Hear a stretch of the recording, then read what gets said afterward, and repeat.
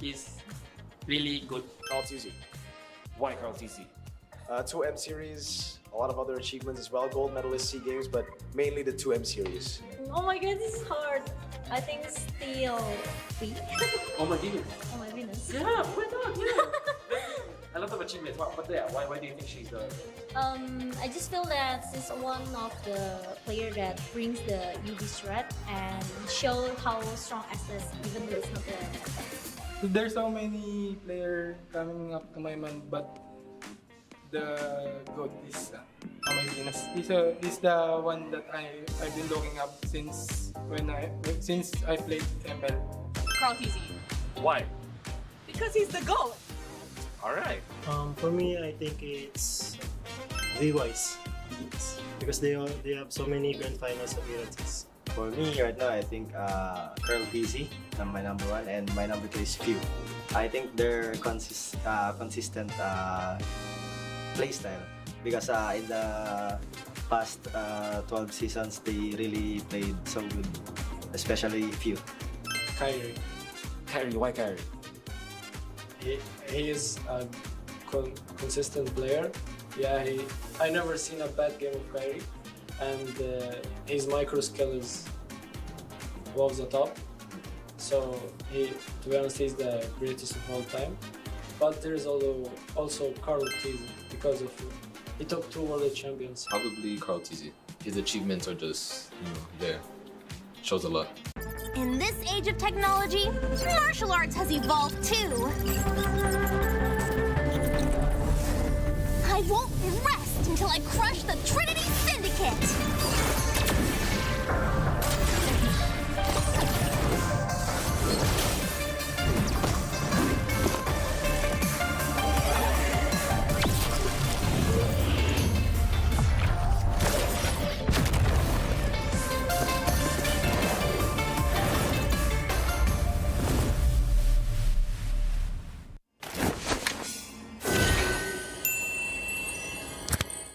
Sosok leader juga ada di dalam tubuh dia, yang mana di background kita susah cari sosok seperti Vin. Ya ini kesempatan yang bagus buat Araki sama gue buat move on lah.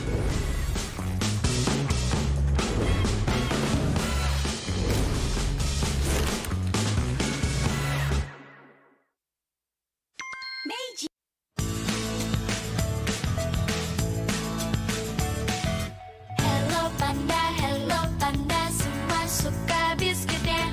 Biskuitnya enak, isinya lezat, rasa coklat dan strawberry. Hello panda, semua suka biskuitnya. Biskuitnya enak, isinya lezat, rasa coklat dan strawberry. Hello panda, biskuit isi yang enak.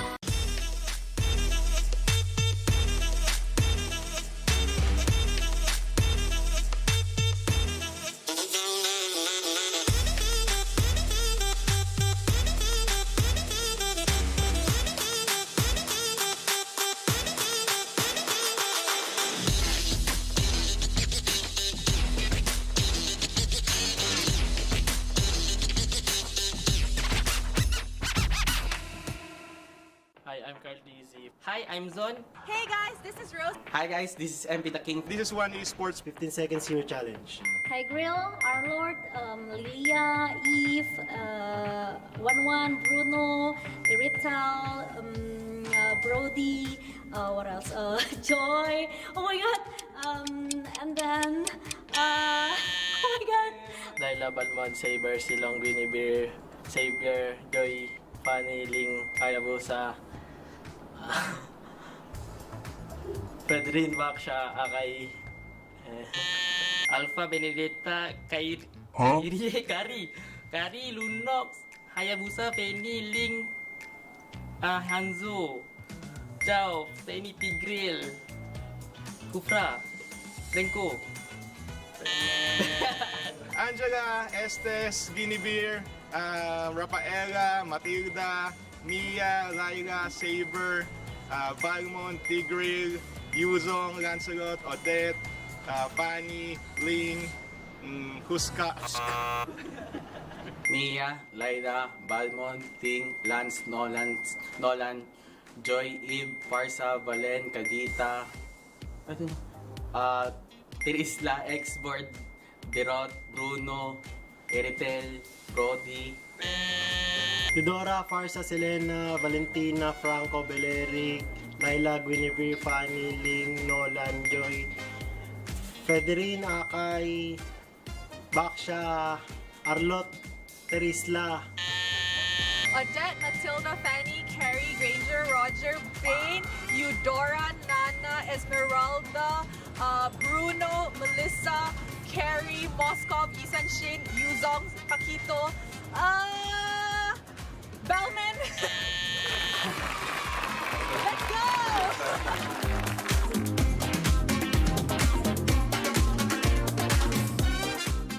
Sempet down karena kayak hal yang aku suka itu ternyata orang tua tuh kayak lebih khawatir kali ya. Aku sih lihat malah papa tuh nggak suka, ngapain sih yang bener-bener aja lah.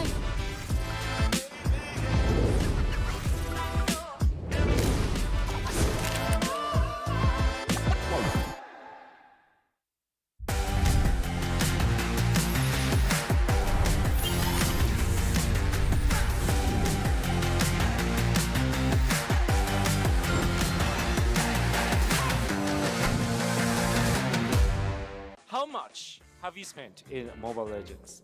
100 million? 100 million rupiah. Phew!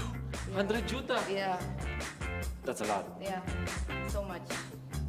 I love my skins. Nintendo Switch. Roughly 25,000 Malaysian ringgit. How much is that? 3 to 4,000 US dollar. No way! 3 to 4,000 US dollar? Yeah. Is it? 25k ringgit. Yeah. 7,000! Whoa! I like to spin the skins, the collector skins, legend skins, limited. Every month? Not every month. I used to spin a lot more when I was still consistently streaming. Okay. Please give me Bow like down. this. Bow down. I've spent like roughly 30,000 in pesos for the skins and all of my account. This guy's rich. No. A lot. Estimate. Berapa juta ya? Oh, 80 juta. 80 juta in million in Yeah. rupiah, but I got a lot from Munson, thank you, because I'm working in MPL. So I got free diamonds for my job. And then, yeah, with my money, I think it's 2 or 3 juta, 3 million. 30 million? No, only, Just only 3 million. 3 million. Okay. Thank you, Munson. Thank you, MPL. Let's say I could buy a car with that money. Really? I spent a lot. 30 million rupiah. 0. Yes, I just earn diamonds from events or when sometimes there's a bonus diamonds when we are winning some tournaments. Okay. So I spend 0. Maybe only 1 million because some of them sponsor from Munson. Thank you. Thank you, Budon. Thank you. Small only because I'm on KOL, you know KOL. They give us free diamonds if we do live stream. $100 max. I think it's for change name. Only for change name. Probably like 2 million IDR. That's like what, 160 bucks? Yeah, that's a lot. Is that a lot? I mean, I feel like other casters will spend more. Will tell you they spend more. Who do you think spent the most? Momo-chan. It's Eternal. I was about to say Eternal, but I said Momo-chan because she's been here longer, right? I never spend money at all. All my diamonds is supported by MPL Indonesia. Thank you so much because I'm the one of caster who never have skin at all, really. Totally. Before the MPLI support me. You can ask my friend. Who is the MLBB GOAT? I think you, because of the Philippines Season 1 to Season 12 in the League of MPLH. This guy. His achievements as it all. I think few. I'm really happy, but I think I have a long way to go. Achievement-based card is the greatest, but in the current this time, I think Kyrie is the best. Kyrie. Like right now, he got so much champion and he plays Sky. He know what he do, you know. Kyrie. Why Kyrie? It's too good. Why not you? I can't. I'm not Milo. Kyrie. Why? Because he's so good. Actually, I would actually argue it's Carl, but I would say now Kyrie. He's the best jungler in the world. Lemon. Of course it's Lemon. Pride. The pride. Why Lemon? He's still playing from the first MPL until now, even though he was break for a while, but he come back and his skill is just out of the world. Out Alien. of this world. The alien. I think for now maybe Kaltizi because he already won 2 times. He's young and then he's talented. That's why he's really good. Carl TZ. Why Carl TZ? 2 M series, a lot of other achievements as well. Gold medalist SEA Games, but mainly the 2 M series. Oh my god, this is hard. I think still 3. Oh my goodness. Oh my goodness. Yeah, why not? Yeah. A lot of achievements. But yeah, why do you think she's the... I just feel that she's one of the player that brings the UV threat and show how strong SS even though it's not the There's so many players coming up to my mind, but the GOAT is MLBB-Mواجهة. He's the one that I've been looking up since I played ML. Carl TZ. Why? Because he's the GOAT. Alright. For me, I think it's VYs because they have so many grand finals appearances. For me right now, I think Curl PZ, my number 1, and my number 2 is Few. I think they're consistent play style because in the past 12 seasons, they really played so good, especially Few. Kyrie. Kyrie, why Kyrie? He is a consistent player. Yeah, I never seen a bad game of Kyrie, and his micro skill is above the top. So to be honest, he's the greatest of all time. But there's also Carl TZ because of he took 2 world champions. Probably Carl TZ. His achievements are just there. Shows a lot. In this age of technology, martial arts has evolved too. I won't rest until I crush the Trinity Syndicate!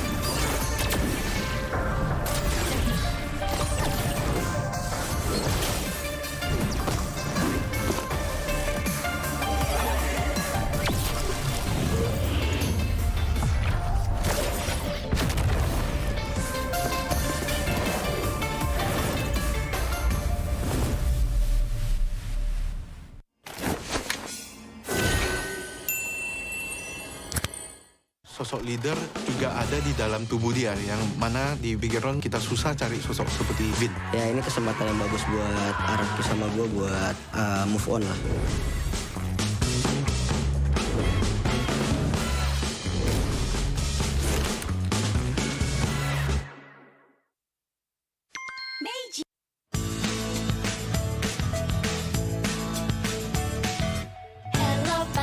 Hello panda, semua suka biskuitnya.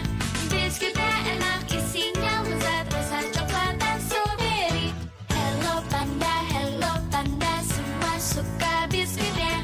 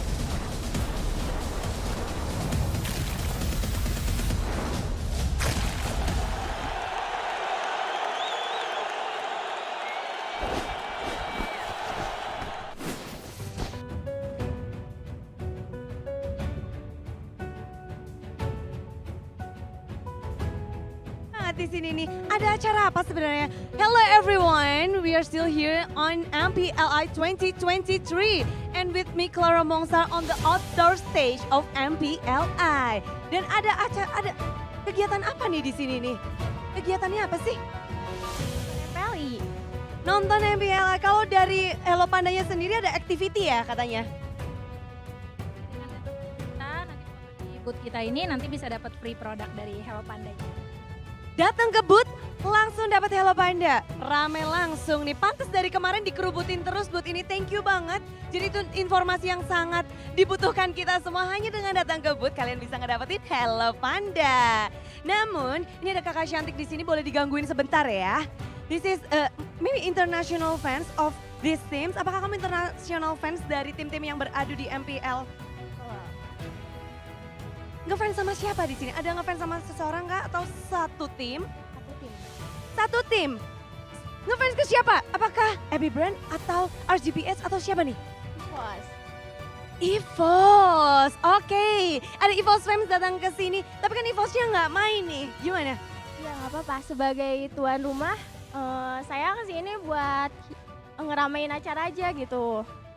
Menikmati acaranya juga ya. Apalagi kita melihat juga perjuangan tim Indonesia harus terhenti begitu cepat. Tapi nggak apa-apa karena keseruan dari MPLI kita melihat 3 tim terkuat kali ini dari region yang sama yaitu Filipina. Jadi kalian langsung datang aja sama kakak Anissa juga, betul kan?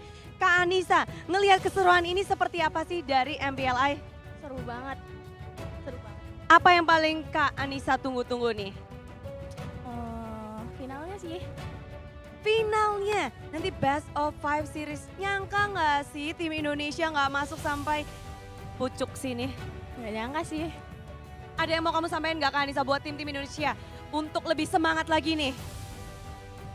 Untuk tim Indonesia ya, terutama EVOS. Semangat terus buat EVOS Legend ya.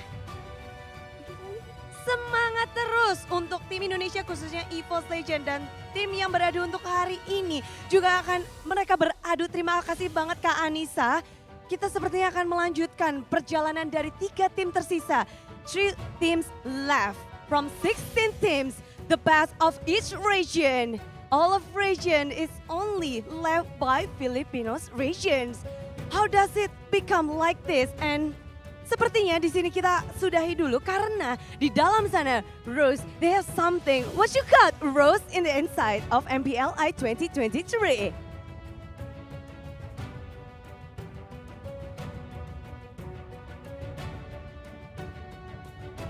Thank you very much, Clara. Right now, I am on the MPLI 2023 stage with the EXP laners from both teams in our lower bracket finals match. So over here beside me, we have Nats and of course, Flap TZ. Hi guys, kamusta kayo? We're good. Okay, ready na ba kayo? Are you guys ready for this? Because yesterday, diba, during the interviews, you guys kept saying you guys wanted a Filipino Grand Finals and now, nangyari na talaga.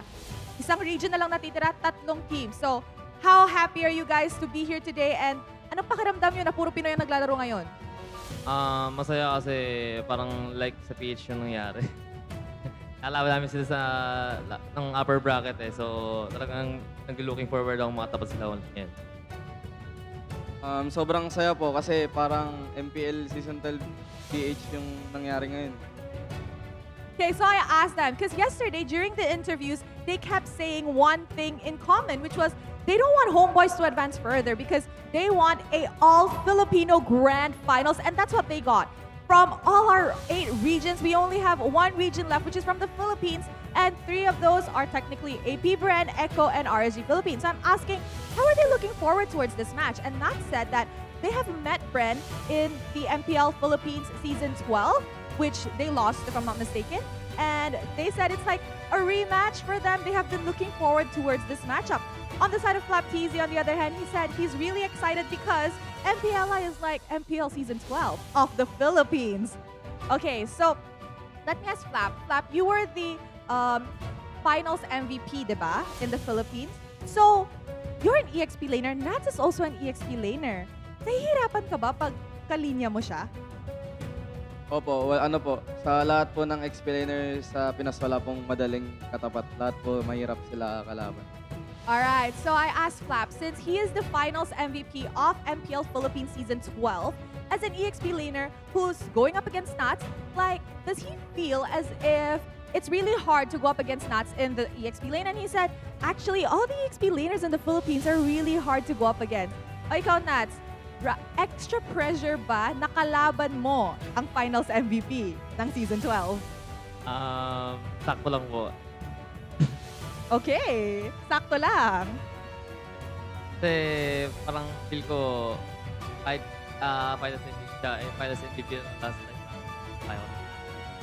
Oh, okay. So I asked Nats, does he feel extra pressured going up against Flap, the finals MVP of MPL Philippines Season 12? And he said, just meh, because just because he's a finals MVP does not mean, you know, I can't go up on par with him. Oh, naughty. Kanina sa backstage, ang kulit. Ang dami niyang sinasabi. Okay, last question. Anong gusto mong sabihin sa AP, Bren, bago natin simulaan ang lower bracket finals match na to? Good luck. Good luck tapos bigyan niyo sa amin to. That sounds familiar. That's what Carl told AP Brendan yesterday. All right, so I'm asking Nats to say his last words to AP Bren before they start this match. And he said, good luck and can you please give this match to us? Sige, anong sagot mo doon? Good luck sa ating dalawa tsaka sa team mo. Galingan natin at bigyan natin ng magandang laban yung mga fans. All right, so Flap said good luck to the both of us and let us give the audience a match worth watching. And I'm pretty sure everybody is super duper stoked to kickstart our lower bracket finals match. And with that, let us show it over to the casters to find out what's going to be happening and who will be advancing to the grand finals. Casters, take it away.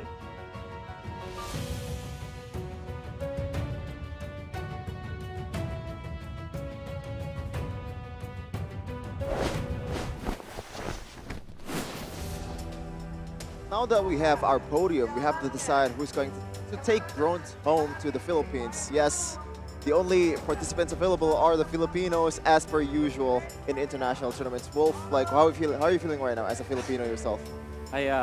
Obviously I'm happy. I feel comfortable. I think the term is comfortable, you know. Oh, okay. No matter what happens, it is No a celebration. pressure. Yeah, no pressure at all. That's what I feel. I mean, yeah, RSGPH versus Bren. I believe we have seen this matchup in this tournament itself, and Bren actually won 2-0 convincingly. So, do you expect any different this game, Connie? Or? I assume, or I expect RSG will make a lot of adjustments here going into this match. They definitely learned a lot, and I expect again from the side of RSG in particular to bring the same intensity, heat as per yesterday. Based on yesterday, I mean, Alights, they performed extraordinarily well, and Bren, they need to figure something more. The Kajas, man, the Kajas were phenomenal. Same draft? Yeah, as phenomenal as Omni. If you want to learn what it takes to play MLBB at the highest level and inspire communities through gaming content, get inspired by the process. We have a lot of mini documentary, for example, the brand ambassador of EVOS, Una, and also BTR fan, and watch them, their journey through esports in Indonesia. You can also download them in the Play Store and Apple App Stores in Omni by FWD.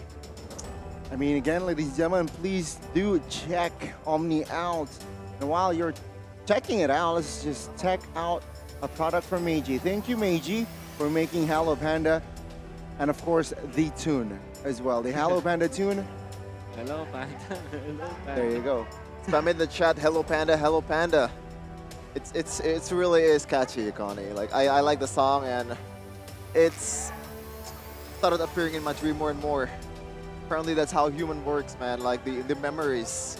But yeah, one of the memories that I have about Hello Panda is the taste too. Like, my taste buds are, whatchamacallit? I want to say violated, not violated. Violated is a bad thing, right? Yeah, triggered, I guess. Which, with a lot of various flavors, yeah. But you also have various information that you can access with One Esports social medias. Follow One Esports to stay updated with all the things MLBB. There is TikTok, Instagram, Discord, X, Facebook, YouTube and also Twitch. A lot of social media to follow to make sure that you are catching up on the news in MLBB. I mean, Wolf follows it, so you need to be influenced by Wolf. That's true. There's a lot of like good stories around there, especially because what I recently read, which is interesting, is that Nats, one of his hobbies are collecting spiders. Collecting spiders. Actually, collecting is not the word. I think it's, taking care of spiders as pets. Wow. And sometimes there is I don't know if it's allowed in Indonesia or somewhere else, but sometimes you kind of pit two spiders against each other. Right? Okay. Oh, Again, I don't know if that's allowed somewhere else, but I think that Nats has a tarantula, if I'm not mistaken. So yeah, that's one of his interests. And if you want to know more about those kind of stuff, for example, if you want to know what the top 5 anime is for Kyrie or for Dilar, it's out there in one esports. OES.gg, one esports.gg. Right. Interesting information, but yeah, we do have this kind of tradition, but it's kind of dying down right now. People start to realize that it's not probably the most ethical thing to do. There's a lot of entertainment out there that you can consume, especially MPLI 2023, presented by Wolf. I mean, One Esports. So you have to follow the social medias, man. But we are on to the lower bracket finals. Correct. Actually, there's some history too in MPLPH in regular season. They actually won 2-0 RCPH, sweeping Bren, I believe, which is something that a lot of people cannot do because this is Bren. We're talking about one of the best teams in the world currently. And in the playoffs, somehow, some way, they lost 3-2 against Tucky's Bren. That's right. There was there's a lot of I would say hardships that RSG had to go through. But the thing is, RSG is a team where it's so weird because in the early stages of the regular season, they lose to teams that didn't make it to top 3. But when it comes to like the top 3 teams in MPL, that's Echo, that's Bren, and Blacklist, for example, they take away games and even defeat them in a series. They are actually the team that snapped the winning streak of Echo in the regular season of MPL PHS 12. So there's something about the RSG Philippines where they strive harder when their opponents are also more difficult to deal with. Set to score, and they aim for more. They won't surrender, and that's for sure. One step closer to the finish line. Let's welcome AP Bren. The title holder so far in the Philippines. SBS, IESF, SEA Games, you name it. MPLPH Season 12, I believe. They collect them all, just like you're collecting. You know what, I can actually say that. Collecting spiders, yeah. Spiders. Yeah. Golden Goats for AP Bren. They have been representing the Philippines for so many international events already, outside of Muntan events as well. Oh, it's been a while since the last time they lifted the trophy. Now the band reunites, and their victory is within their sights. Here to play on this glorious MPLI day, it's RSG Philippines. Riding the momentum from the previous games, 25-0, something that we have never seen before done in an esports scene. Absolute dominations again against homeboys, but they're looking to continue it against the mighty Bren.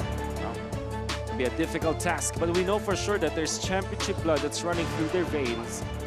And it wasn't at all a very clean execution from the previous days. But yesterday we saw a different brand of RSG Philippines where you saw how perfect they played against homeboys. Literally perfect, 25-0. No turret damage whatsoever.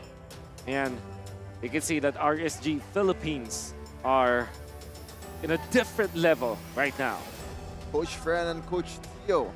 No Panda and also Ducky. Look at that in the middle. The trophy of MPLI 2023 looking mighty fine. Like, I like the color, man. The blue. Oh, it's like a big chalice, like a big cup. And again, RSG AP Bren, they need to, I guess, they know I know they know each other very well, I think. Now they just gotta give it their all. We're taking a look at the KDAs, the stats from both of these teams. I would think that their KDA average is Yeah, shot already. up because of the. I mean, I'm not saying shut up. I'm saying shot, as in like literally launched and skyrocketed, right? Because of the fact that they had a 25-0 game. That's why if you're looking at Demon Cat, this wasn't the stat line from him yesterday. 9.3 now. It's pretty high. Of course, for Aqua, it's 8.3. Well, the stats were definitely skewed on their side after that domination that we saw yesterday. Absolute domination, 9.3. Like I can't even do that in my ranked games. Like this is a mad stat, especially for a jungler that uses utility instead of those carry junglers that kills people. Demon Kite looking mighty fine on his debut back in RSG's. I mean, he was in RSG before RSGMY, but yeah, RSGPH, a uniform, the blue. Yeah. The Aqua Blue. Aqua Blue.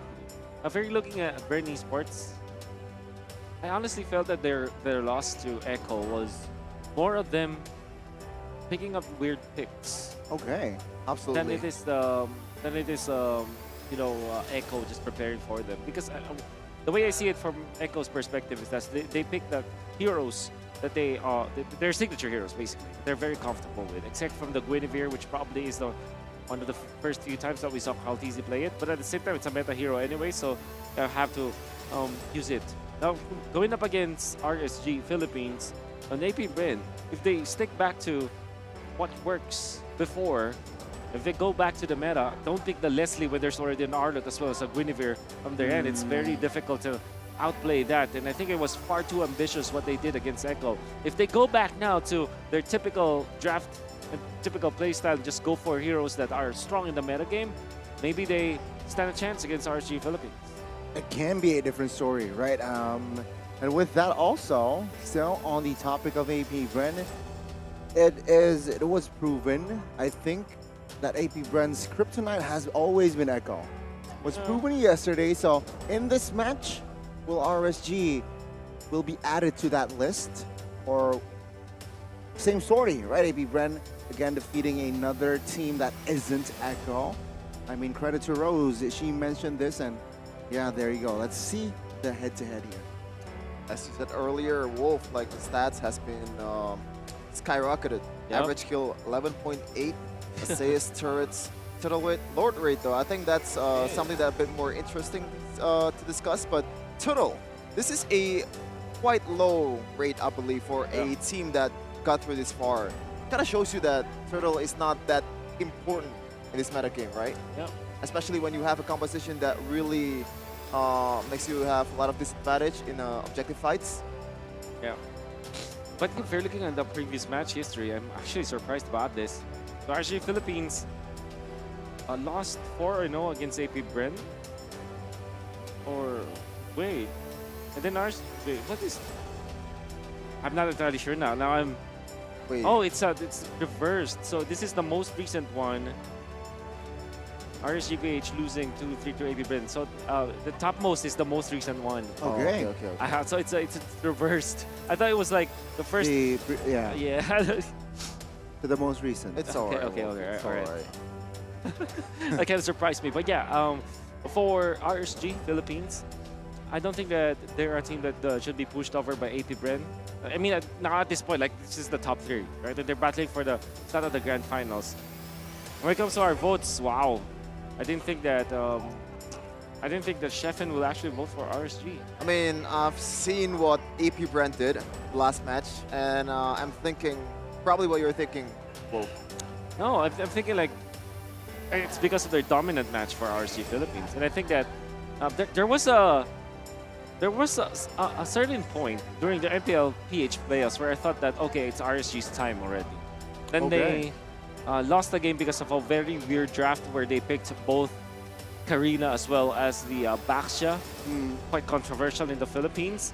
And you think that if you put that into factor, maybe RSG Philippines is a team that can actually defeat AP Bren. Well, let's see, right? Again, a very tough battle ahead. And it's still a best of 3.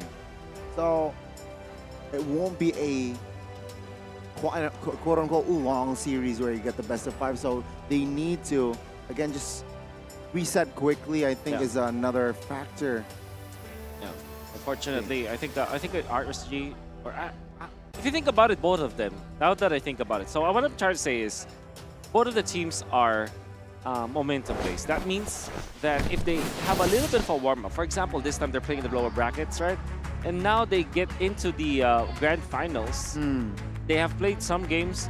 They're more ready to face Echo in the grand finals. And in a best of 3, I think it's a bit more interesting because if you win the first game, that's already match point. Yep. So that's a huge momentum compared to a best of 5 when you win a single game. But that's very interesting, Wolf. A ban, Paramis ban, when RCPH is on the first pick. Yep. Because you saw RSG Philippines put a lot of emphasis on the Paramis just before. I mean, I think it was one of their first pick, and again against Homeboys. But this time they don't want to give it to AP Bren. Yep. Pick Guinevere pickup. Will AP Bren consider getting the 1-1 earlier on? I mean, or a Valentina? It is an option, but I think Light probably would have locked a Kaja too, or maybe they want to go for a different route, as we said yesterday. Obvious is a 1-1 counter, but if you have Light with the point position, divine judgments that he has, with 1-0-18 something KDA, To me, I think that's all right. fun is all that matters. There's the 1-1 in the Arlot. And We talked about this 1-1 though yesterday, right? Third pick, you prefer to be third pick. Yep. I still feel that way. That's why I kind of understand though, because they don't want to give it to RSG Philippines. But then again, there's a lot of answers now. Without the Bruno, you can think of a first type of marksman to kind of deal with this 1-1, like Ixia, for example, but knowing that there's Arlot already, and then a Filipino team will win MPLI, that's very risky. RSG Philippines, I think they might consider getting the Farsa already for Aqua. I'm thinking Farsa or Valentina. And a Kaja? And a Kaja to go with it. Time and tide wait for no man. Your team Valentina first and Beatrix, so no Kaja just yet from Light. And we're talking about like the pure counter of 1-1 that can lock 1-1 up. There's only two, it's Kaja or the Franco. I think Franco is a bit more risky. Yeah. But let's see though. Does AP Bren want to ban those? Yeah, especially with Edith. I think there's a lot of value if they get the Edith now, because it's also still a flex. And this Arlot, think about it, it's also a flex because it can be played by Flap, can be played by Ogwen, we did see. And picking up the Edith now means that you have a... I was gonna say that. I was gonna say that. Wait, where's Angela on the banning list? Yeah. Did we miss Angela? And this is a pretty lethal combo. 1-1 and Angela. That's you know, one of the main problem with 1-1 is you need a setup. But if you don't have a setup, you can kind of buff the 1-1 up. Yeah. So she is able to make a play for herself. Yeah. Thinking about the Kajas was the Franco ban now for AP Bren. They have to respect Light no matter what. But then again, this Guinevere can also be played by Light. I am the power I guess it's of just, light crossing your T's, dotting your I's. Go for the Kaja ban for AP Bren. And also, what I feel like is an underrated value with this Angela pick is it still can be flexed. It can be placed in the mid, and that Arlot can be placed in the roam. So maybe that is not going to happen. But if RSG lets their composition to be quote unquote weak on that mid, that Angela mid can be a possibility for you to run. I think it is a huge possibility, Connie, especially with Kaja is out of the table. If you wanna, like, usually when you play an Angela mid, you wanna put something, all of the X to one basket that is the 1-1. Yeah. And without the Kaja, it makes it even easier for Eman, or I mean Super Marco, to be able to pop off. The AP Bren, yeah, the Franco or the Cho could be a good hero for Light. As a ban, but at the same time, you're banking on the fact that the Guinevere can be a light hero. So maybe you're just better off banning out the Nats hero this time, something like a Paquito or a Yu Zhong or a Khalid, in fact, because those are the heroes that can burst out the 1-1 before the 1-1 is able to kind of react. Yeah, the ban Kufra. instead. It's a good hero to somehow You counter would say that. the 1-1 with the bouncing ball. You will not be able to maneuver around. But RSG here, they need to be aware here. Benedetta can also be. That's true. Given towards the side of. Maybe they ban Akai now if you're RSG Philippines. They're gonna literally limiting the heroes for Mr. Calteezy. But you're seeing the Nolan, the Joy, Guinevere exchange, and without the Fredrin and the Baxia, Akai is the only hero left. Sir, But what's your instead, command? Fanny, Your of course, team it's a is Calteezy hero. Forgot about that. Yup. A lot of jungle bans from RCPH. In fact, there's 4 of them. Yep. Limiting the option for Calteezy. Now, if we're talking about the options left for Calteezy, like, what is it? Yeah, the Lancelot. Yeah, Lancelot. Oh, yeah, is still. Lancelot. The Angela. Yeah. For sure, with Angela. Against the Beatrix, I think the Beatrix is much more helpless. Yep. Thinking about Edith now for AP Bren. It's a flex hero once again. Incredibly solid, yeah. So a flex hero, but then Angela mid would be revealed, right? In a sense.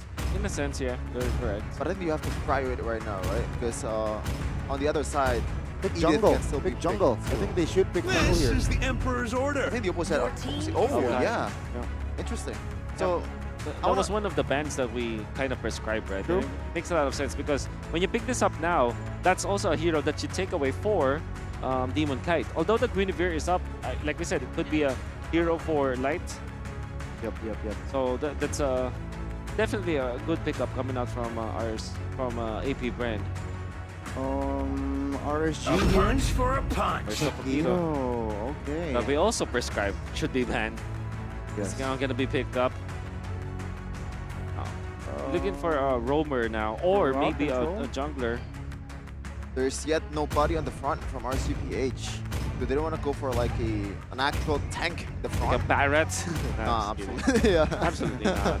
But yeah, Minotaur. Minotaur, I believe, it's already been banned. No, it hasn't, but it's going to be the Franco. I want to ask you about something, Wolf. So, the interaction between Guinevere and Akai, especially in the objective takes. Yeah. Especially, I believe Weiss, usually when he sees the Akai, usually pick for Guinevere, right? Yeah. I guess the interaction is like you cleanse, when you use the heavy spin, you cleanse one of the knockups, which is already perfect because there's no follow-up. I think, yeah, the Akai might have a better shot compared to the Guinevere. Interesting. But you can outplay it because there's a lot of reach, and a lot of dashes, a lot of mobility for the Guinevere anyway. So you can outplay that hero. Now, you're going to be looking for maybe an XP laner for AP Bren. Perhaps actually a Yu Zhong. I think they need burst. Or a Benedetta. I mean, Esmeralda looks Ruby. kind of solid too at this point. Oh, that's the Ogwen hero. So Arlot XP. You have the Ruby instead. Yeah, mid Angela. Yep. There's a lot of crowd control that we're seeing from the side of AP Bren. Sure, they are comfortable playing with. And Oh wow, the only time where the Filipinos in Indonesia agrees with something. that's true. That's actually very true. Yeah, 66%. Pretty similar. And once again, this is probably the last time I'm gonna cast in this tournament. I'm gonna see this production for about 2 times more. I wanna savor it. 2 series more, so don't worry. Oh yeah, I can still view it from the fan perspective. Where you can see the 5 So heroes. good. For sure. Look at the poses though. Very good concepts, and well, take us to the land of Dawn, Chevin. Okay, RCPH versus AP Bren. The battle for the grand final spot against Echo in MPLI 2023. Here we go. I would say that, yeah, it probably is the Guinevere that will be faster just because of the more spammable spells. You're seeing right now, Demon Kite is a little bit faster than Akai, even without the help of his teammates. That should be the case. And look at that. Ruby as well as the Arlot, they fast cleared the XP lane and then they go to the mid lane because they want to contest the Lethal Wonder, I would assume. Yeah, but they're not sharing the XP, so Ogwen gets level 2. That is pretty interesting. So they want to manage it until the level 4, not as much as just securing the level 2. Who's going to get it? It's going to be AP Bren, so he paid off. Wow, Angela, out of all the heroes there, got the lethal as well. And well, spell check here, nothing too out of the ordinary. Flickers, 3 flickers from each respective team with an Inspire, of course, for Super Michael. Yeah, I think it's just normal spells here. A good micro adjustment from Super Marco with the Super Steal towards that gold crab. But Few actually securing a Demon Shoe instead of a defensive shoe. This is interesting. So I think Few is going to be much more on the lane because he has to spam those first skill to be able to clear it. Super Marco, 2v1, I don't think it really matters. It's a 1-1. Especially because of the needles and towers. Yeah. It forced that one out there. You see how quickly Paquito can clear out the lanes. They're going to be going for the switch. It's going to be Angela going in for the XP lane. Then it's going to be Baptiste. So a complete switch lane so that the Angela will get to level 4. Oh, that is here. Already Nat's half HP now. Demon Kite jumps in. Aqua though, looking for an angle. Good Terrify. Heavy spin will be popped now. How easy though. Well, still got the turtle now. Demon Kite in the front side of the map here. Isolated. Black TZ finds the first blood. And if you take a look at the mini-map, 1-1 chunked as well. That's a small win for Amon. AP Bren though, getting the advantage of a very nice rotation. They know that they can go for the switch mid lane as well as the XP lane, switch their lanes before the turtle fight. And knowing that Few can actually take his time because he's an Angela. He's playing an Angela. So he can just use his ultimate so that I can get into the fight. Doesn't matter whether it's late or not to the positioning when it comes to the turtle fight. Does have the ultimate anyway, so very nice rotation coming out from AP Bren. So just a reminder to you guys that these two teams conquered Southeast Asia in their own ways. AP Bren was a SEA Games champion. RSG though, MSC champion in 2022, beating RRQ in the grand final. So a lot of experience, a lot of skills as well. And Demon Kite back in the lineup for RSG. Okay, 3 minutes in. After that first turtle fight, both of the teams, they kind of want to tone their tempo down here. Again, waiting for sure information. Perhaps the gold lane can be their focus now. That was a very interesting objective take battle because it's 2 heavy spins from Aqua and both Kyle TZ. So I think Demon Kite somehow, with a Guinevere against an Akai, has a bit of an advantage. Meanwhile, Gwen. Oh, good. I'm offended now. Demon Kite taunts.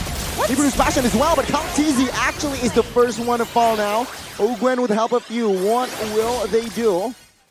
Answer is nothing. So that was a good recovery and another hook and the hunt now. Aqua will secure Few. Amon flickers out of the final slash. Demon Kite jumps in. Finds a knockup as well. Ogwen now in trouble, but good cover. They regroup as RSG. They will focus on the turtle.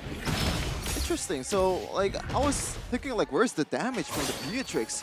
The only thing that connects towards Demon Kite was the Bennett's Rage, but other than that, there's not much follow-up from the side of AP Bren. That's why he wasn't able to get taken down, and that is a W for RTPH. Meanwhile, another objective battle we're seeing. I think Few did not use enough waves onto, or the hard guard onto Cal TZ. That's why he died. And also, Eman went for Assassin Emblem. That's why he deals so much damage. What next? Off-camera kill. Knock up though. Onto its flap. Kyle TZ still secures the turtle. Now Demon Kite, the front side of the map, will find a kill, but he will be betrayed as well. As a crossbow attack will find the mark.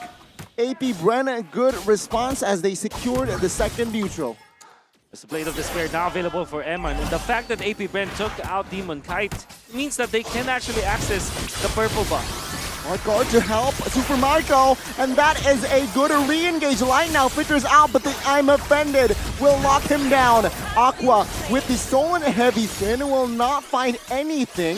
And in the backside though, is actually Kyle with the pin down and finds Amon for Marco. Just when he thought it's over, Kyle TZ coming over with a heavy spin out of his own. after Aqua tried to do it too. So that was a perfect Uno reverse card for AP Bren. 1k gold lead. That was huge, Wolf. And that was huge because they tried to go for Super Marco, but the hard card is already off cooldown. And you also have the Blast of the Oasis already. He has it already up top. That's why they managed to keep Super Marco alive for those 3 kills. In fact, right now Super Marco is leading by 200 gold just because of that. And they get additional kills. Overall, AP Bren at the first 6 minutes of the game is now leading. It's the Franco players in MPLI, man. They always pop off whoever it is. But Wolf, what I've seen right now, just now, was actually Nat securing Fury Hammer after a Blade Armor first item, I believe. So proper respect towards the one from Super Marco. Interesting. He's farming so well. He is split pushing the map for now. Going for more economy for RSG Philippines. There should be a trade here, especially because Cal TZ is waiting on the wings, looking for the right timing. Demon Kai though will find it out, but take a look at Cal TZ zoning out members. Ogwen is taking some heat in the front side of the map. Now Cal TZ with the hunt as well. Franco will not survive their lights. A desperate hunt, but he will be punished. A very weird fight for RSG Philippines. They still fought. I tried to burst down one member. Knowing full well that Cal TZ is not showing in the map, they should have respected that counter play coming out from maybe Bren. And indeed, it was a wonderful counter play. It's RSG Philippines now trailing behind when it comes to the gold. They are trailing, but obviously it's not over just yet. 2k gold lead from AP Bren though. As I said earlier, if there is a point lock hero that can suppress you down, like the Franco or Kaja, it's going to be hard for Super Marco to be able to play it safely. Especially AP Bren, the only real damage dealer that they have is that 1-1. So once that 1-1 is gone, it's going to be an easy team fight for RSGPH. And I think they'll make sure to use that fact in the future. We continue playing Cal TZ with a heavy spin, locks a Demon Kite down, and of course the damage will come through. Demon Kite will not survive the crossbow. Tang will force a Demon Kite, well, Aqua to force the flicker. Now AP Bren moves on towards Aman. No heavy spin though, so lack of resources, perhaps just to buy time as AP Bren will find the mid turret. Oh, Demon Kite being caught in the same spot twice this game already. The first time, they were able to kind of turn it around because Eman was there, but at that moment, RSG Philippines did not have any exchange. And it's weird because it is Demon Kite holding on to that bush. Typically, you want to look at light, but if you think more about it, maybe it's because RSG Philippines wants to put light in a more of a setup kind of play where the vision should come from someone else. But that's how you generally play the Franco. Your Franco will not be the main hero to kind of get into the bush and control that bush. You need someone else to be there. And Cal TZ reading that perfectly well. Twice already in this game, they find another kill onto Demon Kite. I mean, I think that's the actual, the right solution too for RCPH because Ogwen always on Super Marco trying to cover it. And if there is a catch that he can do, that is an easy picking, especially light without any dashes whatsoever. And the read though. Oh, good hook and hunt. Suppressed. Ogwen will fall here. It's a 5v4, but Demon Kite now isolated in front side of the map. No resources to escape as a heavy spin. Look at it down towards Amon. In the backside, another member's fallen. Amon will fall. That's a triple. This is a maniac potentially, but no. Flap TZ canceled it. Super Marco with a super play once again. I thought Super Marco would get the hard guard, but apparently it doesn't really matter. That was the right play from Few to be able to just prolong the HP bar from Ogwen. And that is unofficially Maniac, kinda. 3 kills for Super Marco, 7-0-2. Another important item secured, Wolf, in that Malefic Thrower.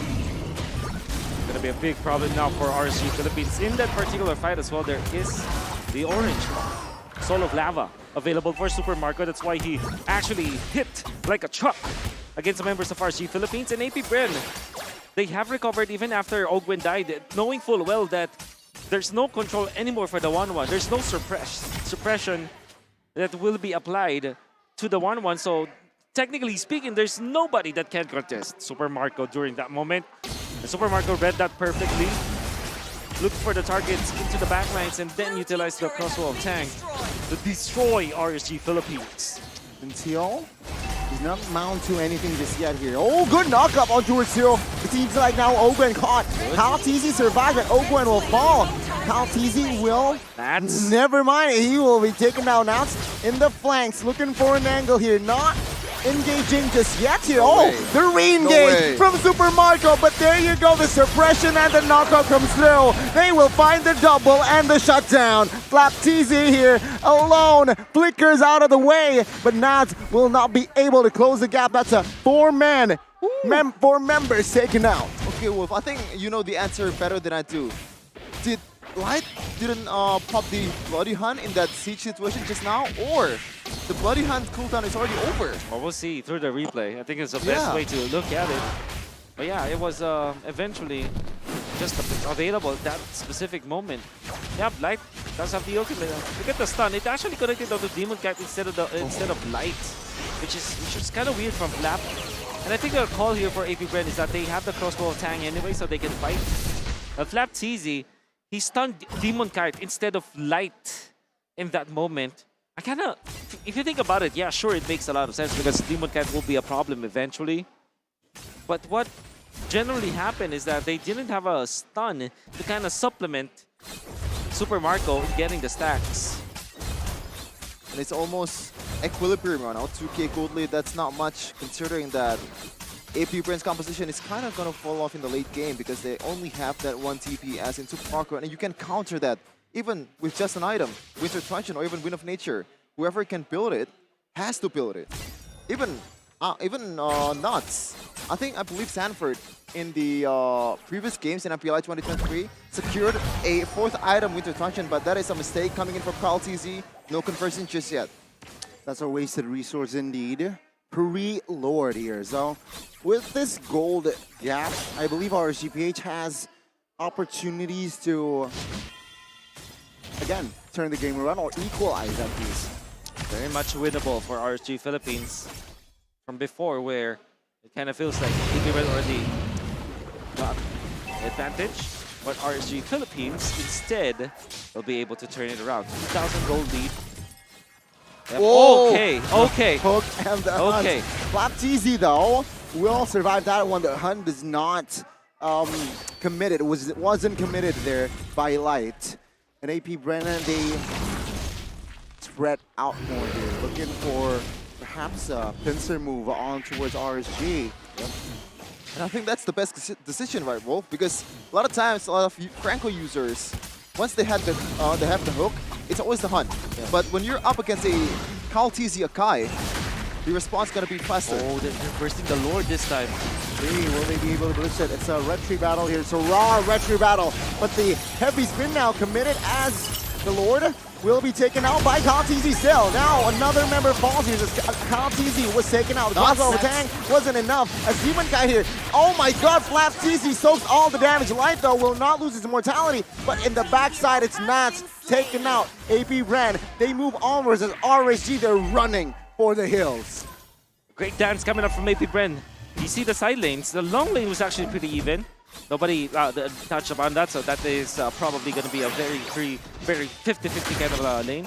But up top, it was a slow push from AP Bren. And then, while they were doing that, Kyle TZ already got the aggro of the Lord, pull it towards their side, and then tried to burst it. And RSG Philippines, after the moment that they saw that the Lord is being taken out, they fought, and they got baited in. Oh, no! The knocked up as well! Ogwen will lose his immortality alongside Flap, but the suppression now. What a Winter Truncheon! For Demon Guy, no, he will still fall. It's a 5v4, but Ogwen will fall now. It's a 4v4 as, take a look at the health bars for Flap. They will not engage more. They only got a base turret in the mid. Wow, Light saves the day. At least they live to see another day because of that hook. And then Demon Kite follows up, catches two, forces the immortality on two players of AP Bren. Eman outputting the damage, very much on point, not wasting any of the spells that he has. Bennett's Rage as well as the Nibiru's Passions not wasting it, and even the Renner's Apathy. And then you have Demon Kite. He might have died for sure, but the Winter Truncheon play allowed them to bait out AP Bren, committing more. I mean, they have lost their turret in the middle, but they have lasted for another day, another push against AP Bren. I mean, I think if that was chain, the crossbow thing was chain, would have been over for RSGPH. But right now, AP Bren, they still have a little bit of gold on their favor after the siege. But the game ain't over just yet. Oh, that is going in. Spotted. Oh, good final slash onto it, Aman. Aman might be in trouble as no members is there to cover him. And the pin down on towards Live. That means he will fall, he will lose his mortality as well, and that is RSG. A little too overzealous. AP Bren with the perfect setup. A wonderful find from AP Bren. It's a disaster for RSG Philippines. They put Eman in the middle. Understandably so, because they want to clear it out. And that's going for the Hail Mary defense. Cutting the waves. You'll be able to chunk it down low, but Super Marco and the gang, here they go. Aqua with the heavy spin. It's a 5v3. Good final slash, and Marco will take Aqua down. Now AP Bren again, they will look for blood. Winners run to the buy time. Will it be enough? The answer is no. Eman here, 1v5. Can he do it? Light will accompany. Mid-wave crashing down. AP Bren, can they secure No this? way. Hard guard, popped as well. Got the Bennett's Rage, but it Oh. won't be enough. There's a Mon, Wow. will fall as well. And there you go, RSG will crumble. It's a wiped out, and AP Bren will secure the first game. AP Bren, they're done playing around, man. After the loss, the brutal loss against Echo. They're coming in hot. But shout out to Light, that was genius actually. Genius. Yeah. But wasn't enough in the end. For sure, 1-0. The first blood goes to AP Bren. They're looking for another victory after this to secure that grand final spot. Obviously, Coach Bren, one of the happiest guy in the building. Unbelievable find onto Eman. I gotta say though, the Lord Dance was well done coming out from the side of AP Bren. The way that they devised it, they managed their lanes properly and they positioned themselves well. They got the Lord aggro and then eventually won the fight afterwards. They unfortunately fell down and stumbled because Light was on point with the hooks. But then the mid lane push, RSG went out of their base, understandably so, but because of them showing some information to AP Bren was able to find Eman in the middle. Yeah. Punish him with the final slash. And even after the flicker, they didn't have anything. Wonderful fight coming out from AP Bren. Yeah, that was the winning play, right? Flap TZ with a flicker final slash. Yeah. And I think Eman kind of, I would say, kind of disrespected the potential from Flap TZ himself. You should know like how much range that they can cover, especially with this kind of composition. And you have to know that Kyle TZ as an Akai too, he has the retribution, he has the heavy spin, a lot of movement ability boost, and that is trouble for a gold laner, any gold laner out there. But man, oh man, this was very competitive in the start. Yep, it was very, very close. And most importantly because you already feel that AP Bren are taking over the game, but then just, some simple hooks. There could be a good engage coming out from RSG Philippines. And one thing that I also found very interesting is that even when they're struggling to find the openings in the early stages, they didn't give up easily. Yeah. In fact, even after trailing behind with a tremendous amount of gold, about 4,000 gold, as AP Bren was ahead, and also all of the waves are crashing against them, they still manage to get some team fights. So they still fought. And that's one thing that's very commendable about RSG Philippines, despite them losing this game, is the fact that they are looking for plays, despite the fact that they don't have enough gold. The hooks almost caused a chain reaction for RSG there, but it was actually AP Bren that manages to, again, they did not panic after the almost turnaround play from RSG. So yeah, I mean, credit to both, but again, 1-1 will grab the MVP. So one good play that Super Marco did that I will not forget in the middle when Ruby was caught. That was Ogwin already taken out of the picture.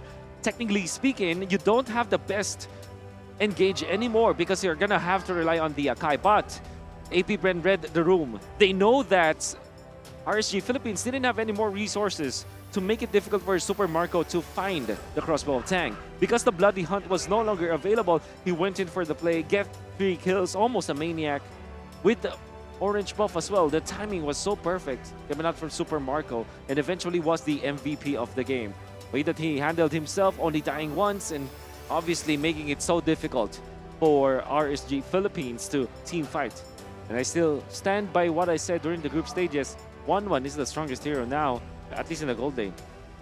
I think I would have to agree, especially in a 5v5 situation, like a proper party or a proper team. Like if you can enable the 1-1, I think that's an easy way to victory. And shout out to the enablers as well. Every four of his teammates was the enabler for Super Marco. Ruby last pick was genius. Yeah, you have set up from both of your three frontliners, Akai, you have Arlen, and also the hooks from Ruby, and also the buffs coming in from Few, I believe, Naokwen. Yeah. I do like how they approach this, going for the 1-1 as well as the Akai eventually. We did say that it should be one of the bans, right? Yep.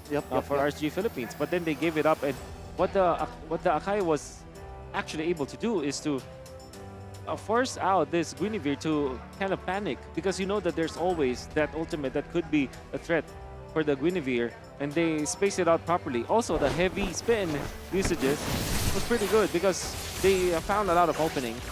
This is what Super Marco, even Aqua. Look at the Akai, Kyle TZ, already looking for the angle, finds Eman and then pushes him back to the hands of Super Marco, who gets the double kill. And now, watch out for Super Marco. This time, no more hard guard, right? But Kyle TZ and Super Marco, look at how aggressive he is. He knows that he needs to just attack light at this point, and Aqua taken out easily, gets the triple. Because of the lack of Bloody Hunt, it's like a green light for Super Marco to just fly. Shout out to the he actually goes for light instead of Demon Kite that's already in front, so he knows that he can take the risk, and that was the best play available. Going into Maniac almost triple kill, and that was probably one of the most game-changing plays or like game-changing team fights in the game. Pretty much snowballing the heck out of AP Bren. And now seeing the composition of RSG, actually, no proper. They have lights who can cover the Beatrix, but apart from light, there's no proper cover for this Beatrix. And I think that's not a cover either, Sonny. The main job for Light is to get Super Marco, because he's the only one that can go out there when Super Marco has the second skill. You will just lock him down with a Bloody Hunt, and with Nuts, with some of the burst damage that they have, especially Eman with the Renner or like Bennett's Rage. We actually have seen some of the plays from Eman with the Bennett's Rage and also the combo from the hooks as well, but unfortunately it doesn't convert to the right target so far in this game, especially Super Marco. And way that they handled Eman this time with the Blade Armor, very early Blade Armor pickup coming out from Flap TZ. But at the same time, that's also true with RSG Philippines. However, Aqua going in for the Durans. Oh yeah, first item actually. Yeah, first item. Unfortunately, you felt that Aqua didn't deal as much damage as he would for a normal Valentina. And like, if you think about it, the only spell that usually what he steals is what he copies actually. Heavy spin as well as perhaps the final slash, but mostly just heavy spin. So if you think about it, there's not a lot of options for Aqua to copy in this particular game. That's why even when the Valentina was picked up, AP Bren are quite happy about that, and they didn't try to they weren't scared about the Akai as well as the Valentina matchup, where it's Valentina is generally happy when there's an Akai on the opposite end, because you can easily land a heavy spin and you have double dash anyways to get into position, and the flicker too. And they weren't scared at all about that factor, because they know that if Aqua eventually does go for the heavy spin play, it's an easy picking for Super Marco as the 1-1. Easy stacks, easy ultimate, easy transfer of ultimate after the fact. For sure. And I think even if you go for the hard guard from Few, as sad as it is, I think if you wanna like imagine a long team fight from both of these teams with the composition that they have and the gold lead factored into that team fight, I think AP Bren would have won. Yeah. Because the crossbow tank will be available much faster than, for example, Eman popping off with the Husk Loss. I really thought, well, in hindsight at the very least, AP Bren would have lacked damage in the sense of they don't have burst in their composition. They only have a huge DPS in 1-1, but they made it work. Yeah. I can see some of the other stats. Teamfight participation, that's 100% for Eman. I mean, say what you will, but I think he played so well in this game. Right? I think that Eman would have been the MVP of the game if had RGSG won, but it wasn't the case. AP Bren going towards Super Marco, but I do feel that it's Baptiste that kind of won them the last few clashes, especially with the final slash, and most especially the way that they found Eman in the mid lane, going for the final slash too. It's actually pretty good. And also, if you think about it, because Ogwen is holding onto the Ruby as well as Flap holding onto the Arlot, they aren't the best targets when it comes to the hook. In fact, in the latter portions of the game, come the mid game, you saw that the bushes were held by Arlot and Ruby instead of the Akai. Instead of something like the Angela, right? The Angela actually sat back so much. If he was on defense duties, like you see the side lane pushes. But when it comes to holding onto the bushes and checking those, it was actually Arlot as well as the Ruby, which are both not the best targets for the set of RCPH. Yeah, and I think one of the hardest part of Light is when you hook someone, everyone covers another one. Yeah. Even Super Marco, as a marksman, can punish you with a easy crossbow tang chain. Yeah. Like if you're any of the frontliners, for example, Akai gets hooked, you can still stun it with the Arlot, also the Ruby. So there's no good target, probably except Super Marco, if there's enough bursts to be able to play around that. But that is asking too much. Perhaps that is asking too much, but we will ask you guys to name a hero, name a certain hero, and that is, there you go. Yeah, there you go. What is Bellman. it? Oh, Bellman. Okay, so we're still sticking to the memes, but yeah, if your It's eyesight. What are you talking about? It's actually Bellman. Okay. Okay. Is your eyesight as good as Leslie's? You have to prove it by identifying these heroes to stand a chance to get 4,000 diamonds. Contest ends at November 19th. You can scan the QR code right there on the bottom of Wolf. 4,000 just by naming a hero. I'm sure it's pretty easy. 4,000 diamonds awaits. Check it out. That's all I can say. That's all I can say. Very suspenseful there, but there is another thing that we want to say is you also have to register for One Esports to have a chance to secure 4,000 diamonds. So it's not just naming the hero; you can just register it. Yeah. What's the verb? What's the verb? Register? Yeah, register. I'm sorry. Yeah. English caster, by the way. Register at One Esports to get a chance for 4,000 diamonds, and also a lot of exclusive interviews, breaking news, and in-game guides to navigate through the Land of Dawn. So what are you waiting for? That is also the QR code on the bottom floor. Oh, it disappeared. Okay. Rewind a bit. One of the most, I think, most recent articles that were published was what was the difference between like Indonesian teams and the Filipino teams, and Bonchan answered that. If you want to know the answer, you have to look at the I website. actually already know what Bonchan said. It's an answer that Don't makes a reveal lot of Indonesians sad. Have them reveal it. But you Have can- them read it. Yeah. But another thing is you can dive deeper into the meta, plays, builds, and rivalries of MPLI with the One Esports app. It's your one-stop destination for breaking news and also exclusive interviews with a lot of athletes fighting for the MPLI throne. Download it for free now on the Google Play app and also Samsung Galaxy stores exclusive to Samsung. Again, check it out if you want to know more. The answer. Basically everything about MLBB. And also, why not join our hub? Yeah, after the hub, okay. After joining joining One Esports, register as one of the members, you also have to be active in the community. Because if you actually contribute to the community, it also makes the community better. That is like an easy, it's not rocket science, isn't it? That's very true. And like I said, there are so many events happening through the community. It's led by, of course, One Esports. You can join in weekly battles, and every day you can just look for, if you don't have any group of friends to play with at that specific time, you can also look at the community. You play so many games, and like I said, from the previous broadcasts, your plays, your wonderful plays, can be featured by One Esports if you join the community. Woo! I would want to see that. Which is right now? Oh, you're already there. I saw you on the Discord actually. Thank you. Okay. Thank You you for want to appreciating. play together after this? Yes. Okay, sure. Yeah, but we're going to game number 2 Yes. of AP Bren versus RCPH. Now, RCPH, they only have one more life here. No lower brackets. I mean, they are in lower brackets. But if they lose this one game, they're going to go home without the trophy.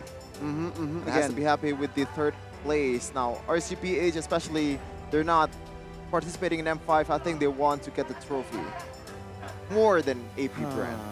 Oh my God! It's again match point, ladies and gentlemen. Before also a rematch of AP Bren and Echo, possibly. So RSG, seeing their execution, or perhaps their drafter roles. I gotta ask you first. What would you change for game 2? Ooh, okay, so maybe maybe the Franco. We kind of understand it, but yeah, maybe the Franco. What would be a better choice? You know what? I guess my answer is I'm not gonna change anything. In fact, I think the draft makes a lot of sense. Okay. And it's their comfort picks anyways. I think it's just that, yeah, if there's something that I would change in game number 1, it's probably that mid lane push where Eman was taken out. You know? That scenario. That specific scenario. Just don't do that if you're RG Philippines. Also, by the way, I think Demon Kite and his movements around the map was already read by Kyle TZ. Okay. Because he was caught in the same spot twice and in a very impactful manner. So it kind of feels like, it kind of felt like AP Bren, they already know how Demon Kite operates. So maybe just change the pattern for Demon Kite. I mean, this guy was one of the best junglers in the world, especially in MSC 2022. But if you're asking me, Connie, about the change, something that I want to change in the draft earlier is to prioritize the Kaja more than the Franco, especially before the second banning phase begins, because I think Kaja brings a lot more variety in the pick-off strategy that they have compared to the Franco. Okay, with no Angela, the 1-1 should not be the choice here. I think they want to go for a Guinevere for sure, and then the Arlot because it still is a flex pickup for AP Bren. And it is going to be... Oh my god. I think I should have... This guy's too good. I'm seeing it in person right now. 2 exact heroes has been big, as Wolf said. Might still go for the Beatrix RG Philippines. Let's just shut up Why not Connie. Claude here? Very hard to catch. Yeah, I think, yeah, the Claude is still pretty good. Claude, Feramis, very good. I'm just thinking that at least for RSG Philippines, they are a Beatrix first kind of team, you know. But obviously the Claude is good. Okay. Or Martis instead. If you're up against this multiple CCs, Martis might be the best jungler for it. But there's some pros and cons, obviously. We're going to see what is going to be the 3rd pick for RCPH. And Mathilda is still somehow open. This is a very insane combo. We have seen a lot of Feramis Mathilda in MPLI 2023, and I think I cannot remember this combo losing once. Or have they lost before? I don't think so. I think it was even Blacklist wins with this kind of combo. I mean, Echo for also sure. won with this combo. Wow. So, yeah, it's very difficult to defeat. Are you interested in Claude or Irithel if you're AP Bren? Or do you instantly go Ixia? Because I think Ixia actually looks good on the RSG Philippines. Ixia, ban out the XPs, yeah, why not, right? Yuzong. And Paquito. Okay, let's see. It's gonna be Valentina, though. Obviously. So you ban out Ixia. And obviously one more. RSG Philippines might look to... Sir, what's your command? Look to ban How TZ Heroes. Lancelot should be also a ban for RSG Philippines. So they're kind of forcing this Guinevere on towards Ogwen. Yeah. Yes, and also because you don't want to be a spot where the Martis will be defeated when it comes to like farming because of the Lancelot. You kind of just want to make sure that you check out everything because again, Kyle TC is a good Lancelot player as well. But so far in MPLI 2023, a lot of teams has been prioritizing other heroes more than Lancelot. Do you know why that's the case, Wolf? Obviously, the Lancelot is a farm-dependent hero. That's a skill-based hero as well. You can mess it up very easily. It is like one mispuncture and you're dead. Yeah. But if you're building a bit of more tanky items, I think kind of deters some of the threats from the opposing team. But still, it's not as easy as that. The last ban from RSGPH, is it still going to be a Call TZ ban? Yeah. After knowing Guinevere might be going to the jungle. Like, this is the beauty of AP Bren's draft. Still a lot of flex. Either be Claude or Lancelot, I think the ban would be for RC Philippines. The Claude is a hero that is okay when there is the Faramis and you can dive. If eventually RSG Philippines wants to go for Ixia, Claude is an answer in the latter portions of the game. You prefer Ixia over Bruno for RSG? I think so. Okay. But obviously the Arlot plus the Guinevere is scary if you think about it, right? But you have the Matilda and you also have the Faramis. They have so much protection on you.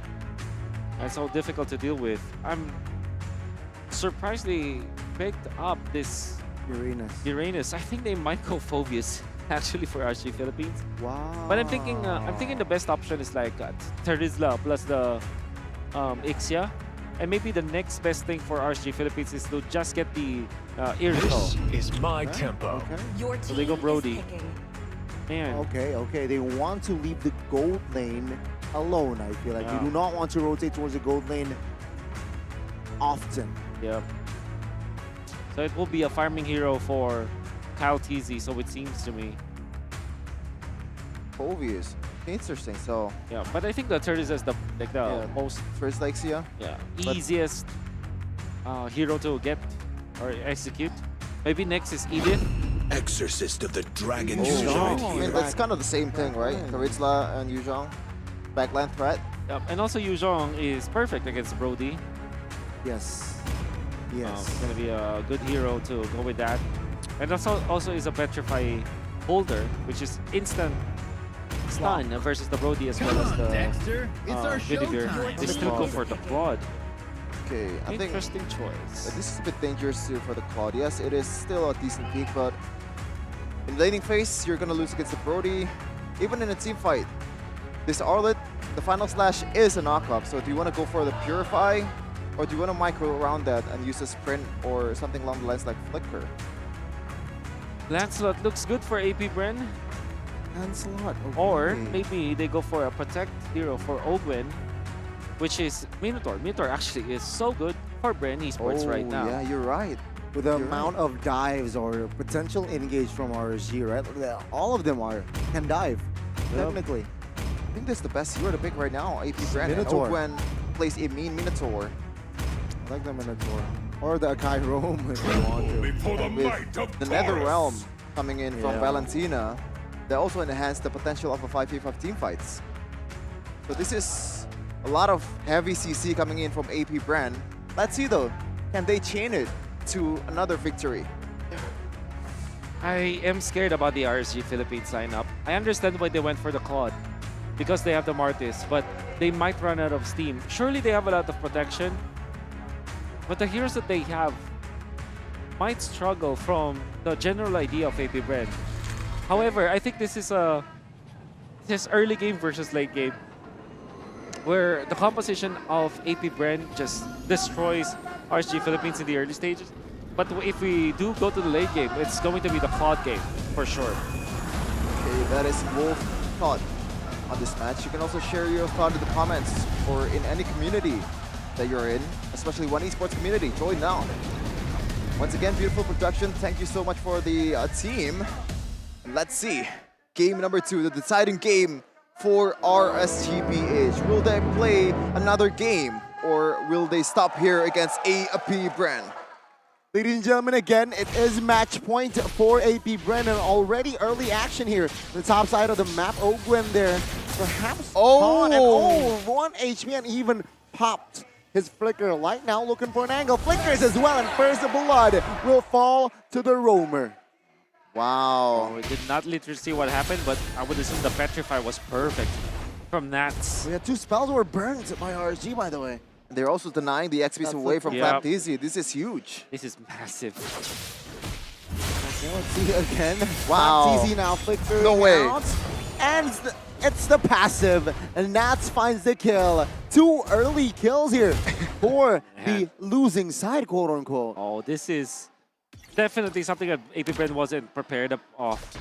Who would have thought that it will be Light plus it will be Matilda plus Yuzhong with the proxy moves up top. This is a rotation that's not seen yet.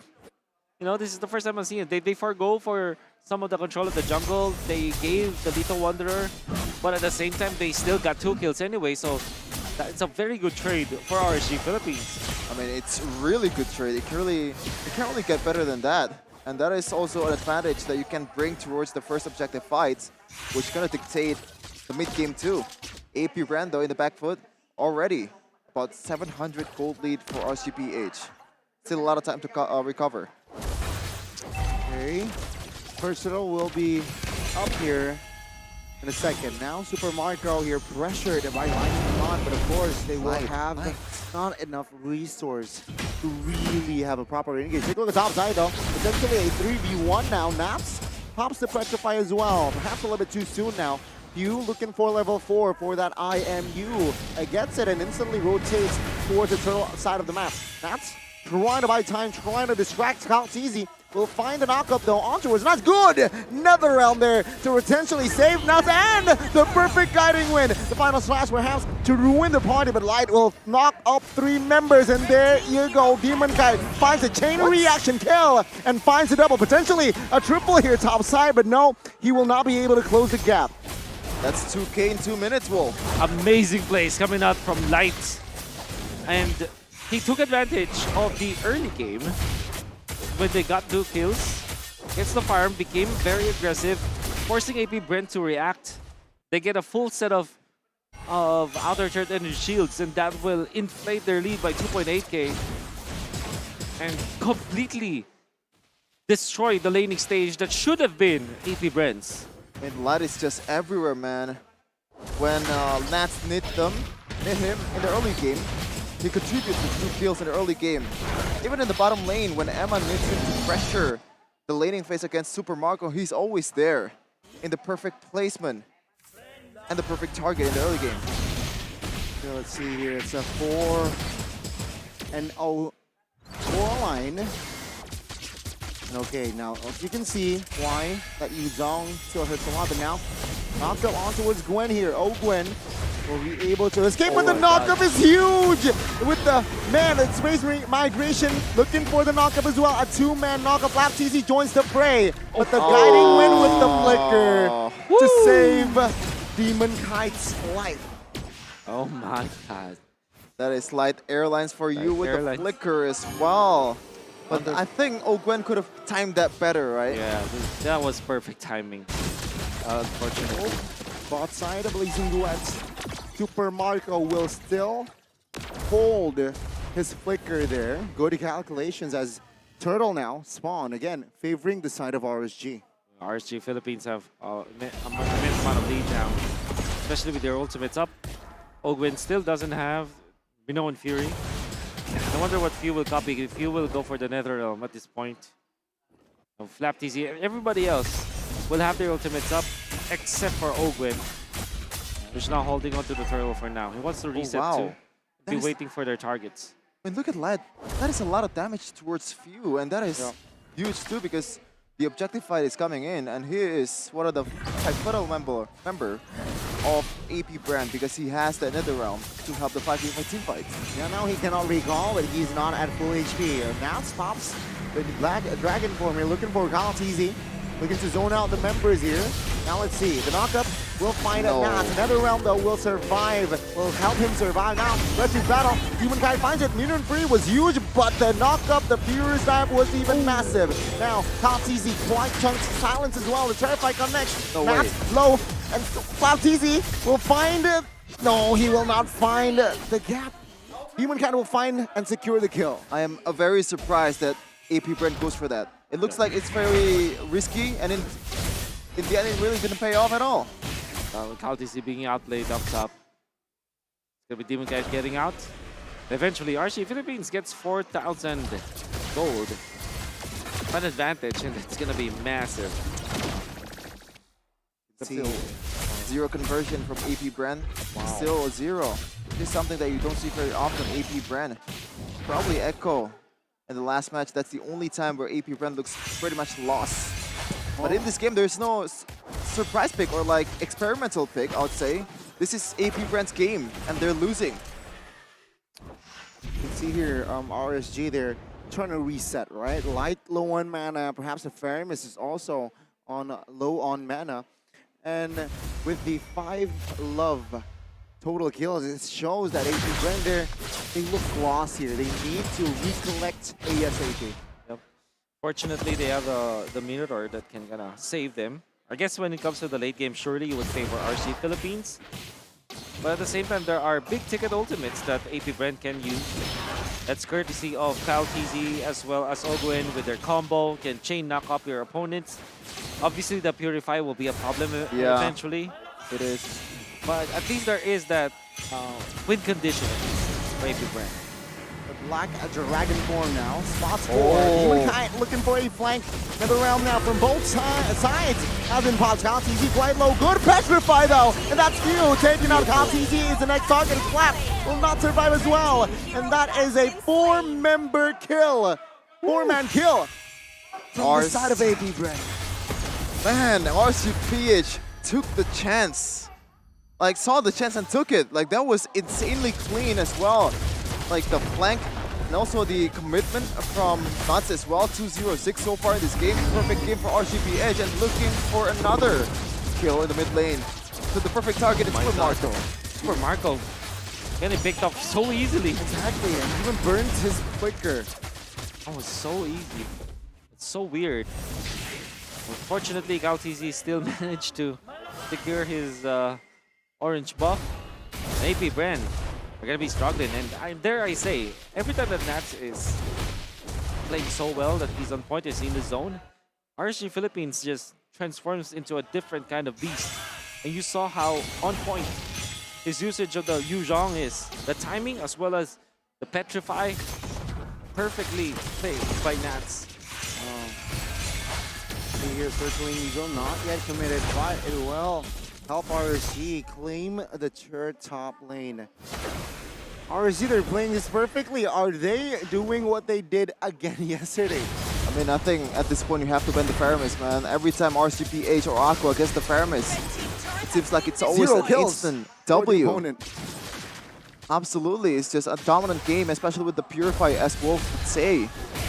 If he gets caught by CalTZ, like you can just pop the Netherrealm as very instantly.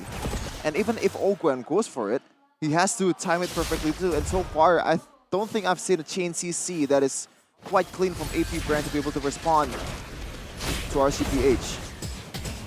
RSG Philippines with that 9,000 gold lead. And they're very fond of this kind of gameplay, right? Whenever they get that 5-0, 9-0, they don't stop. They just don't. And they take over 8.9k. They're going to be punishing Super Marco. And already, at this point, the early game composition of AP Bren, I would say that there's really no chance for them to recover. It would take a miracle for them to get back. They don't have the better late game compared to RSG Philippines. The good thing is, like I said earlier, there is a way for them to find miracles because of the Minotaur, because of the Guinevere. There is a chance, but it's very, very slim. A lot of disablers for AP Bren, right? For the side of RSG, but a lot of enablers perhaps for their side here.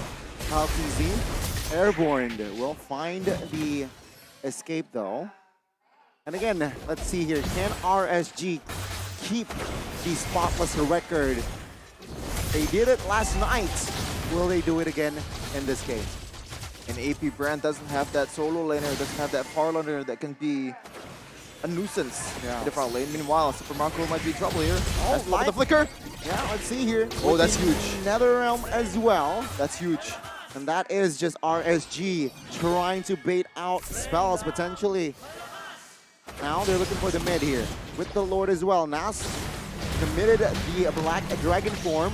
There you Looking go. for a zone. Oh, that's a good kill. Amon now taken out. That's the first kill in the game for AP Bren. And a very important member as well. Wow, unbelievable actually. Again, they need miracle. Miracles at this point. Yeah, It's plural. And that time, the way AP Bren secures the first kill of the game was through Eman not having that purified, through Aqua not having the Netherrealm. So you have to burn it first to be able to get something out of it. That's Still 9k though. A huge mountain to climb for AP Bren to be able to secure this series. Okay, not gonna be easy at all. Absolutely. Already a retribution from Carl TZ, but still a lot of time on the Lord. RCPH 8.4k gold lead in a span of 12 minutes. This is something that we've seen a lot yesterday, a lot of dominations against Homeboys and also AP Bren themselves. And right now, once again, they're on the receiving end of it. AP Bren here clumping up S5 in minute number 12. Oh my god, I thought is wow. 12 minutes already this dominating. 2.8k gold lead between the XP laner. Well, that is huge. Huge. You know, finds a jump here. Good final slash to perhaps disengage. Now Netherrealm pops inside of RSG. Good! Petrify. Netherrealm though will be triggered from the side of AP Bren. Now torn apart memory will not find anyone, but that is AP Bren losing a base turret in the mid, potentially soon top side as well. Oh, I think Not too Oakwood bad. would have gone for it before, like if Flap TZ or like Nats didn't go for the Petrify. So I think that's also a game saving, not game saving, but like a really good micro display from Nats. Kind of like wasting the Netherrealm away from Few, and that way AP Bren doesn't have the chance or doesn't have the window to be able to win a team fight in that chase. Good read. Overall, AP Bren, that's the best defense that they could have ever wished for. Especially because they now can have a little bit of an access to the Lord area. Fortunately, the lane that was pushed was the middle lane. So that means that they can still naturally win the long lane and the short lane. But they definitely have to win this Lord fight. Look at the positioning coming out from both Light and Aqua. They're ready for this. Okay. Resources-wise, AP Bren, they're at full. 14 seconds before the Purify. They want to make a play out of this. They want to buy time perhaps here for the side of Eman. But AP Bren, they could not pull the trigger.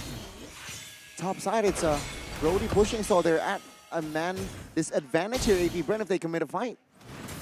They're gonna blitz. Look at this RCPH. Oh, with the information that Super Marco is stopped, Nas opening things up here. And with that, Humankind finds a free Lord. Again, it's so difficult for AP Bren to contest anyways. So they have to be just better at the defense. Cannot afford to make a mistake now if you're AP Bren. For sure.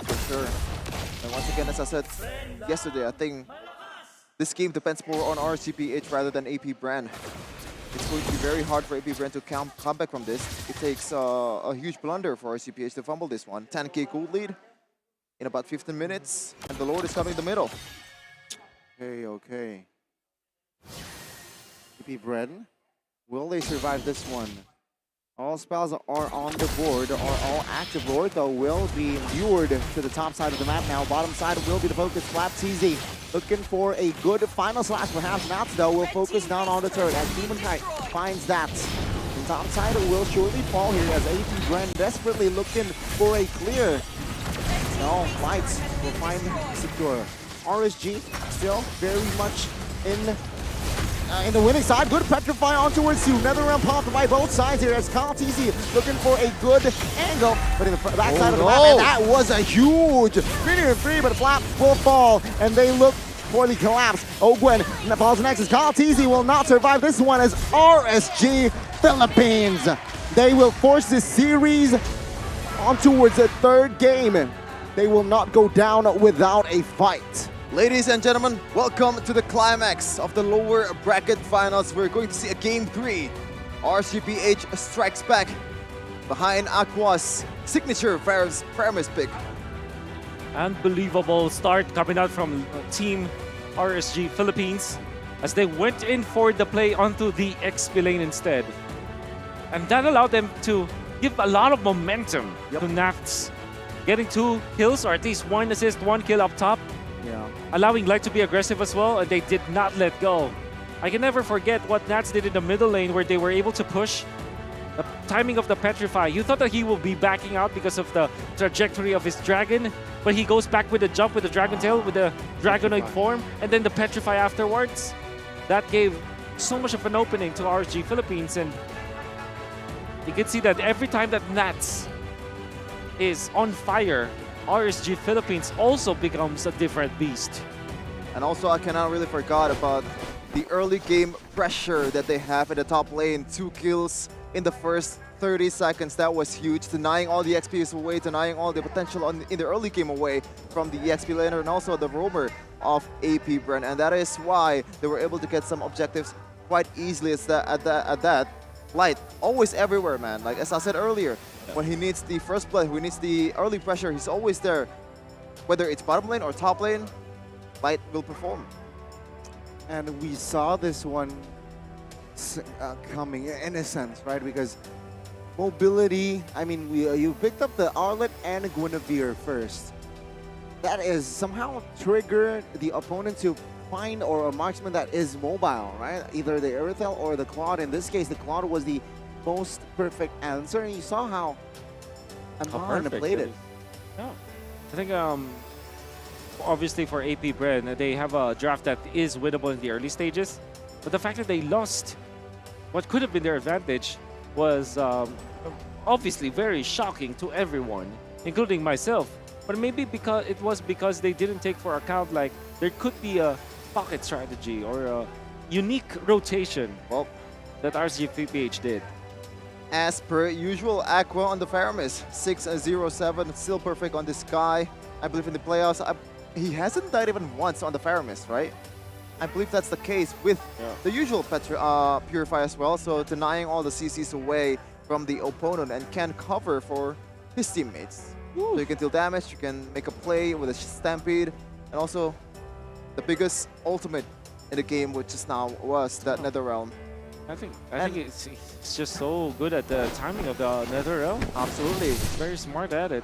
Because see, aggression coming up from Light. We weren't able to find without the exact first rotation, but at the first minute of the game, literally before the 1 minute mark, they have found an opening. And then, because of the XP advantage as well as the gold advantage that Light has, he just played on the jungle of AP Bren, and AP Bren couldn't breathe afterwards.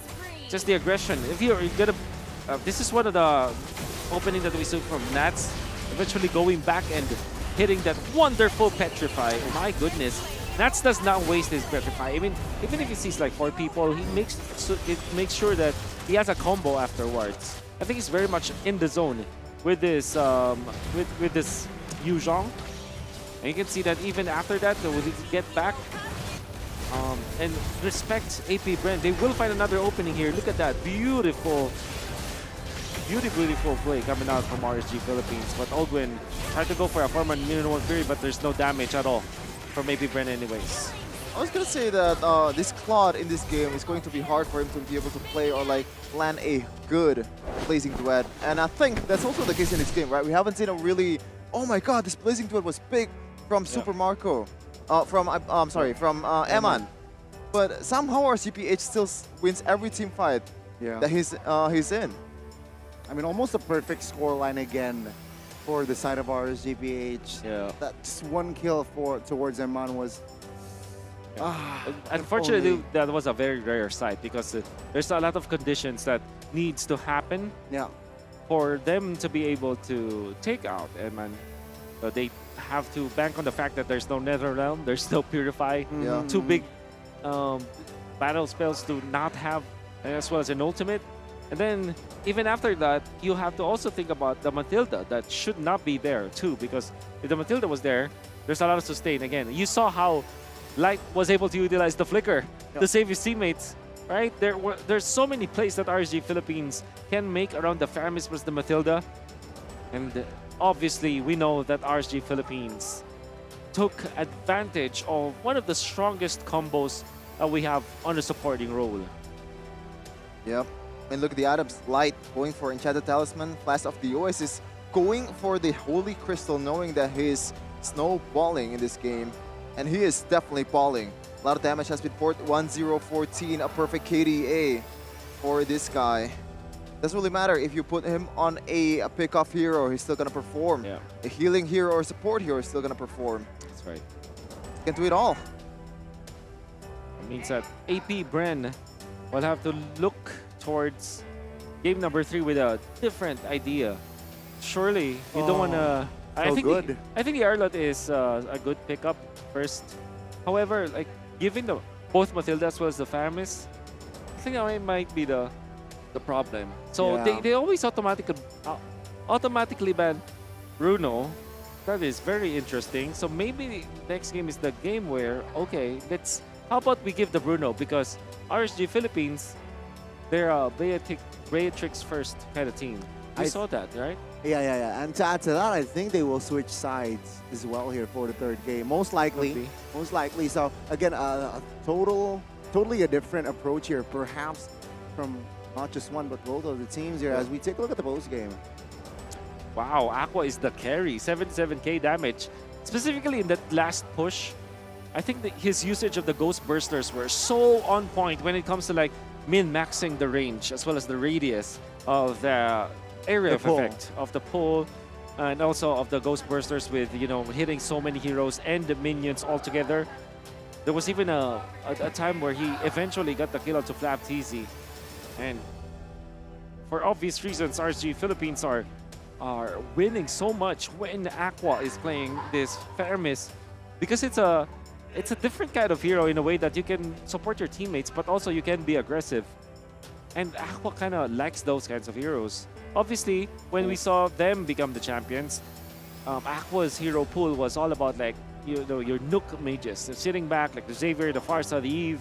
This time the Faramis is a in-your-face kind of mage, but he can still play it conservatively just because of the ultimate. So it's like a mixture of both worlds that Aqua can play around with. To take a look at the goal difference over time, I believe when it goes down, it's when Eman was taken down, the only kill the AP Bren has. And I think this is interesting, right, Wolf? I think, okay, in terms of the composition, the supposedly proactive team was forced to be reactive. Meanwhile, the reactive team is the proactive one. Yeah. Why is that the case? It's mainly because of the 2 kills up top that really set the tempo for RSG Philippines. From the get-go as well. Change it up. Exactly. And obviously, Nats, I think that it's now time for all of you guys to look at the games of RSG Philippines and kind of review it, because I think that Nats, whenever he's on fire, he's unstoppable. He's like a Super Saiyan. Yep. Or I don't know, the Spider Nats when he transforms, you know. Spider. SSN, Super Saiyan Nats? No, that doesn't work. Super Nat Saiyan? I don't really watch Dragon Ball Z very often, but we're going to see though. We're going to see what our host has to say about these 2 games just now. So, Rose, Clara, it's your stage.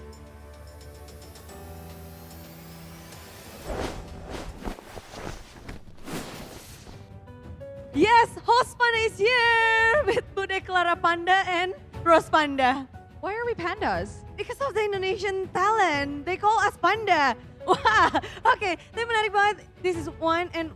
This is final lower bracket, so anyone who wins goes to the grand final slot. Yes, we are still in our lower bracket final matchup between AP Bren and RSG Philippines. We are still looking for one more team to fill in the last grand final slot. Betul, di tengah-tengah kita mencari satu slot terakhir, namun ada orang yang hadir, tentu saja salah satu teman dari kita semua, one of our friends. He come not from Jakarta. Can you guess where he is from? I'm not really good with places. Oh, he fly from far away. How far are we talking about? Further than me? Far. Further than me? I don't know. How long is the flight? 1 hour. No, I came from further. 1.5. 2 hours. 2 hours, oke. Oke, Anonim from Surabaya. Piye kabarnya, Nim? Api. Ape. So ya, gimana kamu nonton ke sini? Datang ke sini, bagaimana kamu melihat MPLI 2023, Nim? Seru sih, sebenarnya saya dukung ini kan, tim Indo kan otomatis ya. Cuman waktu nggak ada, tetap ngelihat yang tim-tim lain dari luar, seru banget, masih seru banget. Actually, he came here for Indonesian team, but unfortunately, no Indonesian team, but he watched the match and it was so epic and he amazed by the teams. Yes, I agree. The Filipino teams are definitely putting up an amazing show for all the audience here on ground and of course online. All right, Anonym, I want to ask, since you're already here and you're watching this battle, in this match, okay, this lower bracket final match, who's your pick? Is it AP Bren or RSG Philippines? I kind of like AP Bren, I think. You like AP Bren? Why? In game 1 especially, I like how they play, I like how confident they are, even though the second game is not so much, but I'm really rooting for AP Bren right now. AP Bren. So you want to see AP Bren and Echo again in the final. So technically it's like a rematch of yesterday's upper bracket finals match. Sorry? You want to see AP Bren and Echo again in the finals? Yes, I hope so. I hope so. Oh, okay. Oh, yeah. If it's Echo and AP Bren, who do you want to win? Still AP Bren. Still AP Bren. Wow, AP Bren fans here. Jadi dia melihat bahwa permainan dari AP Bren, mereka begitu percaya diri. Di game pertama walaupun game kedua terlihat agak sedikit shaky, namun dia masih melihat kekuatan dari AP Bren. Dan bahkan dia berharap AP Bren bakal bertemu lagi dengan Echo di Grand Final dan AP Bren akan mendapatkan Grand Final itu dan menjadi juara. Yes, okay, now let's talk a little bit about the second game. You said that the second game AP Bren was a little bit shaky, but I feel like RSG Philippines performed really, really well. Now, we even ended the game with a Faramis Maniac, which doesn't really happen often, right? And like, if you saw on the stats on this LED just now, it was what, 7,000 damage per minute. What do you have to say about like a mid laner getting a Maniac to close off such games? That was definitely a crazy gameplay, like the Paramis, like, yeah. What steps do you think AP Bren needs to take to make sure they get Game 3? Because RSG Philippines in Game 2, they were on fire. I think it's a lot about early game, I think. They fail so much in the second game, in the early game, losing kills after kills, and really hard to come back after. I think the early game is gonna be really crucial. Oke, jadi kalau dari Anonim sendiri, apa yang dibutuhkan sebenarnya untuk tim beradu di game yang ketiga, khususnya tadi RSGPH begitu mengerikan, AP Bren butuh early game yang kuat. Namun kayaknya it's not about AP Bren only but also RSGPH. So early game is so important right now. Penting banget berarti Nim, early game. Iya, karena susah banget kalau udah ke snowball kayak gitu buat game keduanya tadi. It will be hard if the snowball cannot be stopped. Yeah, I mean, I agree. We all saw RSG Philippines really, really snowballed in that early game, which gave AP Bren actually a run for their money just now. Ya, jadi memang kita ngelihat banyak banget yang didapatkan dari early game. Namun Anonim, game ketiga apa yang kamu ekspektasikan untuk match lower bracket ini? I hope there will be a really close game, a really crazy one, comeback after comeback maybe, and whoever wins, I think they really deserve it. Oh, he wants an action-packed final game, lower bracket final game. Pengen yang seru, kepengen yang bener-bener game, close game, dan membuat hati kita berdebar semua. Yes, exactly. Now I'm pretty sure everybody is excited for the third game because we will be finding out who will be our second grand finalist. So guys, I think everybody is ready. Are you ready? You ready to see AP Bren win? You ready to see? Of course, we are ready here. All right, since he's Team AP Bren, I'll go for Team RSG Philippines. You go for? For the win. Who's gonna win? Let's check it out together on the final lower bracket. AP Bren, and also we have RSG Philippines. All right, casters, take it away.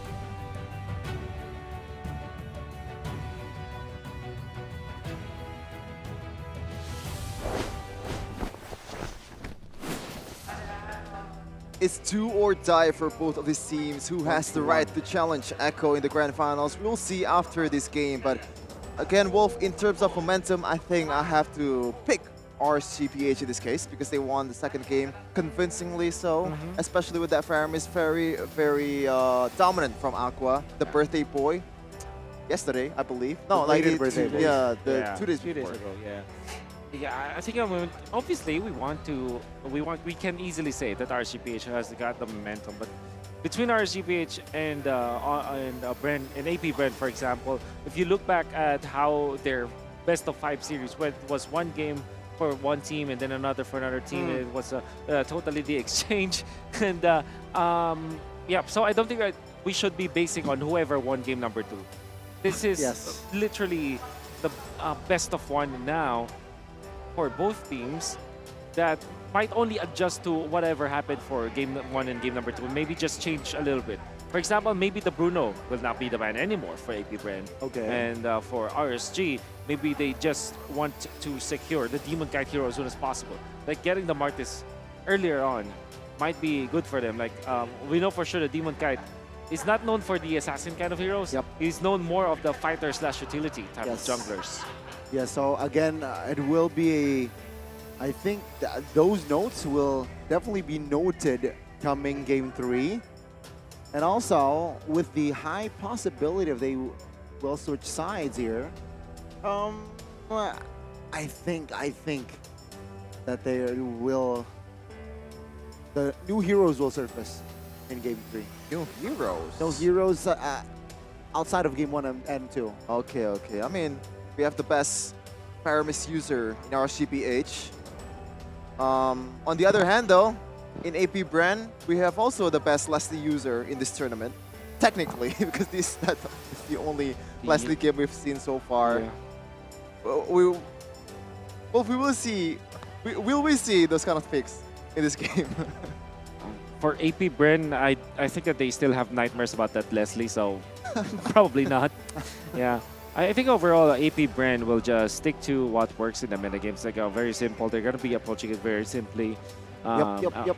I think it's still proven that Brody is not a hero that can win you a series or a match in the playoffs. I mean, I like that hero a lot.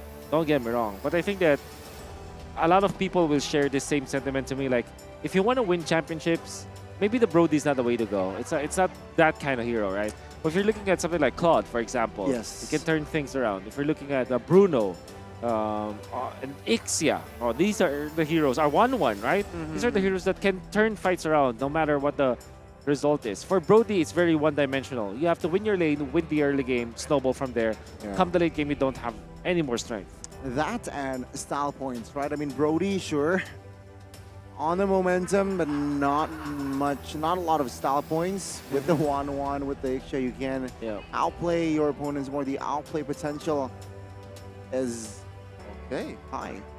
So that means flashy equals victory for the championships. If timed perfectly, of course. Yeah, but we're gonna see the last drafting phase before the grand finals of Echo versus one of these teams. Already second pick. Oh, they will not switch sides. Or like 2 picks from the both sides. There it is. They break up the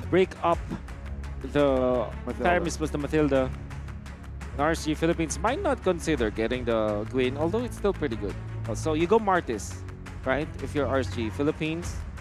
Martis 1-1. Doable or not? I like it. Especially because you already have the Paramis for yourself, which means that you can kind of secure that ultimate crossbow attack happening. So I'm thinking like 1-1 plus the Martis or 1-1 plus Gwyn for RSG Philippines, but that might be too risky because AP Bren is a team that can play the Phoveus.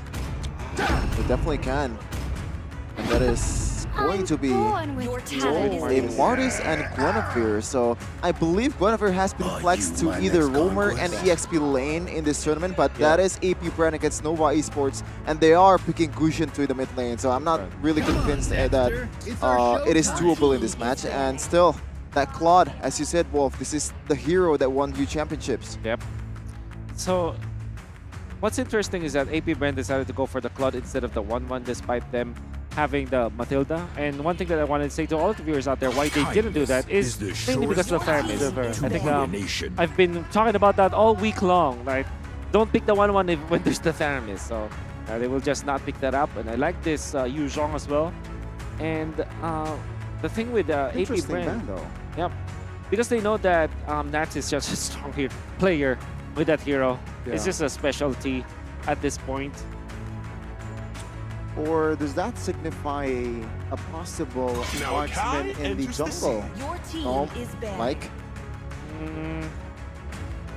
I don't think so. I think Yeah, I AP don't Bren think will just so. get an early game jungler, utility jungler. But with the Akai being banned out, what will be left for Kyle Teasy?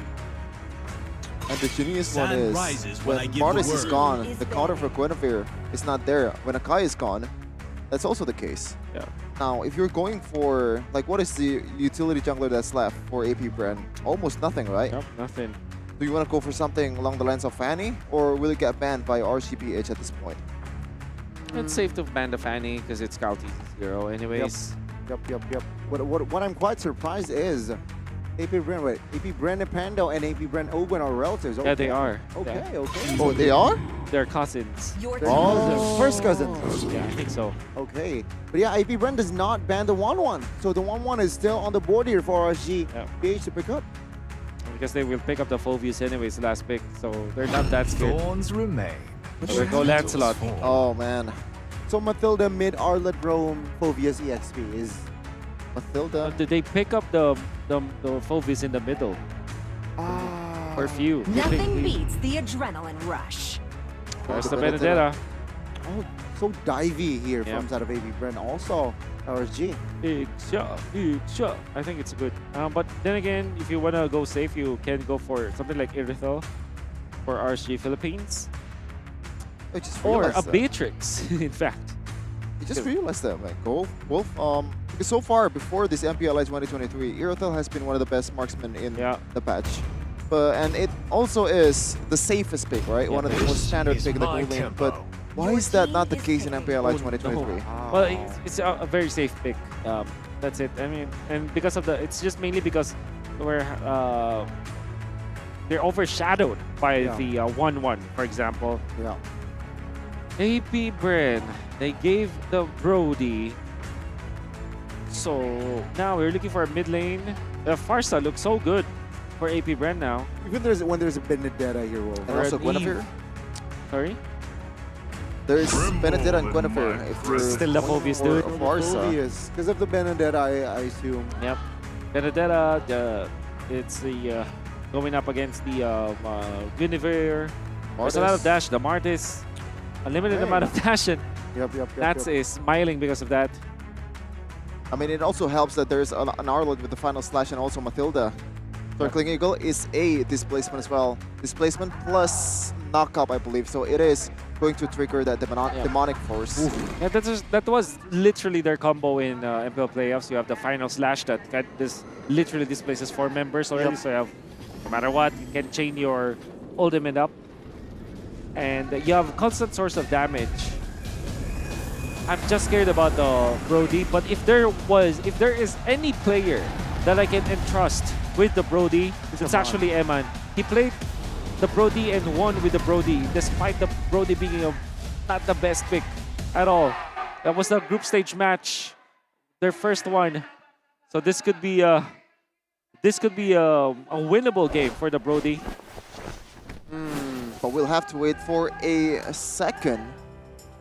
Because there is a pause in this early game. We have to prepare for more of a interesting match, and that is one of the way to do that is to eliminate those external factors that hinders this player's movement or player's comfortability. Comfortability. Oh my God. Okay. That's hard to pronounce. Let's see. Again, let's talk a little bit more about the compositions here, right? Who really favors the early? Who really favors the late? Of course, with the Brody in your hand, it's a safe gold lane here, at least for the side of RSG, unless crazy setups were to happen from the side of AP Bren. Can be said, but then again, you have Matilda to go with the Phobius. So that's very strong when it comes to early game team fights. But I would say like early game laning stage, like anything that's in between the turtle fights. Yeah.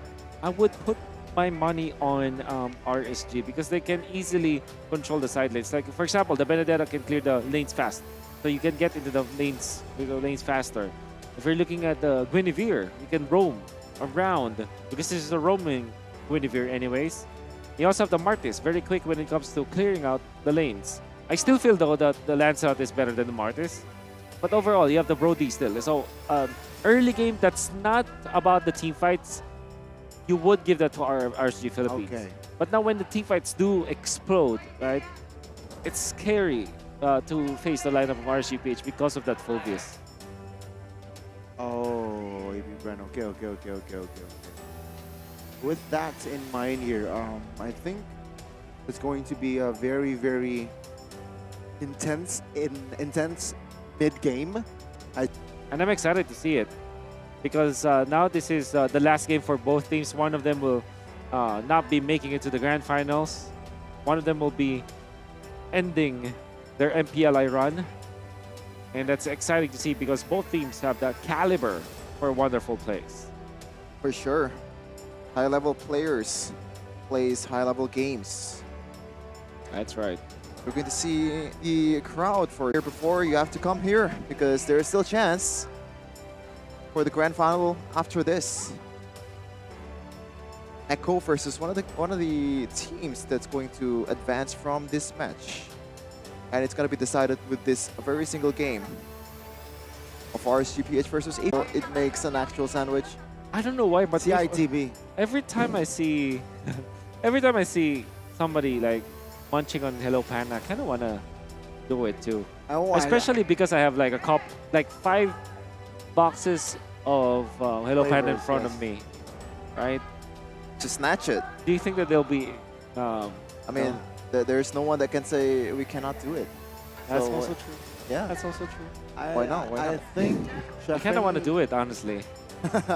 I think Sheffin wants to sing the tune of Hello Panda. Can you do it? You can sing, right? Hello Panda, biskuit isi yang enak. There you go. Isinya lezat. Sorry. I think that's enough. I wish I could help you, but it's in Bahasa Indo. Rasa so I will coklat dan strawberry. Oh, that's a Gusta la Gusta. Who else is there? I forgot. I'm sorry. Now, I didn't mention 2 of them. Now, I feel like I'm disrespecting them. But I'm sorry. I really cannot remember. We will not try to save you now, Sheffin. Looking at Nats, most picked heroes are Paquito as well as Yu Zhong. Are really good at it. Very good. Because Nats, actually, I don't see him playing Paquito very often in Philippines. Or even Paquito is not really a Philippines hero overall. Do you have some kind of... It is? It is actually a Filipino. No, literally. Okay. That, like in MPL playoffs, ID, okay. Paquito is usually banned out. Pick and ban. Yeah, that's almost also true. For example, Yota. So I think you did not see it often because of the fact that it's banned out. Oh, okay, yeah. This it's very unique, the meta game, because you can split push. Yes. And the next best hero for that is the Benedetta. So you can see now the general approach of RSG Philippines in games. They want to split the map and win the economy. It seems like we are ready to witness the final game in the lower bracket finals of RSGPH versus AB Bren. Again, ladies and gentlemen, it's the best of 1, but take a look at the Petrify Baptiste. This time again. This time with 3 members of RSG rotating towards the bottom side of the map. Man, what a rotation coming out from RSGPH. Take out Flap. That's the thing. And you're giving so much.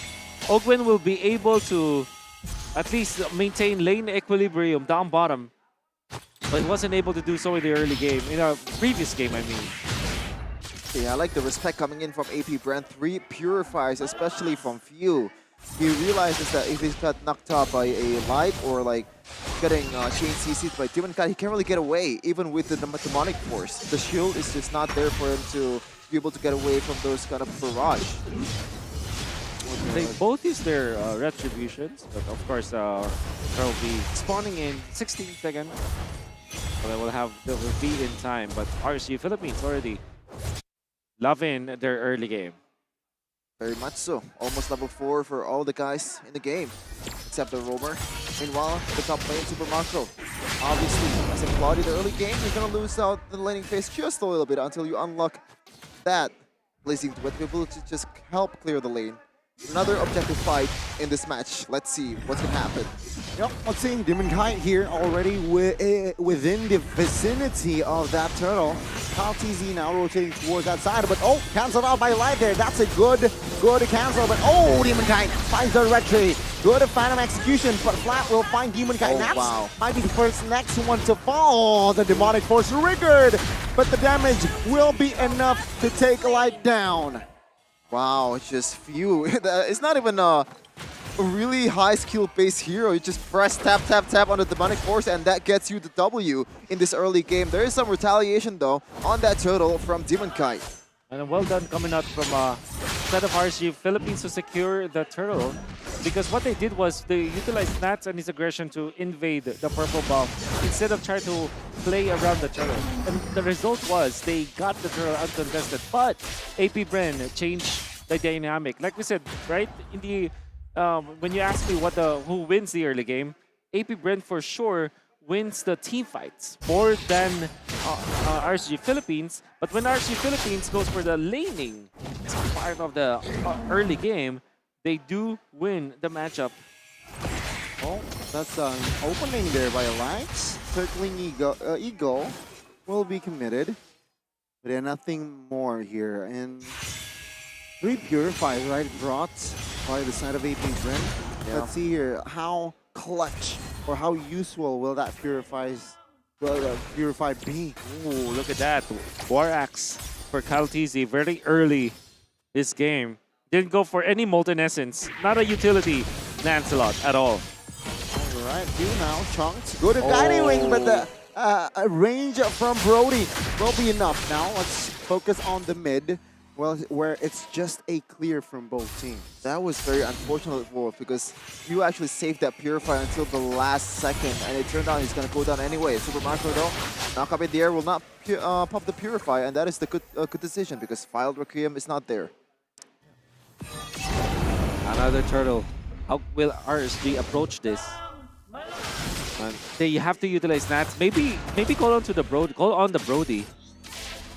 But the Brody is too far away. There is the Blade of Despair, however. First item Blade of Despair for Eman. That's not your typical Brody. That's ambitious indeed. RSG now setting up with 4. Oakland looking for info with the circling Eagle. Finds the plan final slash though. Oh, take a look at Nats here. Final blow towards the backside here. Turtle will fall to the hands of Kyle. Now NetherRealm pop. Kyle TZ looking for a kill on towards Nats now. Who's looking for the eye for an eye. Good one, but Few will secure that kill in the backside of the map. You can see Few almost there. Well, not Few, but it was a flap quite low as Demon Kite failed to find the assassination.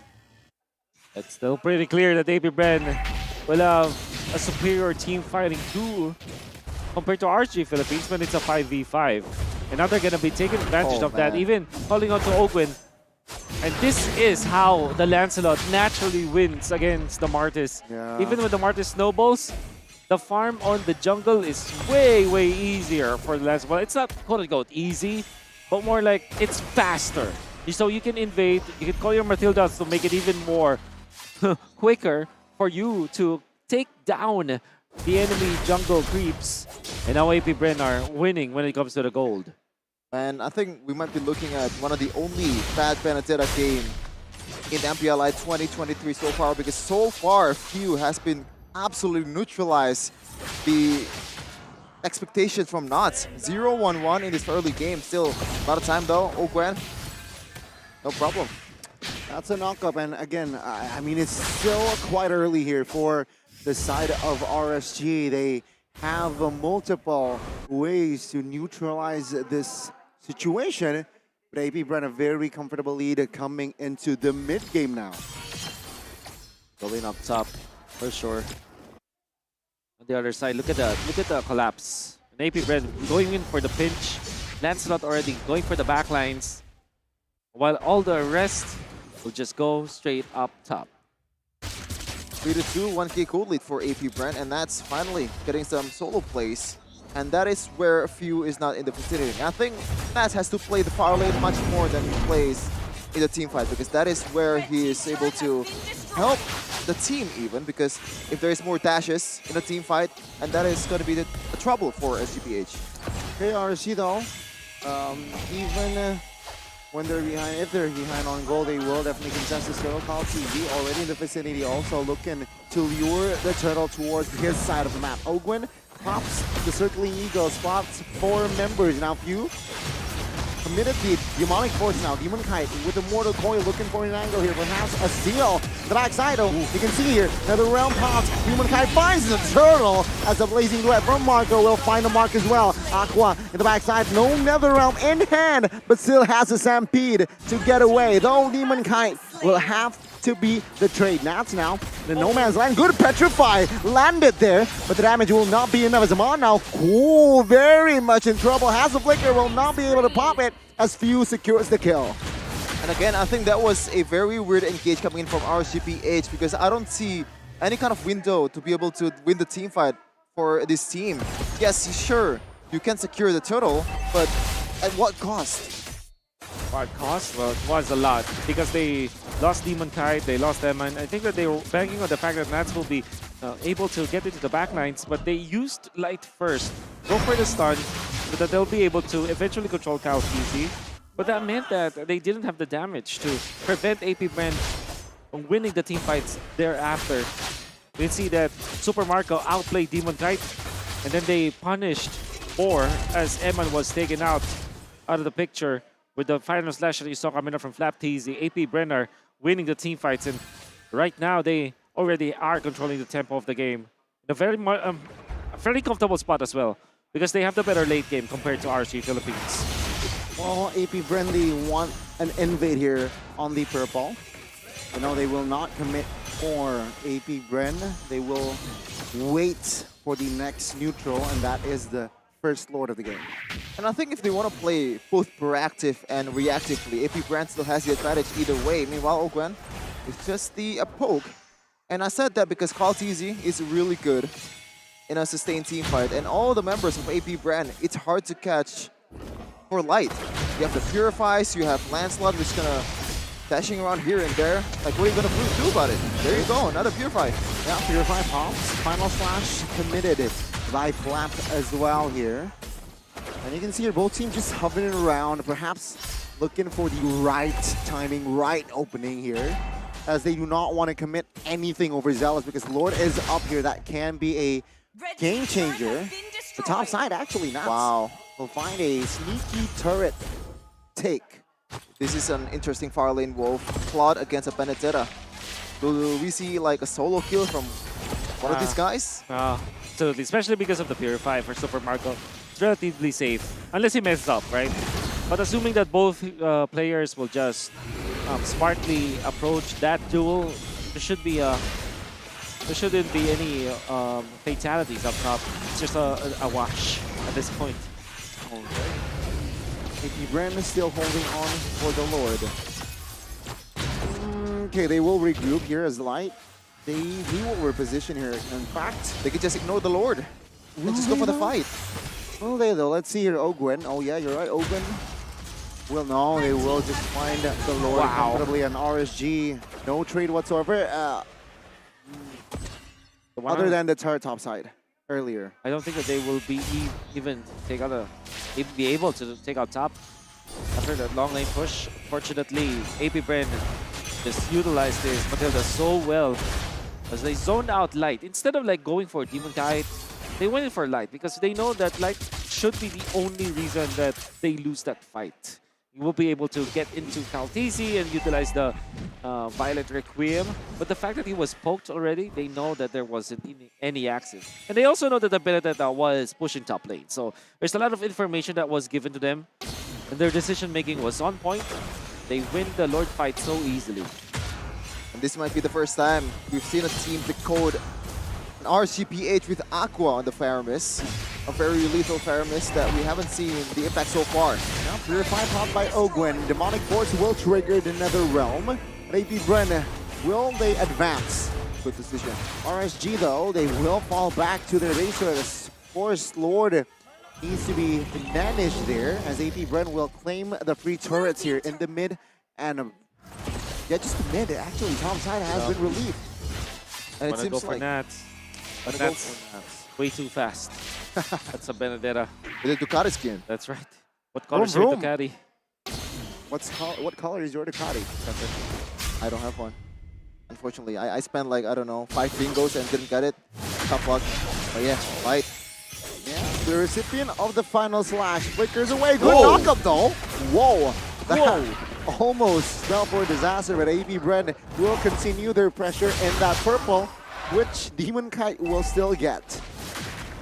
Okay, seems like so far, every time either AP Bren cannot really commit onto the turret, they always didn't want to commit.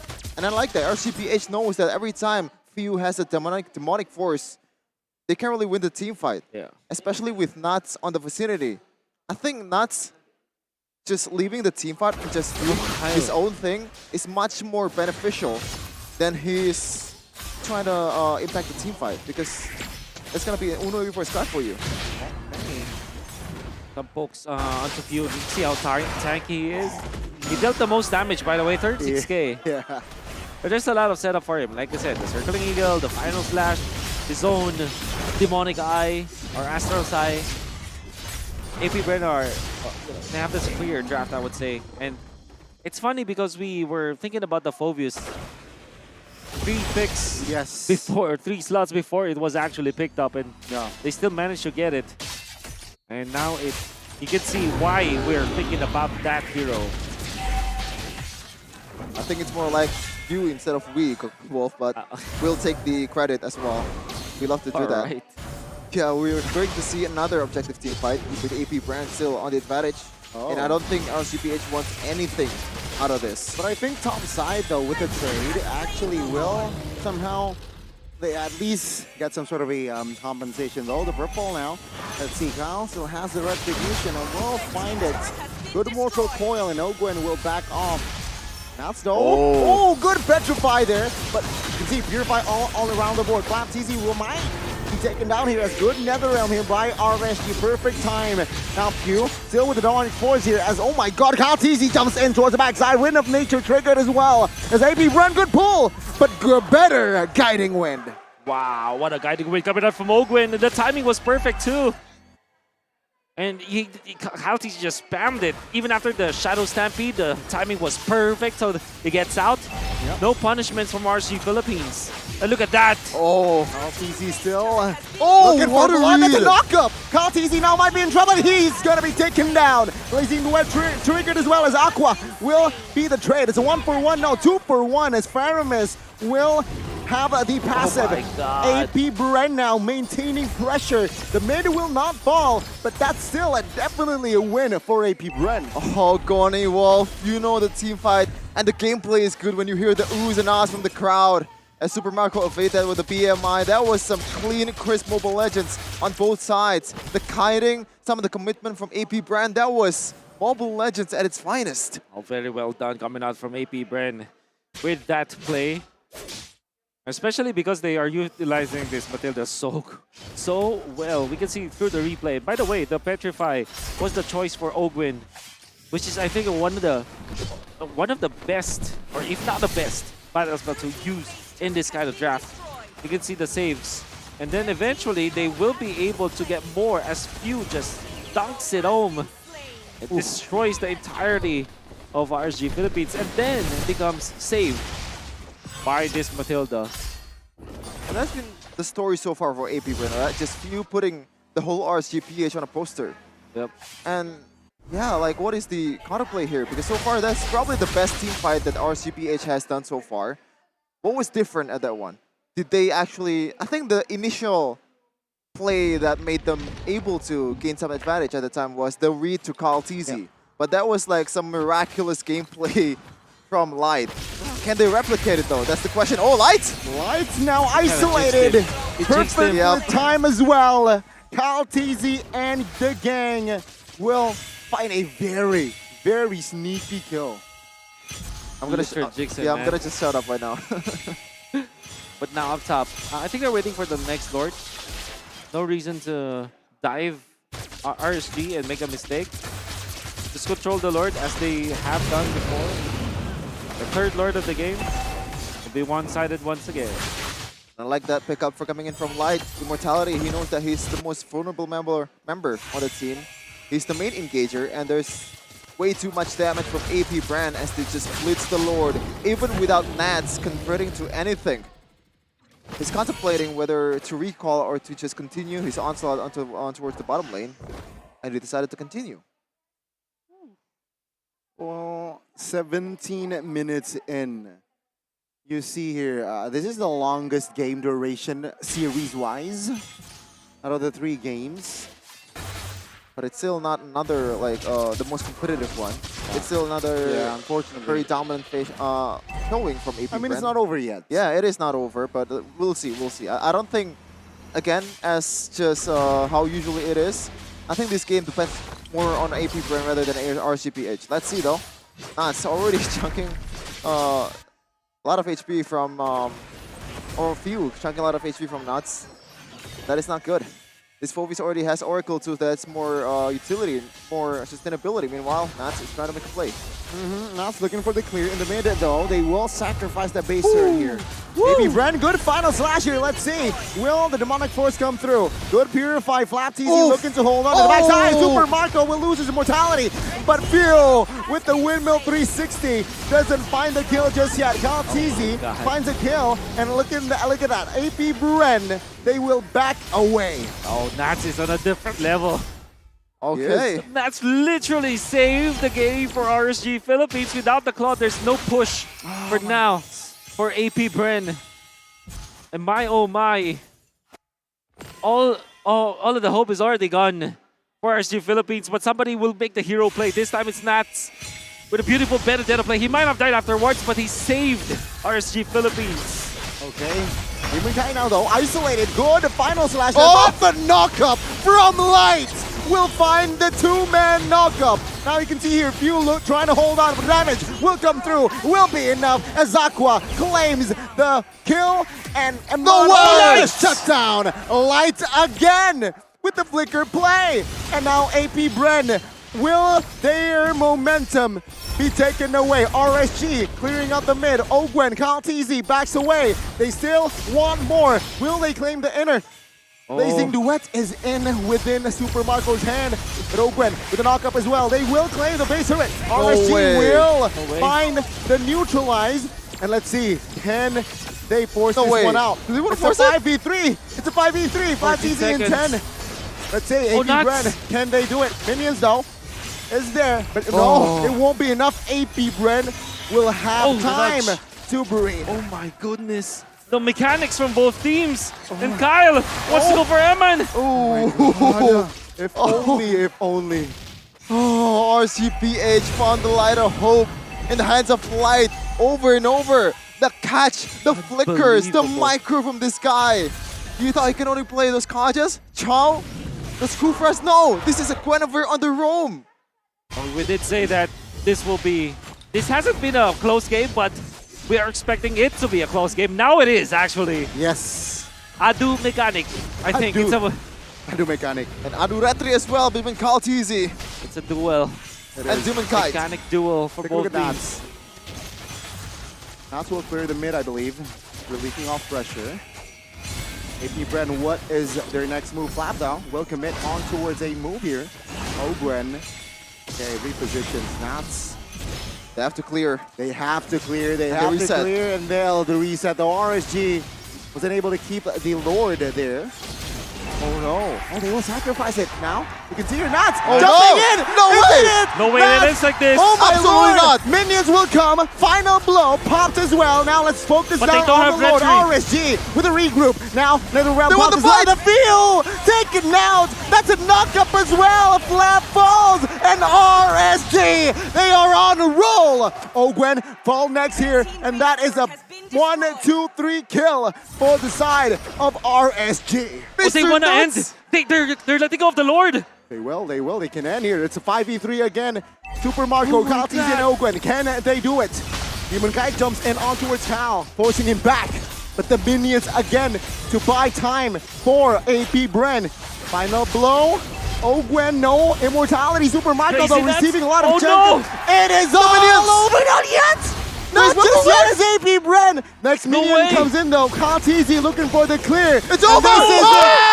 It is all over. RSGBH, they advance to meet Echo in the grand finals. How in the hell was that possible?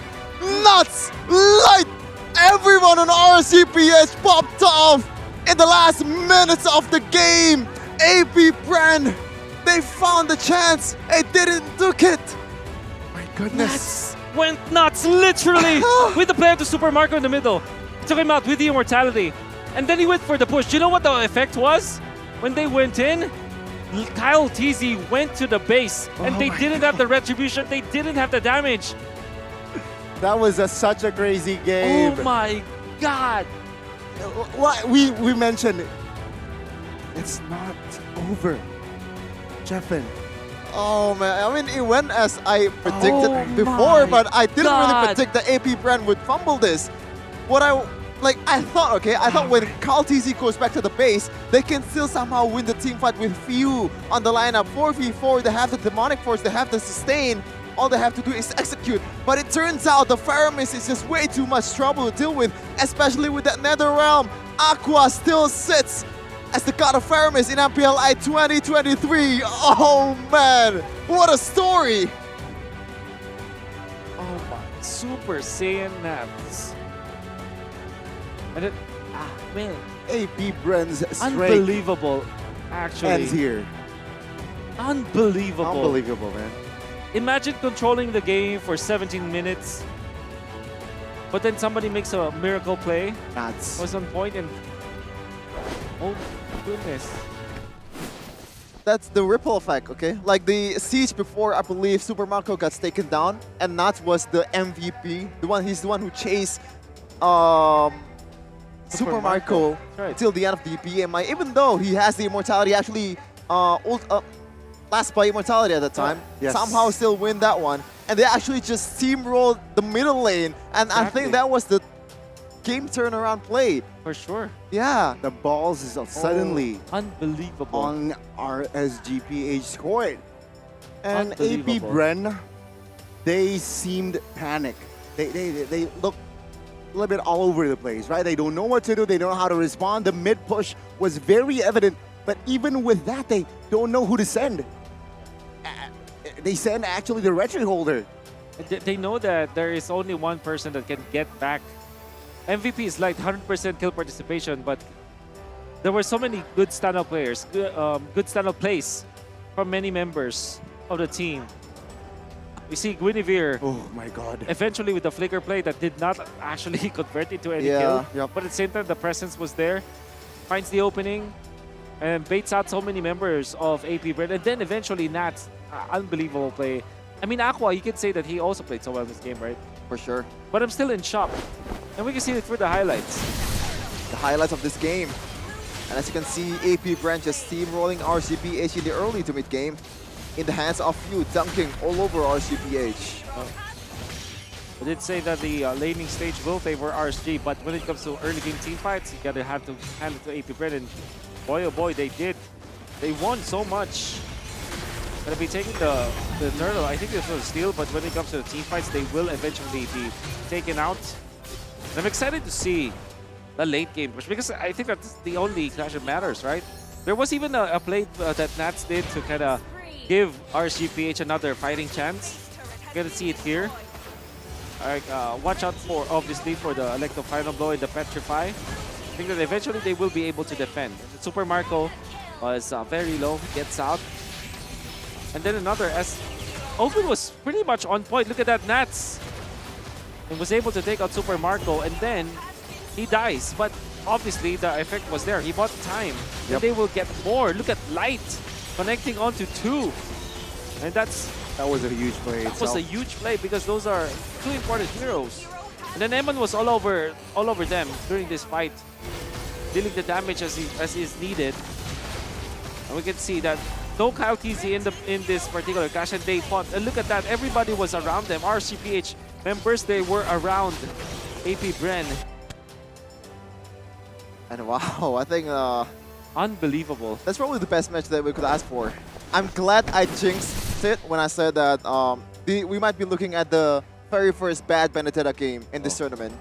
And somehow I think Nats is the MVP. I'm still It's okay a with personal MVP. Yeah, Light being the MVP because some of the game-saving play that he did was very much important, especially against 5 members that is I did hard to not catch. expect that one. These I did- heroes, Yeah. a lot of dashes. Even Flap TZ, the one that doesn't have a Purify, is also hard to catch. Yeah. And I want to add as well, you jinxed a lot of things today. Well, in this particular game, you jinxed this might be the worst Benedetta performance in this tournament. We might be seeing, okay, we might be seeing because the early game, it makes sense, right? View in the early game was very much the trouble for Nuts. Yes. Even I said that it's better for Nuts to not join the team fight because he's not gonna make the team fight better. But it turns out he somehow did. I'm sorry, I ate my words. Yeah. I'm still in disbelief, but because of this game, right? Your AP Bren, they're doing the correct things. It's just it took literally one miracle play coming out from Nats for them to crumble, and that's the thing with AP Bren, right? I think we talked about how they're not a team that's good at long games. They're very good at short games. They're very good at dominating their opponents, but when it comes to games where it is prolonged, you're gonna be surprised. AP Bren kind of struggles, and in this particular match, game, they didn't struggle per se, right? They didn't make any bad calls. Yeah. They literally were just outplayed, and there was a miracle that RGPH did. And I guess that's something that AP Bren needs to solve, the way that they should look for recovery when it comes to their momentum and when it comes to their decision making. I'm speechless. Like this, I don't really feel like breaking down the stats because what just happened is obviously much more important. Exactly, it's not about the stats. Yeah, it goes beyond stats. Yes. Because in the early game, I believe it was like it was all AP Bren. Yeah. It was all AP Bren. It doesn't matter where you started, how you finish, and this is also another example of don't give up. Yep. Too early. That's 17 minutes. Wow, Kyle TZ is the rich guy, Few is the most damage taken, but when it comes to like the carry of the team, 102 damage from Eman as the Brody. Yeah. And what did I tell you? If there is somebody who can win with the Brody, that's just Eman, exclusively Eman. And somehow also break your statement. Can't win on a Brody. Yeah. No.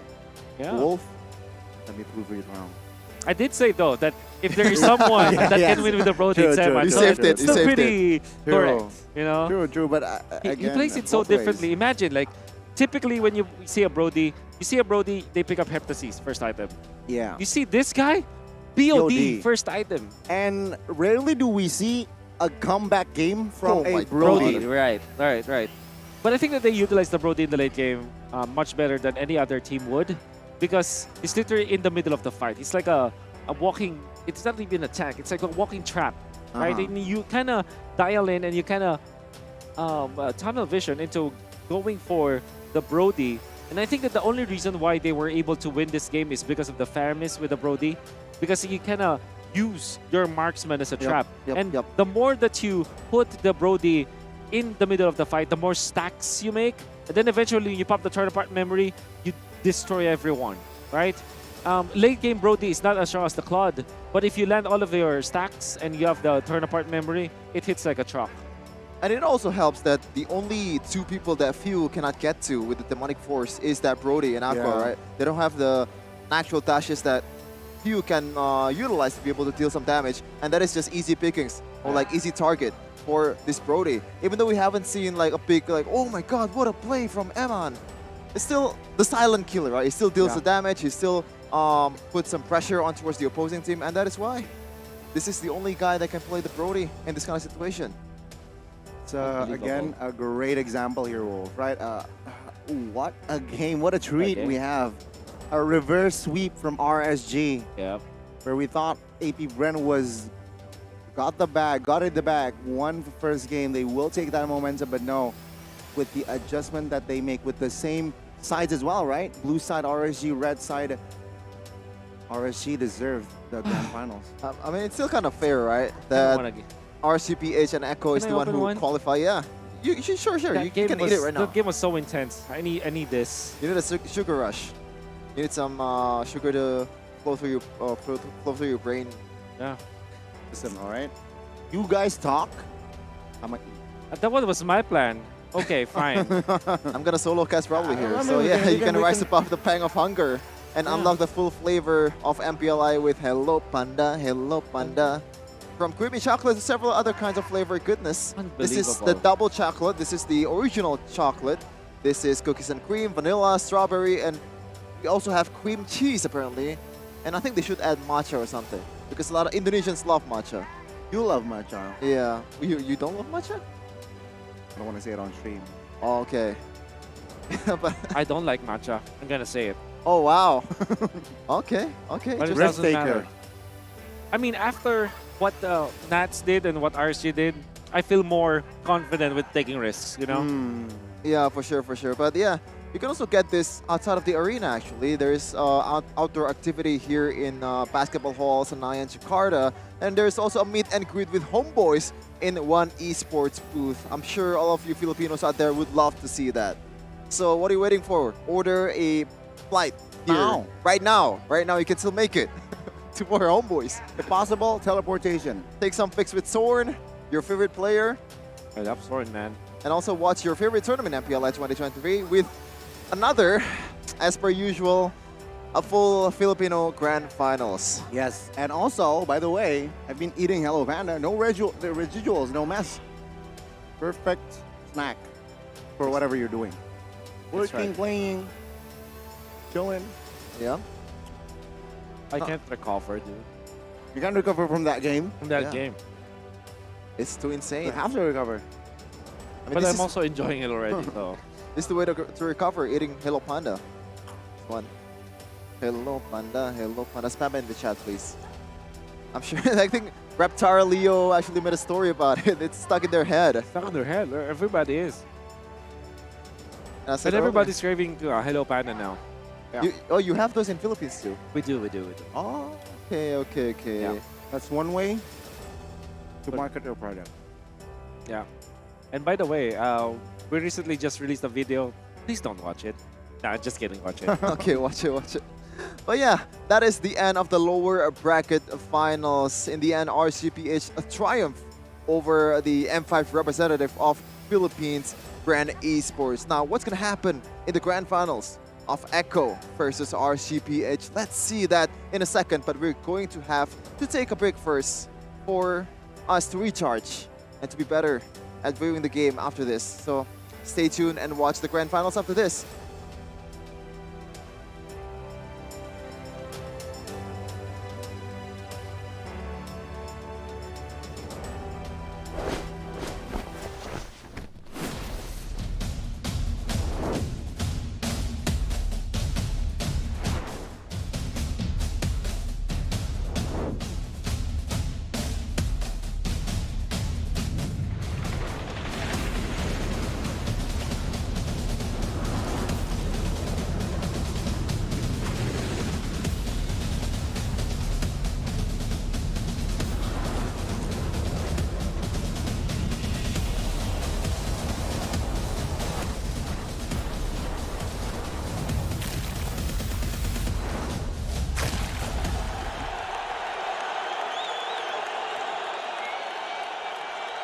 In this age of technology, martial arts has evolved too. I won't rest until I crush the Trinity Syndicate!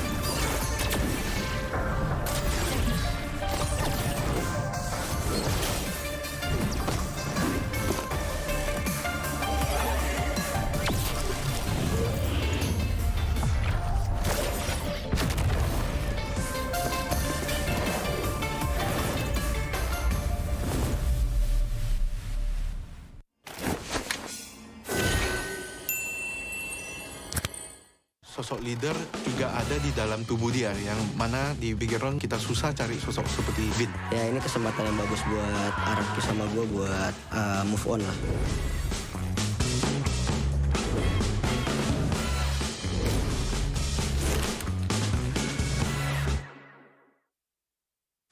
Meiji.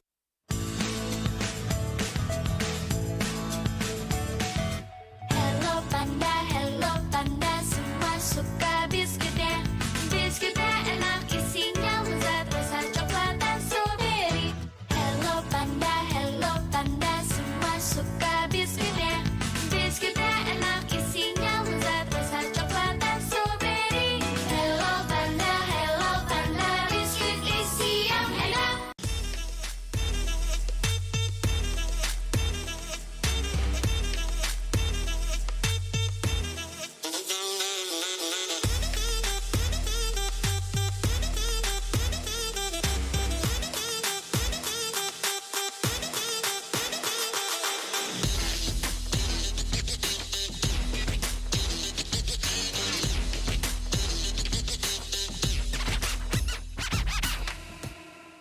Hi, I'm Carl Dizzy. Hi, I'm Zon. Hey guys, this is Rose. Hi guys, this is MP the King. This is one Esports 15 seconds hero challenge. Hi Grill, Arlord, Lilia, Eve, 11, Bruno, Irital, Brody, what else? Joy. Oh my god. And then, oh my god. Laila, Balmond, Saber, Silong, Guinevere, Xavier, Joy, Fanny, Ling, Hayabusa, Fredrin, Baksha, Akay, Alpha, Benedetta, Kairi, Kari, Lunox, Hayabusa, Fanny, Ling, Hanzo, Chao, Fanny, Tigril, Kufra, Renko. Angela, Estes, Guinevere, Rafaela, Matilda, Mia, Laila, Saber, Balmond, Tigril, Yuzong, Lancelot, Odette, Fanny, Ling, Huska. Mia, Laila, Balmond, Ting, Lance, Nolan, Joy, Eve, Parsa, Valen, Kadita, Tirisla, Xboard, Derot, Bruno, Eritel, Brody, Eudora, Farsa, Selena, Valentina, Franco, Beleric, Laila, Guinevere, Fanny, Ling, Nolan, Joy, Federin, Akay, Baksha, Arlot, Terisla, Odette, Matilda, Fanny, Carrie, Granger, Roger, Bane, Eudora, Nana, Esmeralda, Bruno, Melissa, Carrie, Moskov, Yisan Shin, Yuzong, Paquito, Bellman. Let's go!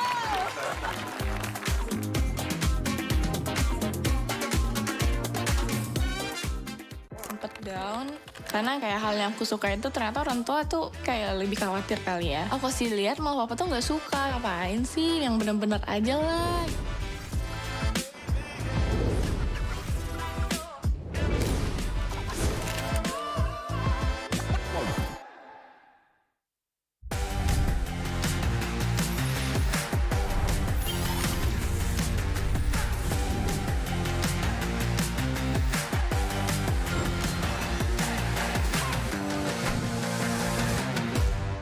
How much have you spent in Mobile Legends? 100 million? 100 million rupiah. Phew! 100 juta? Yeah, That's a lot. yeah, so much. I love my skins. You better switch. Roughly 25,000 Malaysian ringgit. How much is that? 3 to 4,000 US dollar. No way! 3 to 4,000 US dollar? Yeah. Is it? 25k ringgit. Yeah. 7,000. Whoa! I like to spin the skins, the collector skins, legend skins, limited. Every month? Not every month. I used to spin a lot more when I was still consistently streaming. Okay. Please give me Bow like down. this. Bow down. I've spent like roughly 30,000 in pesos for the skins and all of my account. This guy's rich. No. A lot. Estimate. Berapa juta ya? Oh, 80 juta. 80 juta in million in Yeah. rupiah, but I got a lot from Munson, thank you, because I'm working in MPL. So I got free diamonds for my job. And then, yeah, with my money, I think it's 2 or 3 juta, 3 million. 30 million? No, only Just 3 million. 3 million. Okay. Thank you, Munson. Thank you, MPL. Let's say I could buy a car with that money. Really? 30 million rupiah. 0. Yes, I just earn diamonds from events or when sometimes there's a bonus diamonds when we are winning some tournaments. Okay. So I spend 0. Maybe only 1 million because some of them sponsor from Munson. Thank you. Thank you, Budon. Thank you. Small only because I'm on KOL, you know KOL. They give us free diamonds if we do live stream. $100 max. I think it's for change name. Only for change name. Probably like 2 million IDR. That's like what, 160 bucks? Yeah, that's a lot. Is that a lot? I mean, I feel like the other casters will spend more. They'll tell you they spend more. Who do you think spent the most? Mojang. It's Eterna. I was about to say Eterna, but I said Mojang because she's been here longer, right? I never spend money at all. All my diamonds is supported by MPL Indonesia. Thank you so much because I'm the one of caster who never have skin at all, really. Totally. Before the MPLI support me. You can ask my friend. Who is the MLBB GOAT? I think you, because of the Philippines season 1 to season 12 he in the League of MPL page. This guy, his achievements as it all. I think few. I'm really happy, but I think I have a long way to go. Achievement-based car is the greatest, but in the current this time, I think Kyrie is the best. Kyrie. Like right now, he got so much champion and he plays Kai. He know what he do, you know. Kyrie. Why Kyrie? It's too good. Why not you? I can't. I'm not Milo. Kyrie, Why? because he's so good. Actually, I would actually argue it's Carl, but I would say now Kyrie. He's the best jungler in the world. Lemon. Of course it's Lemon. The pride. Why Lemon? He's still playing from the first MPL until now, even though he was break for a while, but he come back and his skill is just out of the world.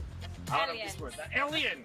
I think for now maybe Kaltizi because he already won 2 times. He's young and then he's talented. That's why he's really good. Carl TZ. Why Carl TZ? 2 M series, a lot of other achievements as well. Gold medalist SEA Games, but mainly the 2 M series. Oh my god, this is hard. I think still 3. Oh my goodness. Oh my goodness. Yeah, why not? Yeah. A lot of achievements. But yeah, why do you think she's the? I just feel that she's one of the player that brings the UB threat and show how strong SS even though it's not the There's so many players coming up to my mind, but the GOAT is my Venus. He's the one that I've been looking up since I played ML. Carl TZ. Why? Because he's the GOAT. All right. For me, I think it's V-Wise because they have so many grand finals appearances. For me right now, I think Curl TZ, my number 1, and my number 2 is Few. I think they're consistent play style because in the past 12 seasons, they really played so good, especially Few. Kyrie. Why Kyrie? He is a consistent player. Yeah, I never seen a bad game of Kyrie, and his micro skill is above the top. So to be honest, he's the greatest of all time. But there is also Carl TZ because of he took 2 world champions. Probably Carl TZ. His achievements are just, there. Shows a lot. In this age of technology, martial arts has evolved too. I won't rest until I crush the Trinity Syndicate!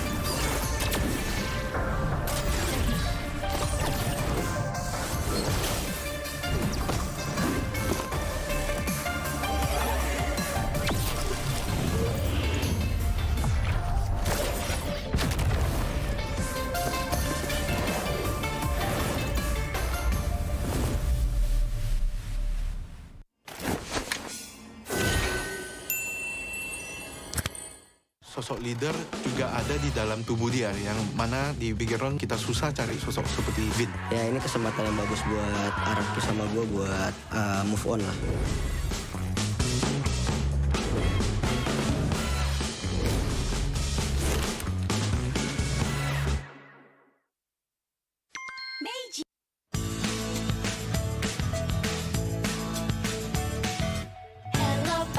Hello panda, semua suka biskuitnya.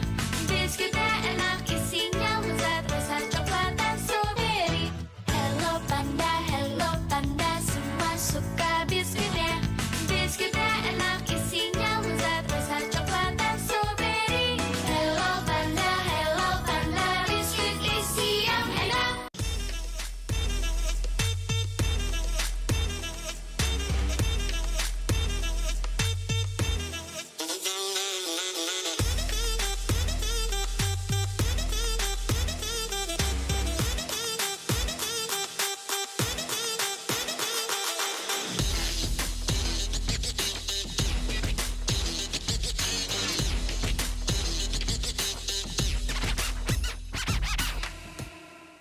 Hi, I'm Carl Dizzy. Hi, I'm Zon. Hey guys, this is Rose. Hi guys, this is MP the King. This is one Esports 15 seconds hero challenge. Hi Grill, Our Lord, Lilia, Eve, 11, Bruno, Irital, Brody, what else? Joy. Oh my god. And then, oh my god. Laila, Balmon, Saber, Silong, Guinevere, Xavier, Joy, Fanny, Ling, Hayabusa, Pedrin, Baksha, Akai, Alpha, Benedetta, Kairi, Kari, Lunox, Hayabusa, Penny, Ling, Hanzo, Chao, Tenny, Tigril, Kufra, Renko. Angela, Estes, Guinevere, Rafaela, Matilda, Mia, Laila, Saber, Balmon, Tigril, Yuzong, Lancelot, Odette, Fanny, Ling, Huska. Mia, Laila, Balmon, Ting, Lance, Nolan, Joy, Eve, Farsa, Valen, Kadita,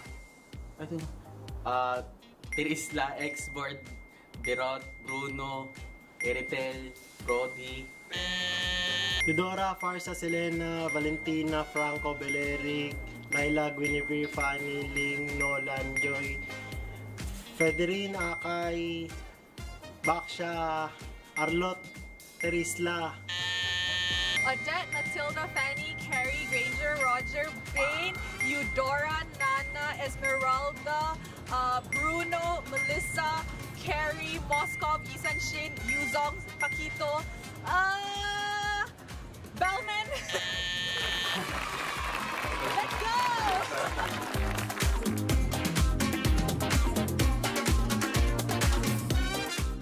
Sempet down karena kayak hal yang aku suka itu ternyata orang tua tuh kayak lebih khawatir kali ya. Aku sih lihat malah papa tuh nggak suka, ngapain sih, yang bener-bener aja lah.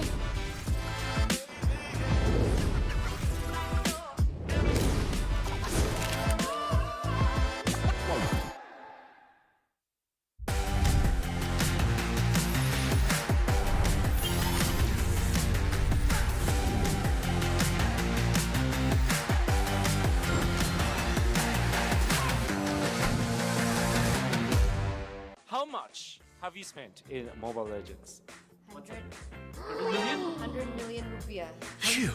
100 juta? Yeah, That's a lot. yeah, so much. I love my skins. It is rich.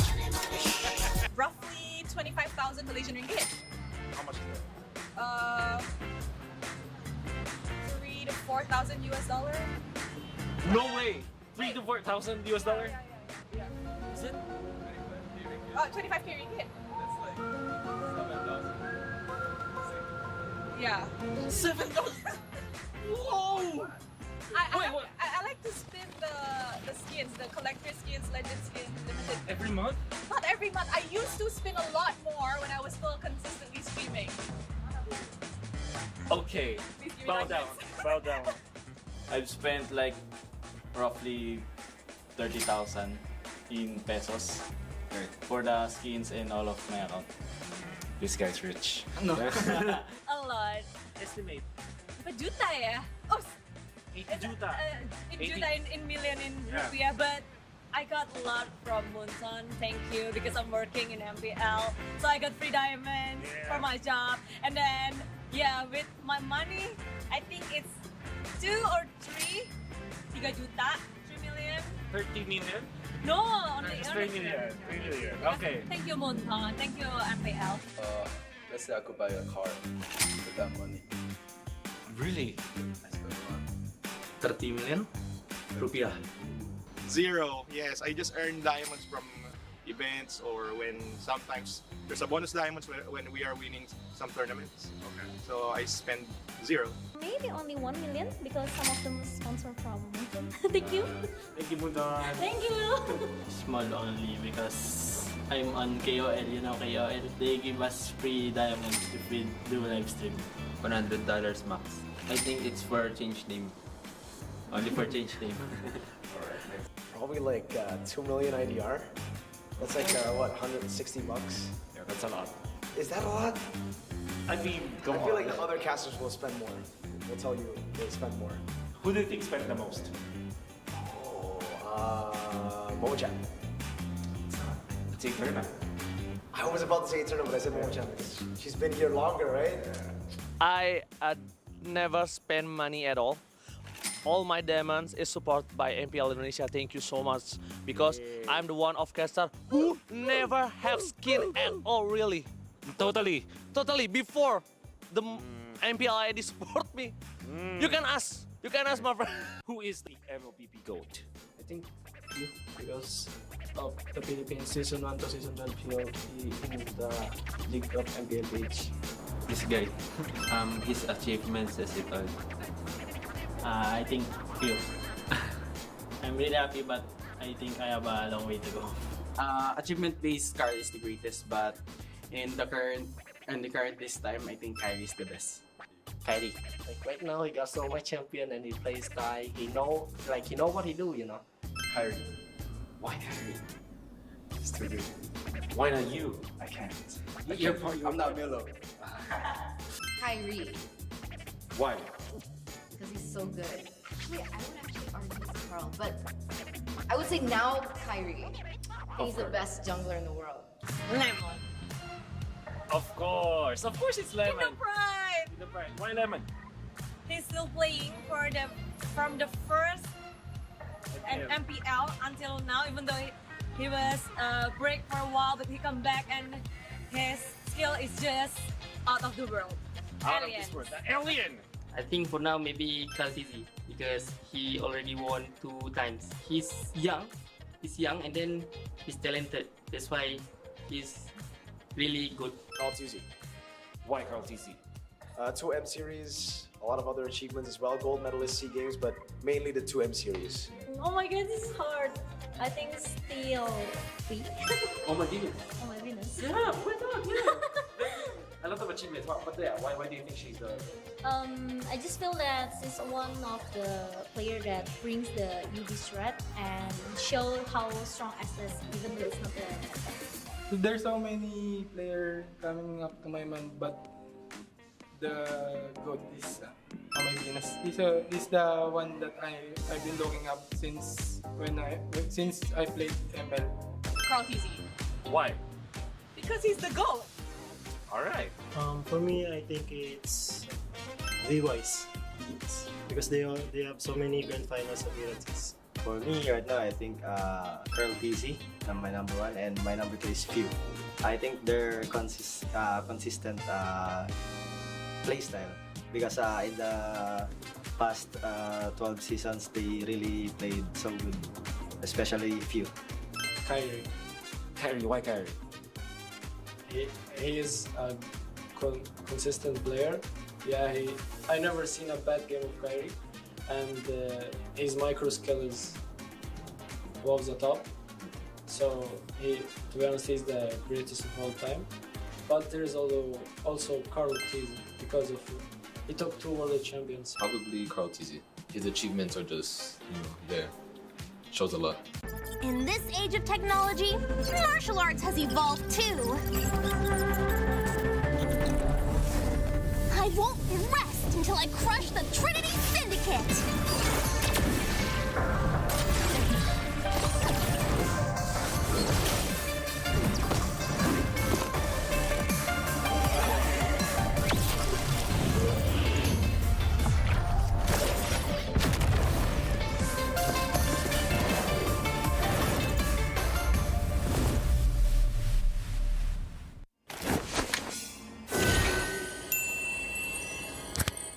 Sosok leader juga ada di dalam tubuh dia, yang mana di Big Round kita susah cari sosok seperti Vin. Ya ini kesempatan yang bagus buat Araki sama gue buat move on lah.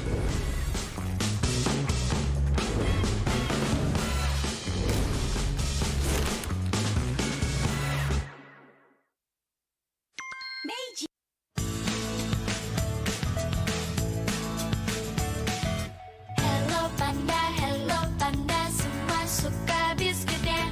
Biskuitnya enak, isinya lezat, rasa coklat dan strawberry. Hello panda, semua suka biskuitnya. Biskuitnya enak, isinya lezat, rasa coklat dan strawberry. Hello panda, biskuit isi yang enak.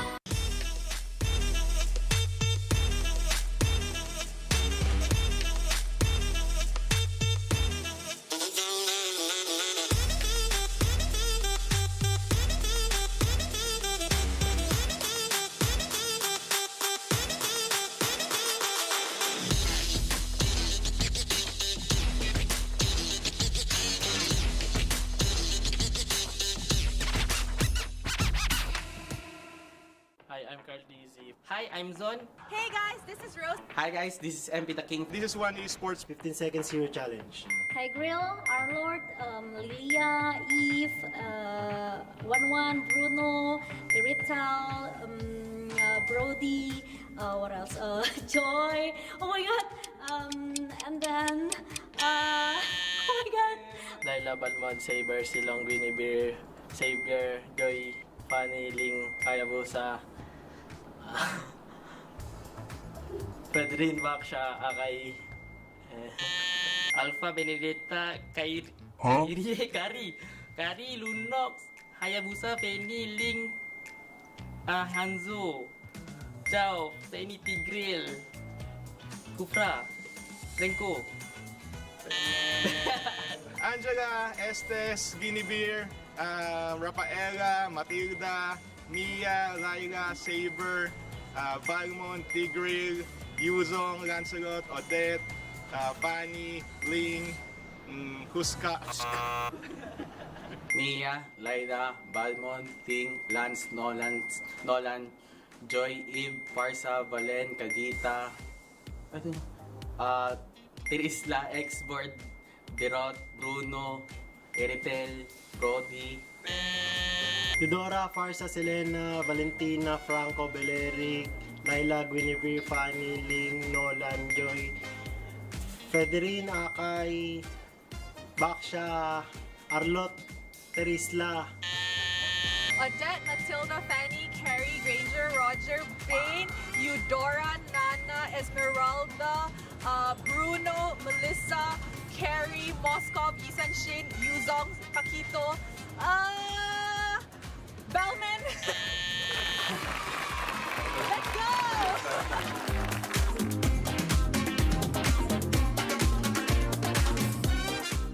Sempet down karena kayak hal yang aku suka itu ternyata orang tua tuh kayak lebih khawatir kali ya. Aku sih lihat malah papa tuh nggak suka, ngapain sih, yang bener-bener aja lah.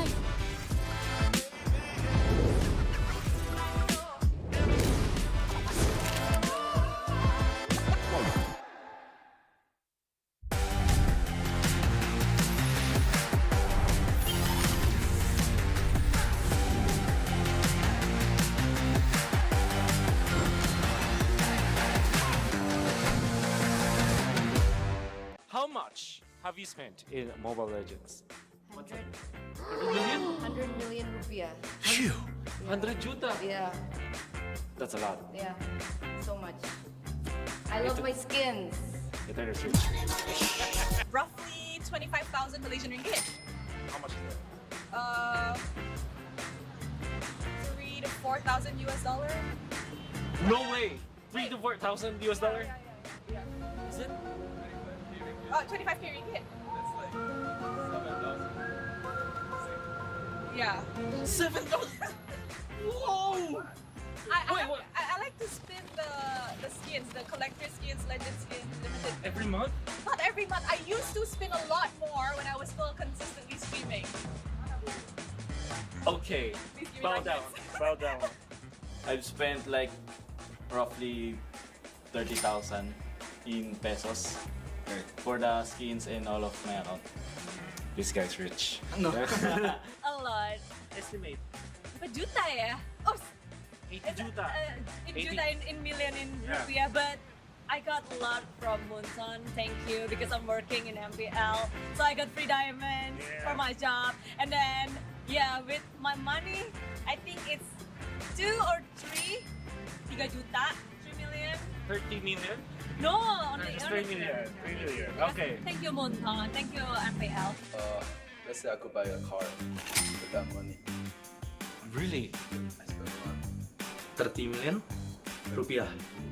Zero. Yes, I just earn diamonds from events or when sometimes there's a bonus diamonds when we are winning some tournaments. Okay. So I spend 0. Maybe only 1 million because some of them sponsor from Munson. Thank you. Thank you, Munson. Thank you.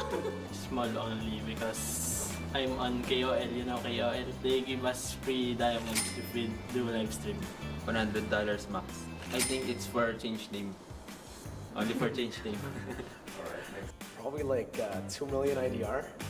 That's like what, 160 bucks? Yeah, that's a lot. Is that a lot? I mean, I feel like the other casters will spend more. We'll tell you they spend more. Who do you think spent the most? Momo-chan. It's Eterna. I was about to say Eterna, but I said Momo-chan. She's been here longer, right? I never spend money at all. All my diamonds is supported by MPL Indonesia. Thank you so much, because I'm the one of caster who never have skin at all, really. Totally. Before the MPLI support me. You can ask my friend. Who is the MLBB GOAT? I think you, because of the Philippines Season 1 to Season 12 field in the League of MPL page. This guy, his achievements as it all. I think few. I'm really happy, but I think I have a long way to go. Achievement-based car is the greatest, but in the current this time, I think Kyrie is the best. Kyrie. Like right now, he got so much champion and he plays Thai. He know what he do, you know. Kyrie. Why Kyrie? It's too good. Why not you? I can't. I'm not Milo. Kyrie, Why? because he's so good. Actually, I would actually argue it's Carl, but I would say now Kyrie. He's the best jungler in the world. Lemon. Of course it's Lemon. In the pride. Why Lemon? He's still playing from the first MPL until now, even though he was break for a while, but he come back and his skill is just out of the world. Out of this world. The alien! I think for now maybe Kaltizi because he already won 2 times. He's young, and then he's talented. That's why he's really good. Carl TZ. Why Carl TZ? 2 M series, a lot of other achievements as well. Gold medalist SEA Games, but mainly the 2 M series. Oh my god, this is hard. I think still 3. Oh my goodness. Oh my goodness. Yeah, why not? Yeah. A lot of achievements, but yeah, why do you think she's the... I just feel that she's one of the player that brings the UV threat and show how strong SS, even though it's not the There's so many players coming up to my mind, but the GOAT is MLBB-Mواجهة. He's the one that I've been looking up since I played ML. Carl TZ. Why? Because he's the GOAT. Alright. For me, I think it's V-Wise. Because they have so many grand finals appearances. For me right now, I think Curl TZ, my number 1, and my number 2 is Few. I think they're consistent play style because in the past 12 seasons, they really played so good, especially Few. Kyrie. Kyrie, why Kyrie? He is a consistent player. Yeah, I never seen a bad game of Kyrie, and his micro skill is above the top. So to be honest, he's the greatest of all time. But there's also Carl TZ because of he took 2 world champions. Probably Carl TZ. His achievements are just there. Shows a lot. In this age of technology, martial arts has evolved too. I won't rest until I crush the Trinity Syndicate!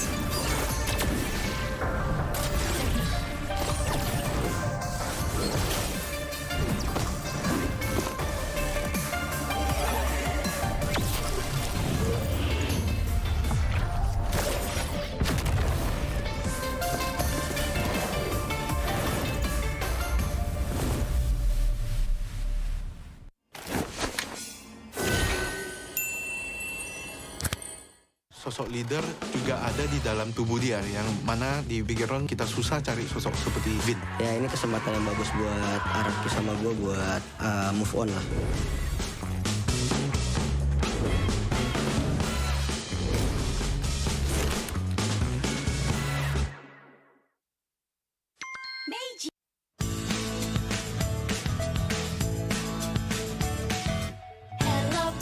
Hello panda, semua suka biskuitnya.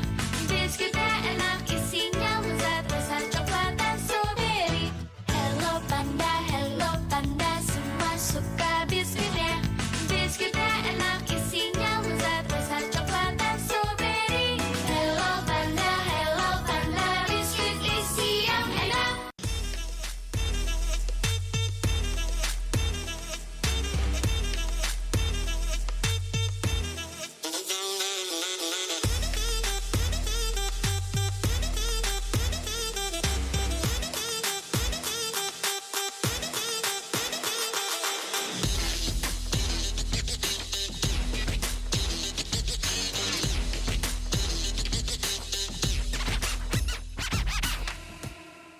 Hi, I'm Carl TZ. Hi, I'm Zon.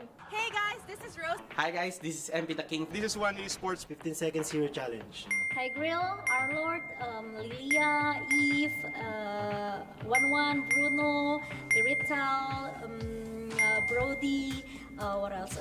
Joy. Oh my god. And then, oh my god. Laila, Balmond, Saber, Silong, Guinevere, Xavier, Joy, Fanny, Ling, Hayabusa,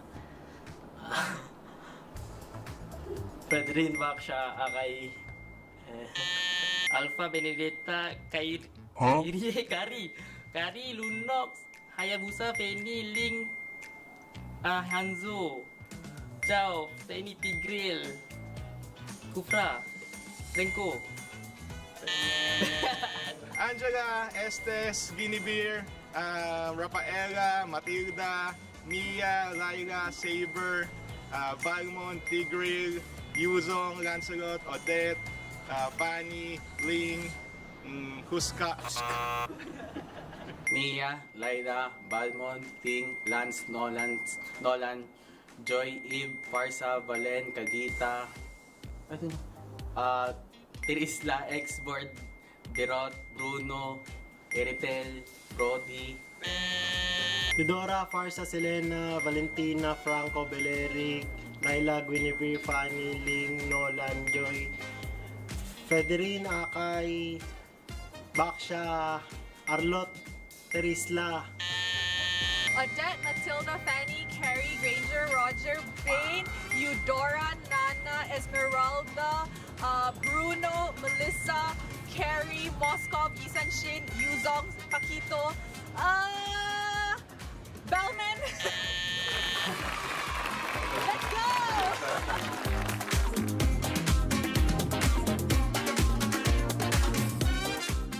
Sempet down Karena kayak hal yang aku suka itu ternyata orang tua tuh kayak lebih khawatir kali ya. Aku sih lihat mama papa tuh nggak suka. Ngapain sih? Yang bener-bener aja lah.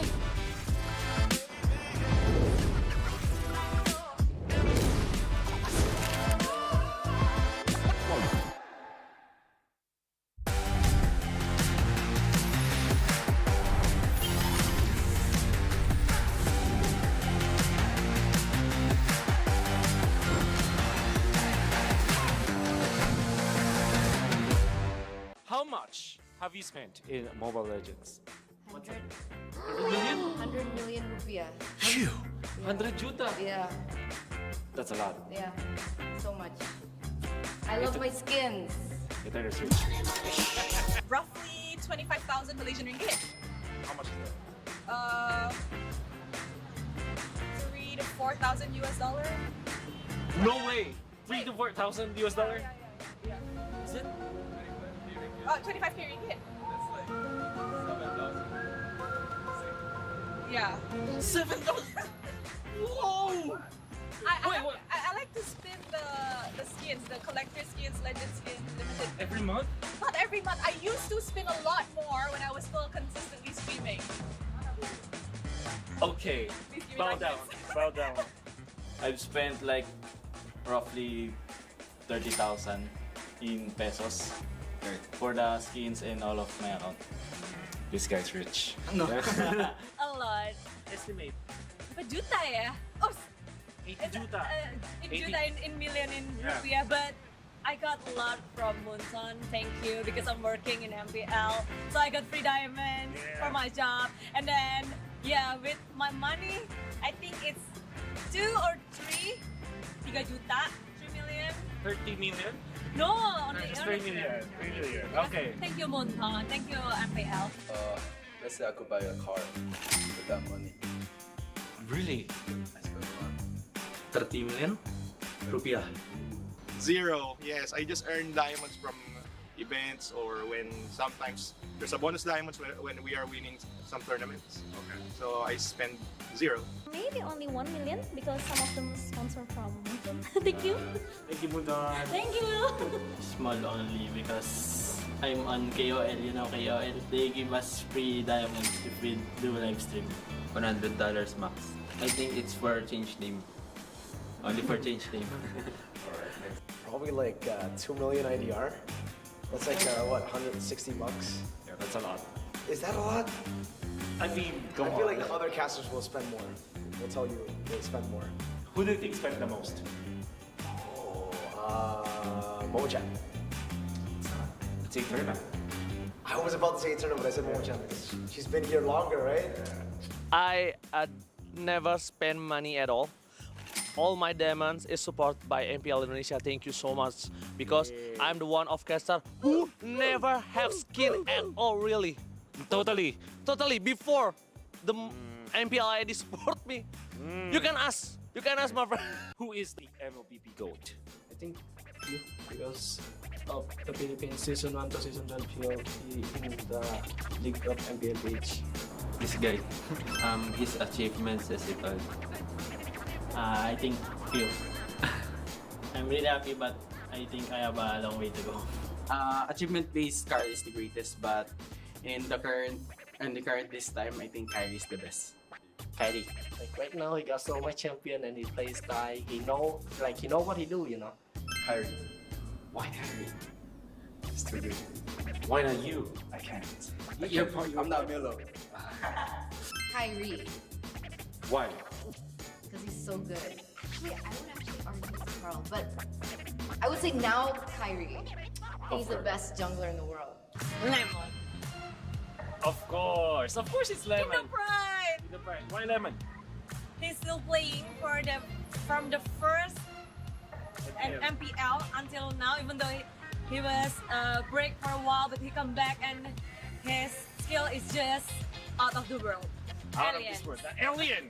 I think for now maybe Kaltizi because he already won 2 times. He's young and then he's talented. That's why he's really good. Carl Tizzi. Why Carl Tizzi? 2 M series, a lot of other achievements as well. Gold medalist SEA Games, but mainly the 2 M series. Oh my god, this is hard. I think still 3. Oh my goodness. Oh my goodness. Yeah, why not? Yeah. A lot of achievements. But yeah, why do you think she's the? I just feel that she's one of the player that brings the UV threat and show how strong SS even though it's not the best. There's so many players coming up to my mind, but the GOAT is oh my goodness. He's the one that I've been looking up since I played ML. Carl TZ. Why? Because he's the GOAT. All right. For me, I think it's V-Wise. Because they have so many grand finals appearances. For me right now, I think Curl TZ, my number 1, and my number 2 is Pew. I think they're consistent play style because in the past 12 seasons, they really played so good, especially Pew. Kyrie. Kyrie, why Kyrie? He is a consistent player. Yeah, I never seen a bad game of Kyrie, and his micro skill is above the top. So to be honest, he's the greatest of all time. But there's also Carl TZ because of he took 2 world champions. Probably Carl TZ. His achievements are just there. Shows a lot. In this age of technology, martial arts has evolved too. I won't rest until I crush the Trinity Syndicate!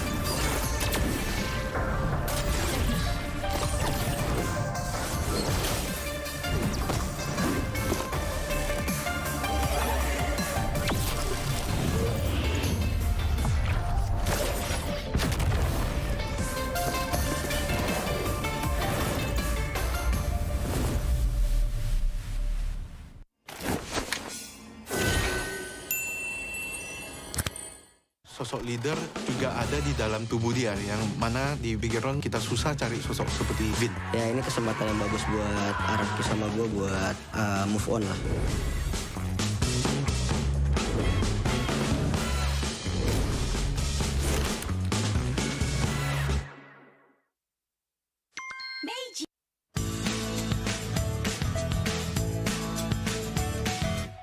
Hello panda, semua suka biskuitnya. Biskuitnya enak, isinya lezat, rasa coklat dan strawberry. Hello panda, semua suka biskuitnya. Biskuitnya enak, isinya lezat, rasa coklat dan strawberry. Hello panda, biskuit isi yang enak.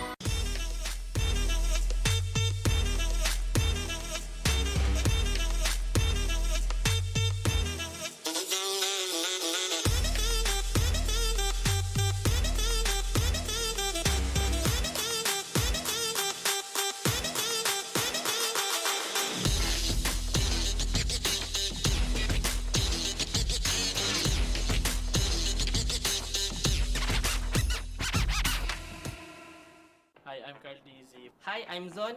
Hey guys, this is Rose. Hi guys, this is MP the King. This is One Esports. 15 seconds hero challenge. Hi Grill, Arlord, Lilia, Eve, 11, Bruno, Irital, Brody, what else? Joy. Oh my god. And then, oh my god.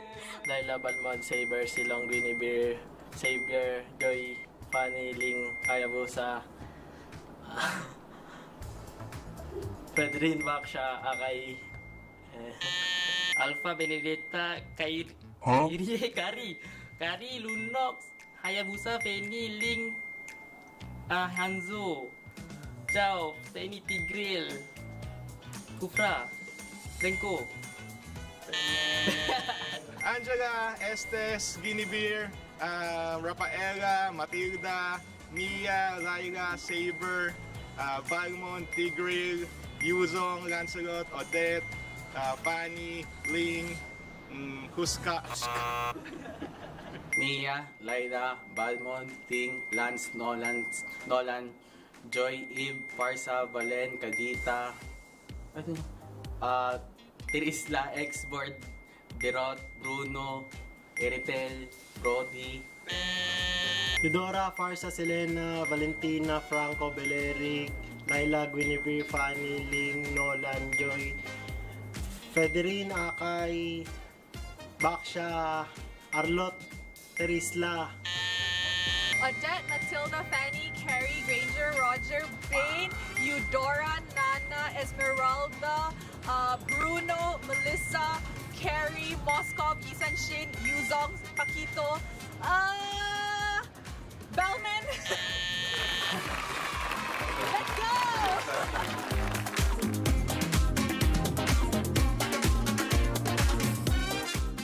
Sempet down karena kayak hal yang aku suka itu ternyata orang tua tuh kayak lebih khawatir kali ya. Aku sih lihat malah papa tuh nggak suka, ngapain sih yang bener-bener aja lah.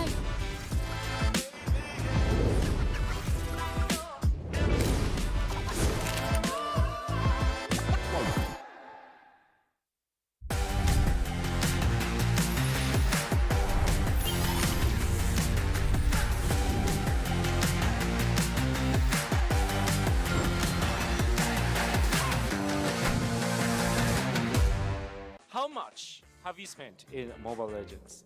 100 million? 100 million rupiah. Phew! 100 juta? Yeah, That's a lot. yeah, so much. I love my skins. Get that rich. Roughly 25,000 Malaysian ringgit. How much is that? 3 to 4,000 US dollar. No way! 3 to 4,000 US dollar? Yeah. Is it? 25k ringgit. Yeah. 7,000. Whoa! I like to spin the skins, the collector skins, legend skins, limited. Every month? Not every month. I used to spin a lot more when I was still consistently streaming. Okay. Bow down. Bow down. I've spent like roughly 30,000 in pesos for the skins and all of my account. This guy's rich. No. A lot. Estimate. Berapa juta ya? Oh, 80 juta. in 80. juta in million in Yeah. rupiah, but I got a lot from Munson. Thank you, because I'm working in MPL, so I got free diamonds for my job, and then with my money, I think it's 2 or 3 juta, 3 million. 30 million? No, only It's 3 million. 3 million. Okay. Thank you, Munson. Thank you, MPL. Let's say I could buy a car with that money. Really? I spend a lot. 30 million rupiah. 0. Yes, I just earn diamonds from events or when sometimes there's a bonus diamonds when we are winning some tournaments. Okay. So I spend 0. Maybe only 1 million because some of them sponsor from Munson. Thank you. Thank you, Mundan. Thank you. Small only because I'm on KOL, you know KOL. They give us free diamonds if we do live stream. $100 max. I think it's for change name. Only for change name. Probably like 2 million IDR. That's like what, 160 bucks? Yeah, that's a lot. Is that a lot? I mean, I feel like the other casters will spend more. They'll tell you they spend more. Who do you think spent the most? Momo-chan. It's Eterna. I was about to say Eterna, but I said Momo-chan because she's been here longer, right? I never spend money at all. All my diamonds is supported by MPL Indonesia. Thank you so much because I'm the one of caster who never have skin at all, really. Totally. Before the MPLI support me. You can ask my friend.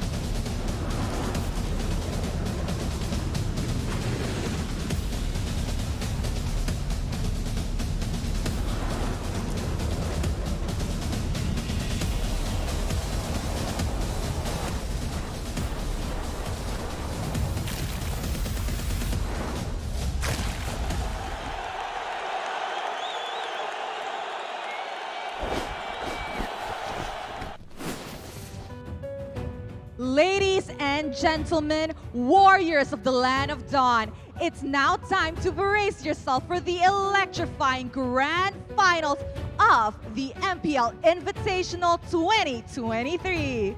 Panggung telah siap dan arena pertempuran pun menanti. Kita akan menyaksikan sejarah baru yang akan terukir dari tim yang beradu. Untuk kali pertama, kita akan menyaksikan bahwa tiada powerhouse dari MPLI yaitu Indonesia yang telah tersingkir. Dan akan seperti apa sejarah baru yang akan terukir. In a fiery competition, both these teams have faced trials, conquered giants, and has etched their names into the world of esports. Malam ini bukan hanya tentang skill, namun kita akan melihat bagaimana semangat dan energi mereka yang akan dipecerahkan, yang akan dicurahkan, yang diberikan untuk pertarungan yang begitu luar biasa. To the fans worldwide, your voices matter. Who are you rooting for in this grand finals of MPLI? Use the hashtag RiseAbove and be part of this history. Dan jangan sampai lupa untuk mendukung semua tim yang kalian sedang dukung. Tulis dengan hashtag dan berikan energi kalian karena energi positif kalian tentu akan kami rasakan. As the clock ticks, the tension mounts and the virtual arena is about to erupt. Behold the beginning of an odyssey, the grand finals of the MPLI 2023. Bersiaplah dan saksikanlah, inilah dia match penutupan, match puncak dari Grand Final of MPLI 2023. Will the Orcas be echoing in the MPLI arena tonight? Or will RSG Philippines will take their second trophy, international trophy that they want to achieve? We all know that this is a battle between the powerhouses of the Philippines. We have Echo as our M4 World Champions, but we also have RSG Philippines as the MSC 2022 Champions. Kita akan menyaksikan pertarungan yang begitu dahsyatnya dari dua tim yang punya histori dengan sangat banyak mereka terus kehujanan dari trofi yang bergulir di tangan mereka.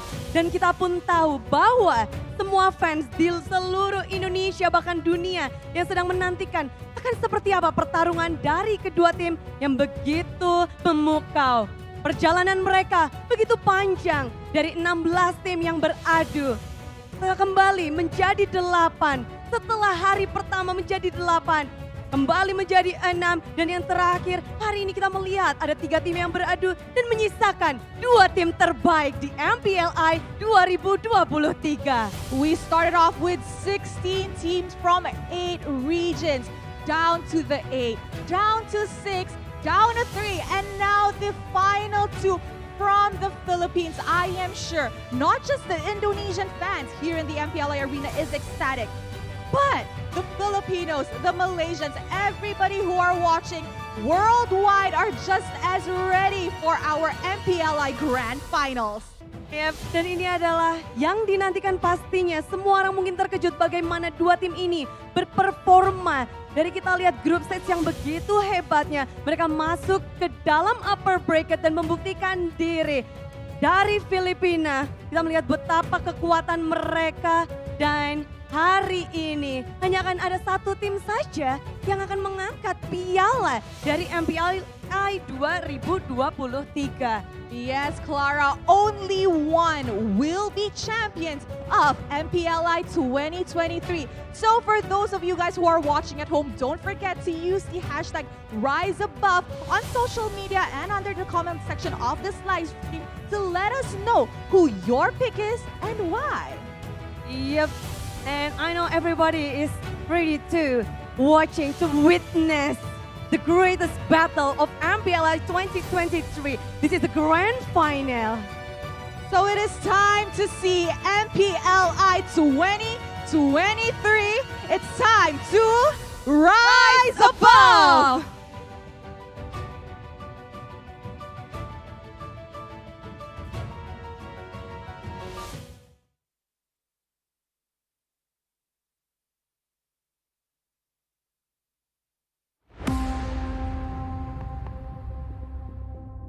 All of the struggles have led to this defining moment.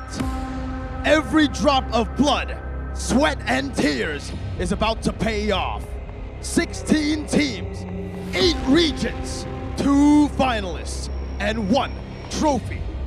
Who will raise the trophy and rise above at MPLI 2023?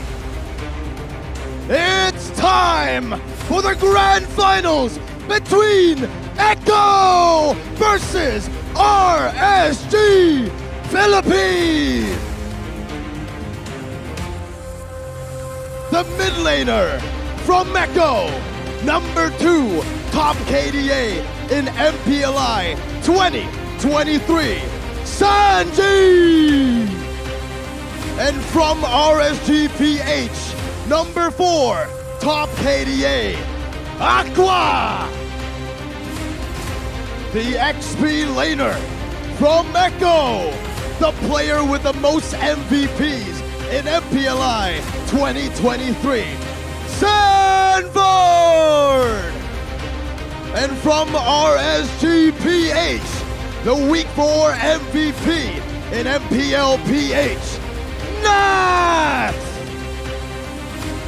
The gold laner from Echo, the M4 World Championship Finals MVP, Betty QT! And from RSG PH, the MSC 2022 Finals MVP, Eman! The roamer from Echo, number 4 top assist in MPLI 2023, JP! And from RSG, number 1 most assists in MPLI 2023, Light! The jungler, the GOAT, the 2-time world champion, Carl Teasy! From RSG, the regular season MVP and dream team of MPL Malaysia Season 12, Demon Kai! Last but not least, the mastermind of both teams, from Echo, Coach Tic Tac! And from RSGPH, Coach Theo! The journey is nearing its end. Finally, we will be witnessing the birth of a new champion. Who will claim the MPLI throne? Will it belong to Echo or perhaps RSGPH? The answer will soon be revealed in the grand finals of MPLI 2023 as they rise above.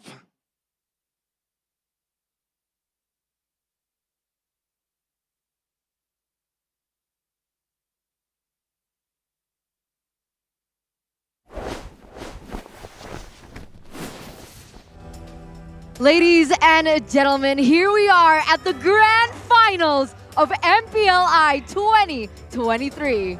Amongst all doubt, we will have a PH grand finals as the rumbling is here. RSG Philippines on one corner and Echo Philippines on the other. Mirko, we have Wolf here as well. My name is Eterna, and I gotta say, that intro was electrifying, bro. I got goosebumps. Yeah, I kind of cracked my voice a bit also. You can probably hear it right now. Gotta take some time to maybe chill a bit more. All right. Let's go to Wolf then. How are you feeling about this? I mean, I guess it wasn't unexpected. A lot of people saw it coming. A Filipino Grand Finals. I think we saw this back. When was the last time we saw PH Grand Finals? Was it MS? No. No, not MSC. It was M4. M4. All right, so I'm not surprised about, I'm happy that it's a PH versus PH finals, but I'm surprised about who the grand finalists are. I never thought that RSG can make it this far and the way that they won against AP Bren. And then Echo, most especially, after all of the things that happened, like there was even a scare for Echo that they might not make it through the group stages after losing their first match. Then they go to the upper bracket, and now they're in the finals. Unbelievable storylines for both teams. I agree. I mean, even yesterday when I was casting, I was like, okay, I believe that, I think it was from RQ Akira, they mentioned that, okay, top 2 grand finals, it's going to be Bren and Echo. And I was like, okay, I agree with AP Bren, but I don't know if Echo's actually going to make it to the grand finals. And here we are with just completely, it's mind-boggling, unexpected outcome here. I think especially for Echo, right? The fact that they were able to break a lot of people's doubts and questions through getting to the grand finals, not only getting there, but getting there through an upper bracket finals win against the favorites, AP Bren. I think most people predicted AP Bren, maybe Geek Fam even, to make it to the finals, but especially considering the result of MPL Season 12, the amount of hate that Echo has been getting as well, how are they going to be preparing for it mentally, right? Yeah. The answer is they don't care about anything except making it to the finals. And here they are. We got to talk about like the history of both of these teams, right? If I'm not mistaken, RSG was 4th and then Echo was 3rd place. That's right. But it was Echo that had to cut the dreams of RSG short. That's right. It was Echo that eventually eliminated RSG Philippines. And then RSG went down to the lower bracket because of Bren. So like the top 3 teams that we have right now in MPLI have a long history. But if we're just going to be talking about history, the good thing about this is that both teams are championship caliber teams. For example, this is the MSC winning lineup for RSG Philippines. And now you can see after that series versus Bren Esports or versus AP Bren, you now feel that the MSC form of RSG Philippines is back. And that's also true for Echo. After winning also against Bren, it kind of felt like Bren is the catalyst for both of these teams to show their real form, you know? Yeah, take them out of their shells. Exactly. If you will. Exactly. And that's crazy, the performance that we saw from RSGPH. I mean, even earlier on with how they were able to landslide Aqua, picking up a Maniac on the Faramis. I'm actually curious to see his average KDA. It's 8.4. I think we've seen a little bit higher from a couple particular players, but for Aqua himself, I think he really just turned on in the last few moments of this tournament. I also mentioned in the previous game that actually the KDA, the average KDA for RSG Philippines just skyrocketed because of their 25-0 win, and then it was followed up by a 14-1 victory also. So their average KDA it skyrocketed because of the 25 love set. They're a very inconsistent team, right? That's what we know them for. But after getting those 2 dominant victories, you're right, man. Damn. I mean, even for a light, he was sitting at what, like a 3.4? Yeah, exactly, or even sub 3. Really goes to show what a 25-0 game can do to your statistics, right? My lord. Yeah. We were all shocked with the result yesterday. I mean, I think even more so today. Most people predicted AP Bren. I think for me as well, I was expecting AP Bren, but the Mirko in me was really rooting for RSGPH, just like in MPLPH, right? Yeah. Love the way they performed with Irad, not Demon Kite. With this new roster, I don't want to ask you, Wolf, is Demon Kite back? Is this MSC 2022 RSG and Demon Kite? I guess the metagame kind of allows it to be that case, right? Except because we know that Demon Kite is one of the players that kind of pioneered, together with SDZYZ, pioneered that tank jungle meta or utility jungler. And now that we are seeing that that is actually the choice, now I can see that maybe, Demon Kite is back. If he probably brings back some of his assassins, maybe if he can play more heroes, right? You add to his hero pool, that is when I can say, yeah, probably Demon Kite is back. As it stands, though, he's up against Carl TZ.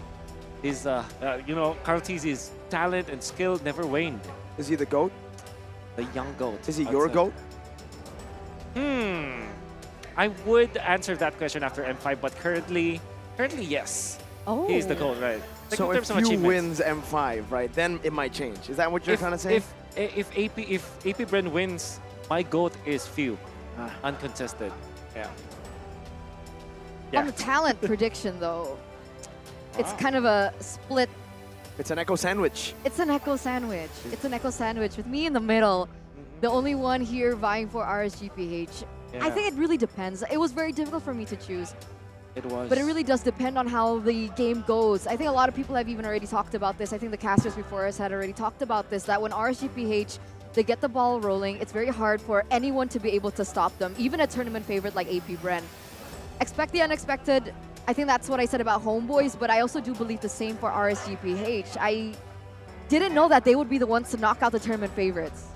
Me neither, man. I mean, technically for RSGPH, I don't know, what we said it. They're very inconsistent. They're very unpredictable, and that's exactly their strength as well. If they get a death ball or some random momentum in the middle of the game, they can pull off a massive comeback. AP Bren were the better team in the first all the way to like the 19th minute of the third game of RSG versus AP Bren. But RSGPH, they have a way, always, even in MPLPH, to flip that switch and go from 100, no, from 0 to 100. That acceleration, man. They can do that because they technically have a Hulk, and that is Nats, right? There was even yeah, maybe. Because the thing with Nats is, he's very inconsistent, think about it. But when he is on point, when he's in the zone, he can carry the team. And I think that was the overall storyline, at least from my perspective, during MPLPH Season 12. And I keep saying that on broadcast, that if Nats woke up this game will be totally different. And that's literally what we saw the last game. Like, they unleashed the Hulk. They unleashed Nats. They unleashed the Super Saiyan or whatever. Maybe we can come up with something about Nats, but I think that is his identity. He changes the game so much if he becomes in the zone.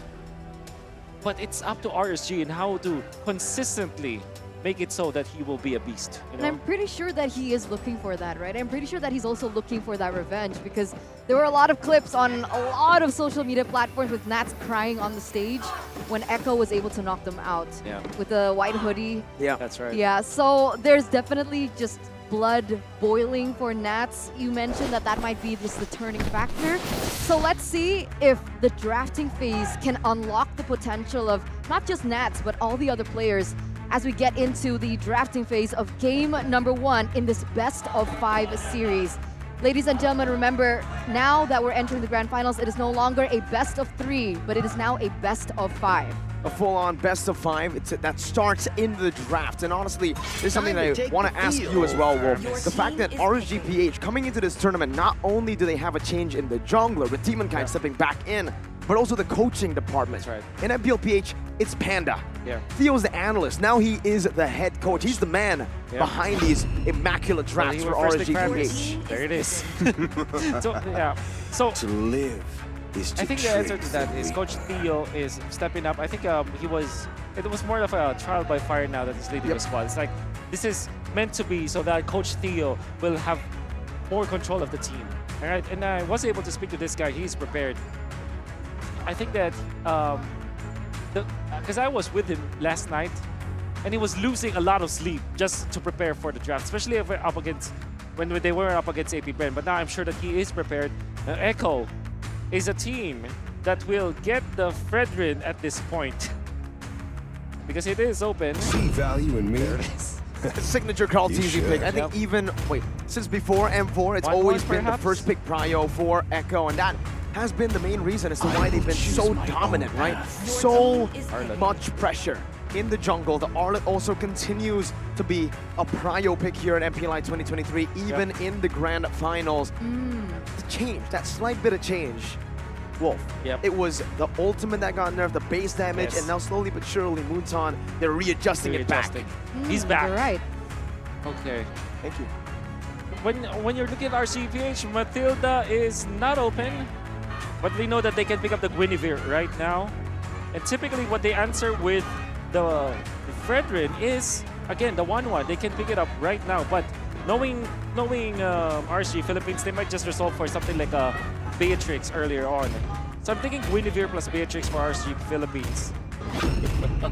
Let's see what it is. Marcus and the 1-1, not the Beatrix. They want to go for some big playmaking. It's a lot of momentum for RSG, so it kind of already fits their playstyle. By the way, another fun fact for you guys watching back at home.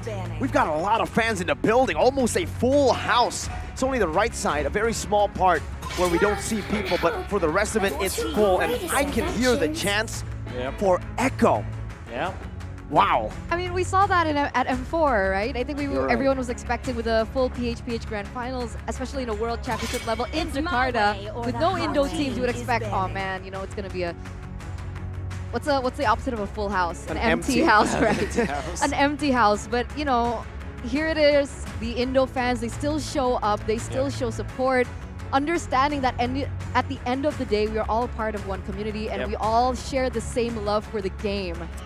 And with that being said, let's head into the second phase. We see the Angela and the Guinevere taken away by Echo PH. Ixia is the option for RGPH to take out. And I think we've seen these swaps coming through, the Faramis and the Valentina. So far, it hasn't worked out. But why do you think this is the case here for Echo? I believe that it's comfort. Sanji, this is what I want to take note about Echo, especially for MPLI. They will just resolve to their comfort picks. I think that they're the more comfortable they are, the better decisions they make in-game. It might not matter if the composition of the enemy is stronger or like if it's more meta, you know, more fit in the meta. If they pick up the heroes that they're comfortable with, like the Valentina for Sanji, eventually there could be a Cho for JP. And the Minotaurs. Perhaps get the carry even at this point for Echo. You know that they can make better decisions in-game when they have comfortable heroes. I acknowledge that and I appreciate that sentiment for Echo, but does that not make them predictable? It does. Because I think, if I'm not mistaken, they have the smallest hero pool shown so far here at MPLI. Exactly. And that has been the trait for Echo. Doesn't matter if their hero pool is smaller compared to others, they play it well. They just are going to be guns a-blazing, battering rams, going onto your opponents, and now RSG. Typically, when they see this Claude, they pick up something like a Yu Zhong. But maybe something like a Terizla might be the better choice for RSG Philippines in this case. Because of the presence of this 1-1 so that they have a lot of frontline, then Franco is also a hero that they pick up together with the 1-1 so that they have guaranteed ways of securing the crossbow tank. Instead, it's the Paquito. I am the power of light and the Kaja, of course. For Nats, he loves it, always. And for Light, a very solid hero to have some lockdown there to provide a bit more of an easy road for the 1-1 to crack those weakness points and win these team fights. But look at the end of this draft for Echo. Against the 1-1, against a whole lot of dash, they pick up a Phobius and flex the Arlet to the roam, to JP.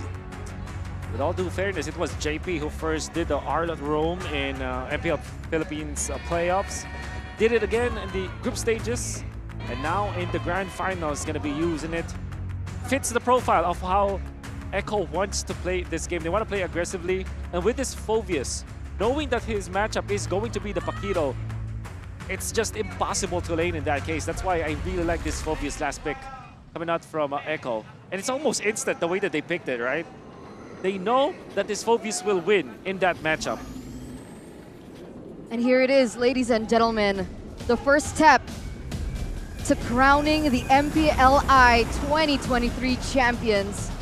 We're brought through these amazing graphics. Thank you, production team, once again. But here it is, the PH Grand Finals. We have Echo on one side, RSG on the other, as we bring you into the land of dawn for the first game in this best-of-5 series. Let's get it. Hey, in the bottom lane, XP Sanford already going to be bullied here by Nats and Light, trying to go for a very early cut to the game. Kaltizi and Demon Kite as well. Fredrin versus Martis. This matchup, who's it favored for? Ooh, Fredrin versus Mars. I still feel it's going to be Fredrin. Like, there's a lot more ways for him to recover. But when it comes to snowballing, especially with the Kaja that you can secure the kills with, you're going to go with the Martis in the early stages of the game. And one thing I'm really concerned about for RGPH, and I think I said it in the draft, was the laning stage of the Paquito versus the Phobius, how Phobius-sided it is. But RGPH, the way that they fixed it is put Light in there. It's a 2v1 and they clear the waves fast. If you get level 2 on the Paquito, you're at least survivable against a Phobius. It's that mid-trio strength that they're trying to convert onto, right? They're trying to close in that hole with that, and I understand this. You can already see it starting to work. This mid-trio with Light, Aqua, as well as Demon Kite already just really punishing Carl TZ in his own jungle, giving, I would say, Demon Kite a little bit of a early start, but Sanji already with that early burns flicker in the game. Good resource to take out right before this neutral objective. An exchange of battle spells down below. RGPH still leading a bit in the the gold department, both setting up for the neutral objective that spawns in 12. Gonna be a lot of team fighting tools coming out from Echo. They have so much dashes, and this is the AP Bren combo with the final slash plus the Phobius. You activate your final slash, just guaranteed ultimate coming out from Sanford. In fact, Echo, they do have a lot of ways to kind of secure that Sanford will be able to get the dash out, get the ultimate out.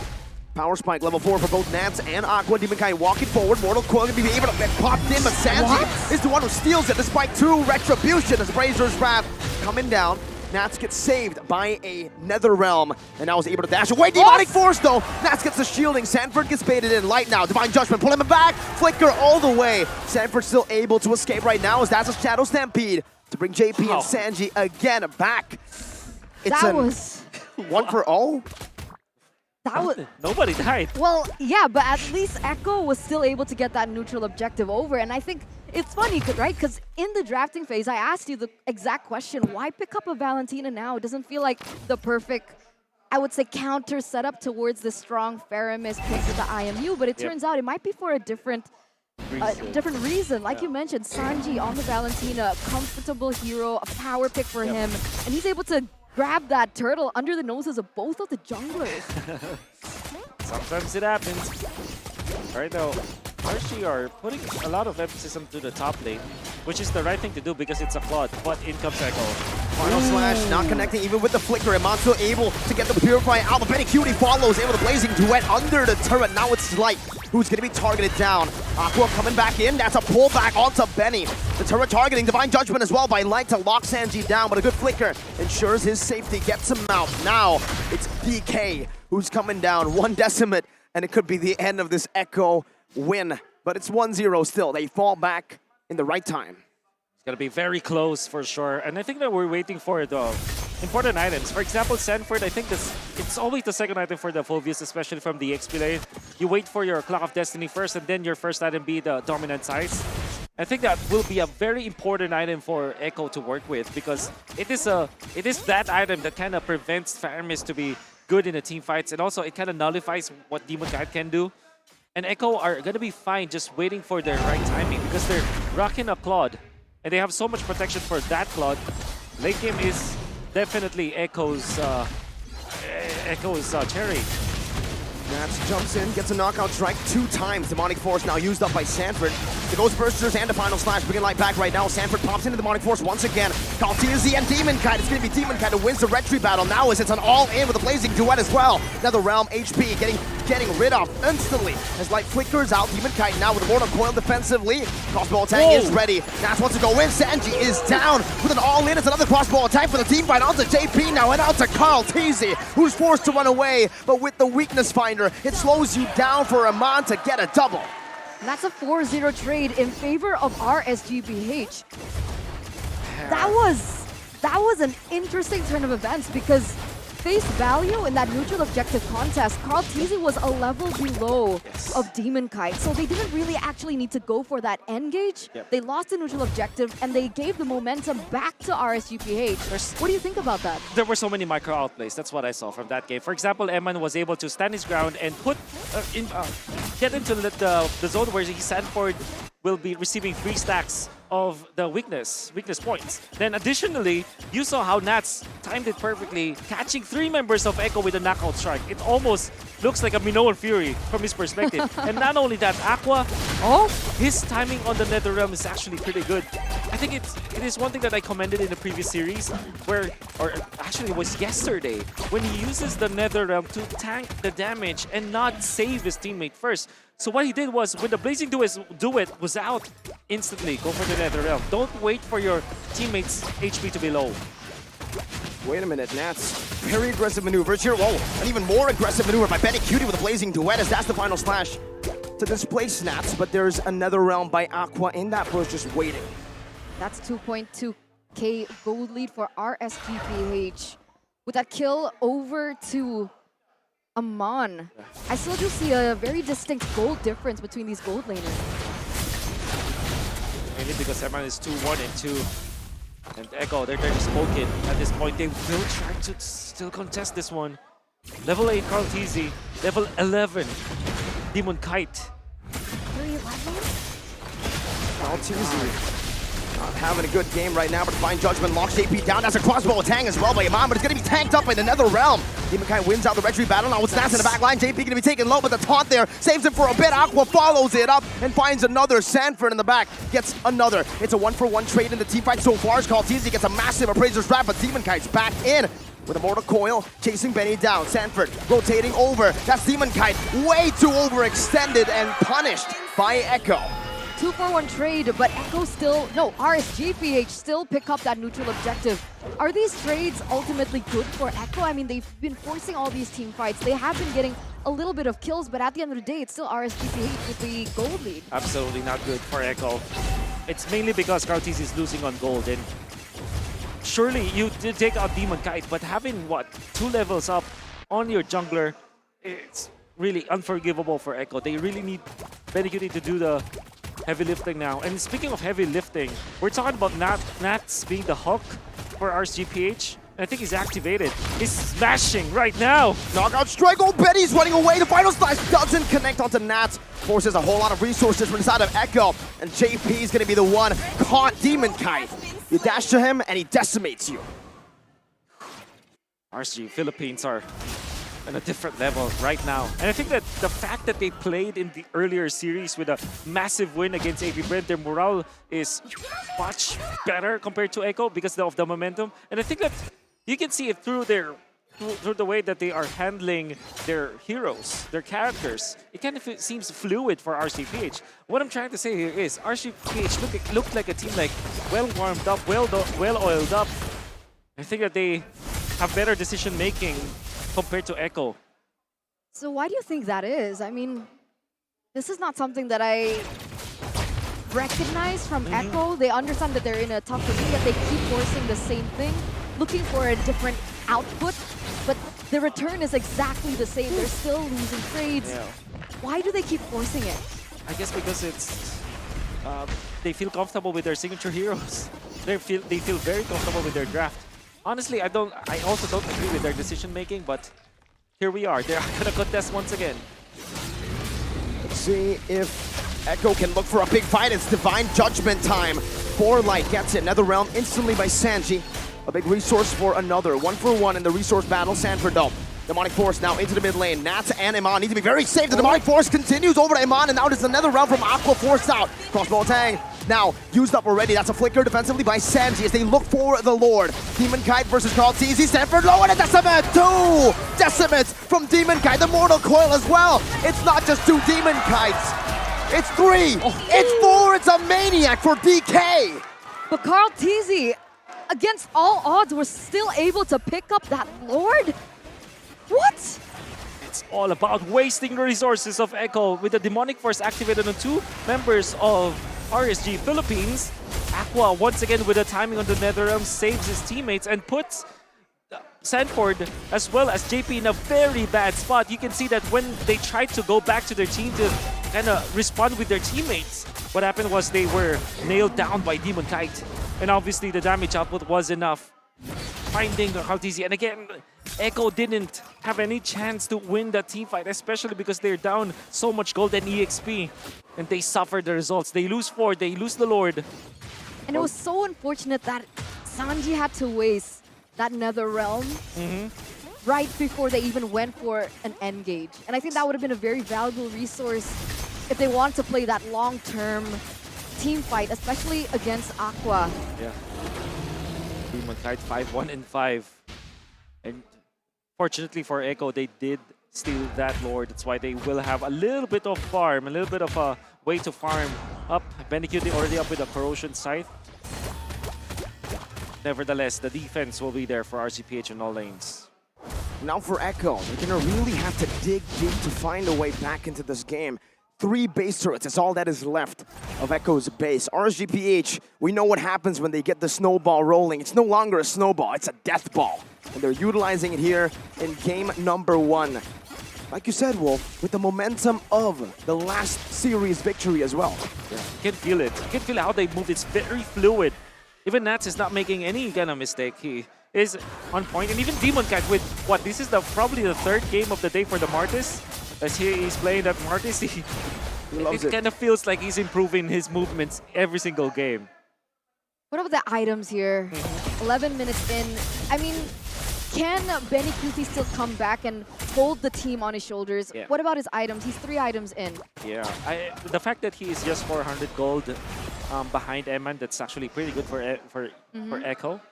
And also another important item is the Winter Truncheon available for Sanford. I can imagine that more members of Echo will eventually get that item to counter this 1-1.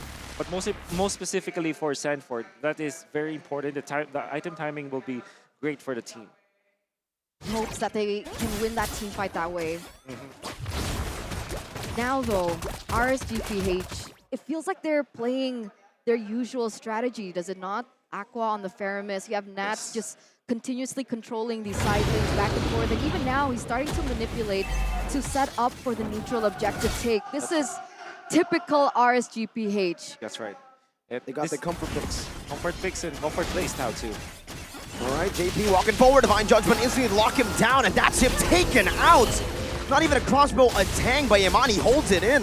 Sanji stole the Nether Realm, but now it's also used up. Kaltizi is inside of that Lord Pit right now. Iman going forward, baiting out a few of these demonic forces from Sanford as Kaltizi goes at it with Demon Kite right now. It's a 1v1 retry battle, and it's the GOAT, Kaltizi, who finds the Lord, but Iman gets a solo kill. Now it's an all-in to the bottom side, a knockout strike to bring Sanji all the way to the Decimate. That's him taken down. Now it's Carl against the world, and the world wins. The Decimate takes him out to give Demon Kite 2. What is that retribution by Carl Teasy? I mean, 2 times he was able to win it against Demon Kite. No. But now, Nat's going to be able to punch Benny Cutie back into his base. But that was actually a really good 1v1 between Aman and Sanford earlier on that Aman eventually won. And this is it, RSGPH. This is their very own rumbling. Final slash, only onto Light. And it's only Benny who can clear these waves. Single target damage, man, you're not going to be able to clear all of it. And it's a base turret, despite Echo being the ones to secure the neutral objective. You gotta have to hand it to the GOAT, the young GOAT, able to steal that Lord even when he was actually a level behind. Exactly. And I see that he is actually juggling between the taunt as well as the knockup coming out from the Fredrin. But even more so, he was really much on point with the retribution. And that's something that you can give to Carl Teasy for sure. Still not level 15. But RSG Philippines, that snag coming out from Light onto JP. They even forced the Nether Realm, and they want more. Good reaction by Benny Cutie right there. Now the whole team's baited out. The final slash from JP. That's a big one with a flicker comboed in. Now it's another round. The demonic force falling through all the way to the back line. Iman giving him a lot of resources to just continue to pop this demonic force. Echo on the chase. Iman finally getting out of that range, getting into the base turret. But now it's Echo who are fighting, who are winning the fight, despite a 4,000 gold deficit. Demon Kite, Mortal Coil, giving them enough space to clear the minions out. It's Aqua with the Ghost Bursters. Echo, do they have a chance to completely win this? Let's see, the Conceal used up by JP, all just to back away for now. What in the world happened there? Light gets taken out and instantly Echo's able to hold back the ball? Echo just super on point when it comes to identifying some weaknesses from their opponents, even when they're behind. They found an opening onto the front lines, and the RSGPH utilized their Nether Realm just to save Light. Then eventually they took over. As long as they are zoning out Emma, they're going to be A-okay. And the fact that Sanford has now reached critical mass, I think that he has his 4th item already, it makes it so that he is the nuisance. Obviously, he deals the damage, and he's very tanky, but more so, it's a disruptor for RSGPH. It's like he destroys the formation of RSG Philippines. So, in the coming team fights in the late game, Sanford's role will be so important for the team. But being able to Zona Iman is one thing, right? Yeah. Poor damage dealer for RSGPH, but if we take a look at the damage dealt, it's actually Aqua at #1 in the leaderboard. That's very true. That's why Carl TC went in for the Athena Shield, and I reckon Benny Cutie will have to consider it also. They can see that he can easily be bursted down because of that. So yeah, you really have to take care of Eman, but you also have to take care of Aqua. And now I'm worried, right? Demon Kite and Carl TZ, they're both at level 15. At this point, with a 5k gold difference, it feels like it doesn't matter. It feels like a 50-50. Yes. It's all about the Nether Realms now, actually, from both Sanji as well as Aqua. It's all about who is better at zoning out. That's already put low. Lord Dan still reset it here. Both teams do not want to go for the full commitment, especially RSG, who've been in the lead and are still in the lead for now. It's Light, Divine Judgment locking Carl TZ down him on with a rotation. The final slash with the Appraiser's Wrath was dodged away from because of the final slash. Now it's a demonic force onto the demon himself, Demon Kite, and onto Light and Iman. Demon Kite getting out the Vengeance, not able to get fully reset it there. But looking across both tanks, Edford might just be outplayed here.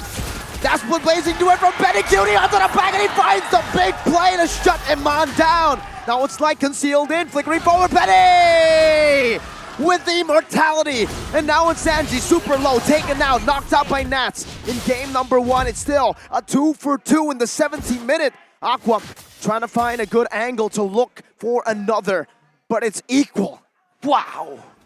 The legend himself, man. Benny, what? Oh my goodness. That was beautiful. The outplays coming through, coming in with the last second. That decision of making championship blood running through his veins. That critical last moment really won him an equilibrium with RSGPH here in the 17th minute. They read it through. Sanford went in for the play, went for Demonic Force onto Eman. He knows that Eman eventually will get the stacks and will get the ultimate. And when he activated the winner truncheon, he made it so that he is very low, that he would actually wait for that suppression to be out. And then when he is about to get back out of the frozen state, that was when Benny Cutie went in with the BMI. That was really smartly played by Echo. And now it's back to this, back to square one, back to this Lord dance. Ladies and gentlemen, almost 19 minutes in, we're back to this Lord Tango coming through. And again, right, Nats still trying to be that detrimental force in that bottom side, pushing in that far lane. And what does that do for his team? It actually is able to bring Stanford out of the team in hopes that Aman will be a little bit more free if it comes to a team fight. Light and Eman holding the long bush for Carl TZ. Ooh, all the weakness point popped in. Look at that, half HP instantly. That's Carl TZ, the main frontliner of Echo. Yeah, you gotta have to watch out for the Benny Cutie plays, by the way, at this stage for Echo. Light, conceal, JP with a good cancel, the final slash displacing Light right now. That's gonna be the taunt as well. Chain CC onto Light, no Divine Judgment used up just yet, but now JP is still in the midst. Iman gets all the weakness points right now, but it's not gonna be able to pop it in just yet. As Sanford jumps in and zones him away. The Demonic Force follows through all the way. Iman brought back under the tier 2. Aqua comes in with the save of the Nether Realm. Now it's Sanford again in the midst of it all with another Realm as well for the side of Sanji and a winner Truncheon as well. But Sanford should fall here with another HP damage coming in, but the Divine Judgment from Light catches a Benny Cutie with a blazing duet. Sanji locked down and now taken out by Iman. RSGPH, they win a fight purely through micro. Oh my goodness! Eman, I've seen that before. It was a Marquee-esque play. Back in season, what, 10? They countered the Phobius. And RSG, oh my god, they're gonna end it. They went for the juggler. And a Divine Judgment to end it all. The final slash will truly be the final one of the game, as Echo will fall in game number 1. Wow. Amazing. I'm still at a loss for words with that play by RSG. What? The team fight before that, it was Echo outwitting the side of RSG Philippines, right? You saw that they were able to punish that kind of play. But at the second time, they learned. RSG adapted. They made sure that Aqua was nearby, so that when Benny Cutie does come in, you still have the ultimate, the Nether Realm. There was now help for Eman. Now they peeled for Eman. And even after the Nether Realm, they exchanged both Nether Realms, they still output the damage, they kept the suppression in there, and then they punish afterwards. That was beautiful adaptation coming out from RSG. And Light as well, man. It's not just the Nether Realm, but how the heck did Light get initiated on? But he had the patience, the composure to save the Divine Judgment. Even Benny didn't calculate that. He thought it was used for sure. Yeah, and Carl TZ was baiting it. Carl TZ was like daring the entirety of RSG to commit onto him. That was the right play. And with all due fairness for the side of Echo, they tried the same play twice in a row. And you know what happens generally. I mean, it worked the first time, but it will not work the second time around. Because you were talking about trigger discipline on the Divine Judgment. I was staring at Aqua the entire time Yeah. because you mentioned, right? Okay, in this team fight, it's gonna come back down to the Nether Realms. And I was like looking at both Sanji and Aqua. And then the amount of times when their friends are so low, but he still holds it on, understanding the calculation, knowing that no, they're not going to be taken down. It's fine. Just hold it on for just a little bit longer. And then finally, after Nuts couldn't hold Sanford long enough in that top lane, and when Sanford finally came into the team fight, that's when he clicked in the Netherrealm. And I was like, that was so beautifully done, because like if you don't understand Faramis that well, you would have popped it way earlier, man. Oh. It's the masterful plays from both these teams. Masterclass. A masterclass for sure. Eman was 1 HP when Aqua decided to use that Netherrealm. He really calculated it all the way to the end. What I like about Aqua is that he's showing us different ways to approach it. Sometimes he pops the Netherrealm before even the enemy deals the damage, because he knows that he can attack something like the electrifying beats or maybe the blazing duet. But sometimes he makes it so that he can bait his opponents. He's very smart. I think that it should be banned, honestly. Aqua can't keep getting away with this. But our MVP is Demon Kite, 7-1-11, 86% team fight participation. Might have lost important Lord fights, but he's never losing the team fights. Only dying once in this game when he was gone upon in the early stages. But during the Lord fights, where eventually Call TZ will steal that Lord with the Lord Dance, he makes it so that the punishments were even greater than the rewards for the side of Echo. So Echo, they do secure the Lord, but they lose on 2 heroes. That eventually translates into them losing the jungle as well. And that happened even in the early game when they were trying to teamfight around the turtle. They were going upon, they were turning into heroes for the side of RSG. That's why when the turtle fight ends, Echo is surely losing some gold because of RSG just overtaking the jungle. And we can see that there are many other MVP-esque kind of performances here, like Light, and Aqua, of course, and Eman.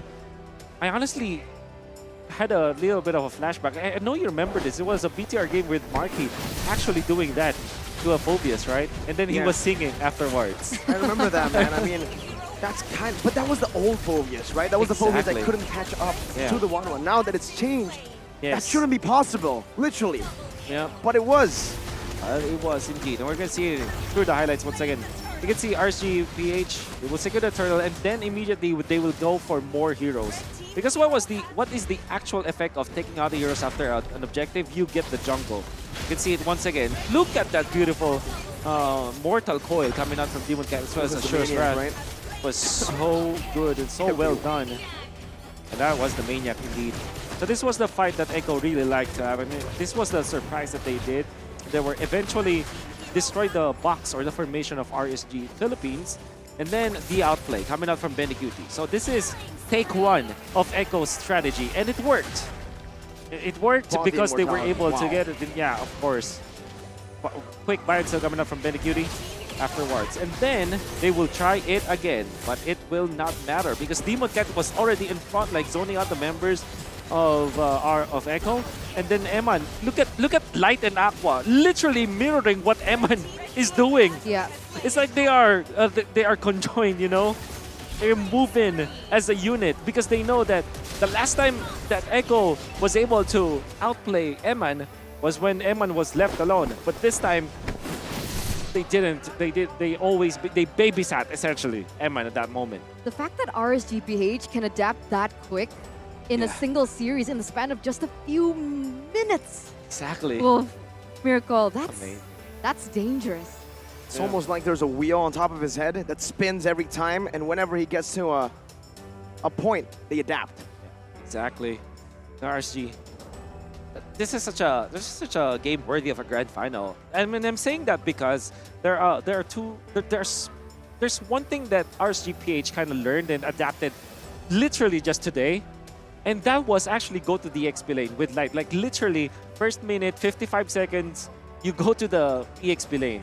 They did that against AP Bren and they won with it, right? 2 games. Is that depending on the EXP matchup though, or is it just something that you've You noticed know, them doing? I'm gonna say, like, I want to sound smart and say that, yeah, it depends. Depends on the match. I want to sound smart. But I kind of feel like the right answer is, so far, that is their play. So they're gonna do it consistently. And you saw in this, in game number 2 versus AP Bren, they only had Light and Nats. In game number 3, they had even Aqua in there, right? So maybe in game 1 versus Echo, they also had 3 people, or 2 to 3 people going up depending on the time. So this is the RSG rotation. Literally start your roam in the XP lane. All right. Well, there you go, ladies and gentlemen. 20 minutes, 21-6. And I feel like this is an upgrade towards a strategy that we've commonly seen here at MPLI, which is the save the 1-1 strat. Usually we see a lot of just clunkier heroes that really protect. I mean, I think, whose composition was it? With the Ruby and there was an Akai. I think we saw Blacklist. just earlier. Was it Blacklist? Yeah. There you go. But here it feels like a little bit more balanced with the composition that RSG brought, right? There's still cover, there's still engage potential coming in from Light. There's also still damage from, despite the sustainability from Aqua on the Faramis, there's also the amount of damage still outputting coming in from him.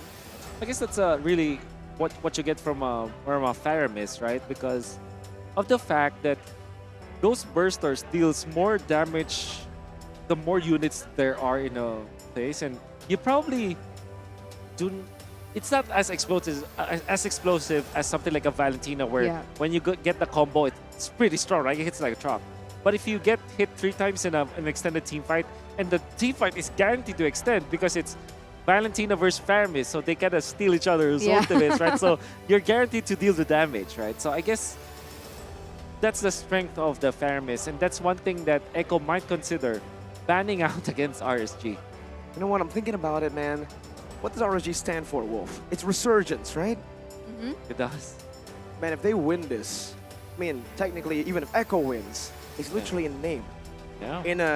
In a post-Indo-Onic era, seems like it could be Resurgence PH. I love how you had to point that out, right? Could be Resurgence PH. Yeah. Literally the name. Literally the name, right? Especially with Demon Cat going back, right? So that's been additional to it. Not saying that this is the perfect lineup for RSG, but yeah, because they a little play bird told differently, me. right? A little bird told me, I think, a little bird. You can speak to a animals. lot of times. I think throughout the entirety of up until this point, he's like, you know, Demon Kite, not it. Irad #1. But here, Demon Kite, he's here, got the MVP. That's a big bird, not a little bird that says that. What he's worth. I can assure that it was a little bird. Really? Yeah, Okay, a little okay. bird kept telling me. Weird. I hear voices sometimes. So I mean, like I said, it's so difficult to answer that because on one hand, you know that Irad is like you want to invest in Irad because he's younger, right? And he is more malleable. He's more teachable in a way. Moldable. And obviously. How old is Irad? 17, 18? Yeah, below 20 for sure. Oh, Yeah. how old is Demon Kite? Above 20 for sure. Oh. But yeah, I mean, Okay. like I'm sure that Irad is way younger compared to Demon Kite, so it's more teachable. So, on one hand, you want to invest on Irad. On the other hand, if you want to win more championships, you already can see it, right? The chemistry of RSGPH is different with this unit. Yeah. I kind of like it. I don't know. This little bird, I think he might be wrong for the first time in his life. For the first time in his life? Yeah. Wow, I That's a would good love bird. to meet that bird. Maybe I'll introduce you all right. later I on. think But that little bird also predicted Echo to win. well, we'll see. So maybe 2 times. Maybe. But I'll introduce you to the little bird. Okay. But I want to introduce the viewers at home right now to Omni. Why do you want to introduce us to Omni, Eterna, you may ask? Why? Come on, guys. Up until this point, you guys know it already, right? There's exclusive documentaries regarding his favorite player, Vin, in the whole entire world. My favorite from player? Bigatron Alpha. That's very true, by the way. As well as his favorite brand ambassador from EVO's Legends, named Una. That's Wolf, right. why do you love Una so much? Because of the story. Because I watched her story, Omni TV. What's her story, Wolf? By FWD? It's up to the people to find out. Watch it. If I I like say that. if I say it today, they will not watch. So That's true. they gotta Wolf watch. is a hard seller. You know, he like advertised his podcast like 5 times during the I podcast heard. with me and Gandhi. I heard. I was like, man, that was Why slick, would I but smooth advertise at the my same time. podcast on YouTube with what 11 episodes now? Why would I advertise you watching my podcast on YouTube? You know what? Fine, I'll watch your podcast, but one condition. You gotta get me some more Hello Pandas. Can we open them? No, this is the last one. That's why I'm telling him Can to we buy open more. it? Wait. You wanna? He really like that is one. the richest What caster is this? in the world. Look at him. He can just find Hello Pandas Magic. on the desk randomly. I prepared this. What is this blasphemy? You know what? I don't Here. get one. This is for you. No, I'm scared. No, I swear. No, I don't want Here, to take it. No. Take it. No. I'll put it on your No. screen. There you go. See, boom. You know why? Because I've learned from the richest caster in the world, I can make one appear too. That you're talking about yourself, right? You. I'm not. Wolf. I would say the other word, man. Oh my god, it's so easy to Beowulf, open. I just realized. Boss Wolf, you know? Guys, did you know this is so easy to open? Yeah, it's All you need to do is press this part. No, What no. shape is this? No, What no. shape is this? No. Here, you see that? All you need to do is press Wait, it. Yeah, I've go. been opening it Exactly. wrong No way, the whole no way, See? no way, Miracle. Exactly, I know, No, that's why. No. This is not a Wait, joke. wait. I always open it like this, like a barbarian. Yeah, me too. No, I wait, just there's a- realized. Ah, We love you, Meiji. You think about us, man. I can't believe that you never knew that. I didn't know that. It says What the Buka di heck? Sini. What's It buka says di Buka di sini in Sini. Tagalog? Open here. It literally means. What is it? What is I what's don't it? read, man. I'm Indonesian. What the heck? Yeah, we want it in Tagalog. It says here Buka di Sini. Dude, what? That is actually a revelation. So good. Thank you, Meiji. Unbelievable. What is this? Wait, Biscuit with filled chocolate cream. Oh. that's crazy. No? Sure. You want one? Just kidding. I'm kidding. Just kidding. I'm kidding. I'm still in disbelief, dudes. How are you guys Indonesians? That is proof that we are Indonesian. We don't read. We don't read. We just do, all right? All right. Okay. Maybe that's why some Calm of the down. teams got knocked out. They didn't read the patch notes.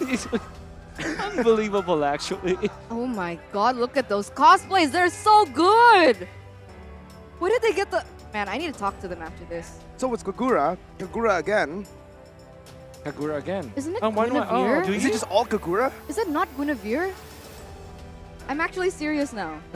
It's not this Mia, Balman, Diggy thing. It's... I'm serious. Why? What's wrong with the Balman Nia thing? Oh, I'm just- sure it was Balman. Is it not Diggy?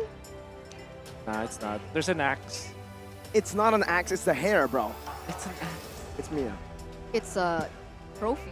That is the new MPLI trophy. We had like a different variant of the MPLI trophy for the last, what, 4 years, right? So a new one this time on the official offline event. Yeah. Yeah, they prepared it for the Filipinos, I believe. Had to sneak Well, in you a know, little Wolf, cough there. it may be MPLPH Season 12.5, right? A replay of MPLPH, just with better production and casters, right? Oh my god! I'm sorry, Wolf. I'm sorry. Oh my god. I mean, you're part of this caster trio, right? So, yeah. that is where I declare my right against self-incrimination. Okay, let's... And I will not react to that. Let's stop this before it gets a little too far, ladies and gentlemen. Wow. All right, not just rivalry on the screen that we see right now, but also some budding rivalry here on the caster desk. But here it is, game number 2, drafting phase, RSGPH, as well as Echo. Still on the same side, though. Yep. Aramis banned out. Now, that's a big adjustment from Big Echo. amount. And that's a very important one at that. Do you go Fredrin now if you're RSG, or do you go Guinevere so that you're safe? Because it is flex pick. Was Guinevere totally ignored in the previous game? Can't remember anymore. There was a ban, last There ban was by a ban. Echo. Okay. So I'm thinking about like Gwyn for RSGPH, probably one of the safer picks. Your team is Yes, picking. it is. So Echo, do you go back to the 1-1 Fredrin? No, they go for the Guinevere first. And then maybe they can go for the 1-1. 1-1 Fredrin, I think. 1-1 Frederick from Echo. I mean, his daughter. He named his daughter 1-1. Who? Benny Cutie. Really? Right. Yeah. It's his main hero. Oh my god, that's so cute. It is. When I So found cute. out about that, I was like, I thought my chat was trolling me. Yeah. But then I found out, I was like, wow. It's 1-1. 1-1. That's right. Good name. Good name. At least it's not 2-2. See value in me? All right. All right. You should. We are 3 for 3 so far. It's like when Wolf is talking about the band and the picks. It's like I don't want to talk. Because I know he's right. This guy's just gonna So I pick might as well everything. just give it. Wolf, take it over. Yeah, take it over. The Drafting Phase podcast by Arlott, Wolf. perhaps. Oh, they steal the Angela. I like this a lot. But that means Echo might just go back to... Wait, Angela Baxia? Yeah, pretty strong Baxi combo. EXP? Guinevere Rome? Guinevere Rome, perhaps. Angela Mid. Angela Mid. That's right. That's right. You go back to the Arlott if you're Echo with this kind of draft. You kind of need a way to protect yourself from the jump from the Baksha as well as the Angela. So yeah, I'm thinking about Arlott or maybe Edith actually, so that they can output the damage at least. They usually pair this 1-1 with a way to protect it. Yep, a way to protect it or a way to enable it, right? With a lockdown hero like a Kaja or more cover. And they say no, more aggression. Wow. Offense is the best defense to a lot of teams, and I think for Echo, that saying is very true. Yeah. They will now be targeting the Nats zeros with a Paquito ban. RSG, they can look to ban out some of the mages that will be difficult for them to deal with. Something like Valentina. What about Lilia? But Lilia, yes, you're correct. I like Lilia. Because what I'm seeing from RGPH is now like, okay, let's try do the similar thing that we were able to do with the strong mid lane trio. Yes. Clear fast, and I think that Lilia really comes in. Oh, what? Very Okay. much. That's why you should not stop talking. Well done. I like the Lilia. Lilia gets banned. Yeah, it's really a ban. Now, Echo might consider banning out Yuzhong, but Povius, obviously, they have a lot of dashes. Yep. Very nice ban. So again, what's another mid lane that can actually outscale the Angela? Maybe outscale? Yeah, in damage. I'll say, especially for Sanji, Valentina will be a good choice to go for, right? It's a hard guard that can be stolen away. There's a lot of damage as well. Yeah. Magic in the late game that can outscale RSGPH. This is a dive comp that they're going for. The power of light Ooh, it's safer. Kaja. He banned Kaja instead. All right. I was thinking Sanji, I really like him on his artillery heroes, but Barca with this is against a too box scary. here with a hard guard, that's Yeah. like, it's almost suicide, right? That's why Kadira would be another option, but it's banned out. It's taken away. RGPH really thought about the draft, what they're going to go for next. We've seen the Yves come back. I believe it was yesterday. Haji picked it up, the Yves. They were winning up to a point when Zorn said no more. Yeah. I guess they will be forced to go for the Valentina now for Echo. Because they don't have much choices. I didn't cure the pain. Okay. Valentina. RSG, they're looking for a marksman.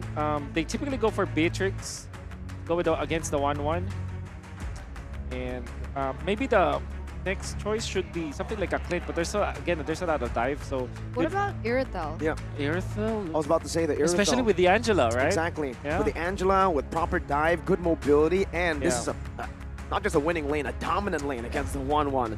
Very tough for the 1-1. Unless Echo rotates over, gets a roamer that can really nail the Irithel down. I think with a Purify, it's very safe. Hey, another good choice would be a Clint, I was thinking about, right? If you really want to just counter 1-1. But Claude, it's just a pick that will have a farm lane against the 1-1. Both of them farming, waiting for the same power spike. And it's a Claude Irithel too. I'm sorry, Claude plus the Angela. Okay. Angela. Do you go Grok now if you're Echo? For the might of Taurus. No, Minotaur. Okay. Makes a lot of sense against the Claude. I believe that RSGPH, they have a meta game kind of lineup. Meaning to say that they have the strongest heroes in the meta game. For example, the Baksha, knowing that it has the help of the Angela in the early stages, and Baksha is a hero that is faster when it comes to jungling compared to a Fredrin. It's a little bit faster. They are very comfortable with this. It's a Demon Kite special too. So they got, it's a shopping spree for both teams. Because Echo now gets their signature heroes instead. Now they rely on comfort to try to get the deal done this time around. It's also what gave them the win against AP Bren. Against the tournament favorites, they went for comfort. Sanford on the Benedetta, a playmaking hero, a mechanical hero. With that, ladies and gentlemen, we are moments away of jumping into the Land of Dawn. For the second game in this best-of-5 series, into the Land of Dawn we go. For the second game, RSGPH and Echo PH. Who will be able to get the second game? Can Echo come back from this 1-0 deficit? Ooh, 3 Brave Smites for the side of RSG. Sustain it really is the way to win for them. Why is there 3 members of Echo in the middle? They're still not addressing the light rotation on the XP lane. I don't want to see it now. They're not gonna answer it. See, okay. So that's really the rotation.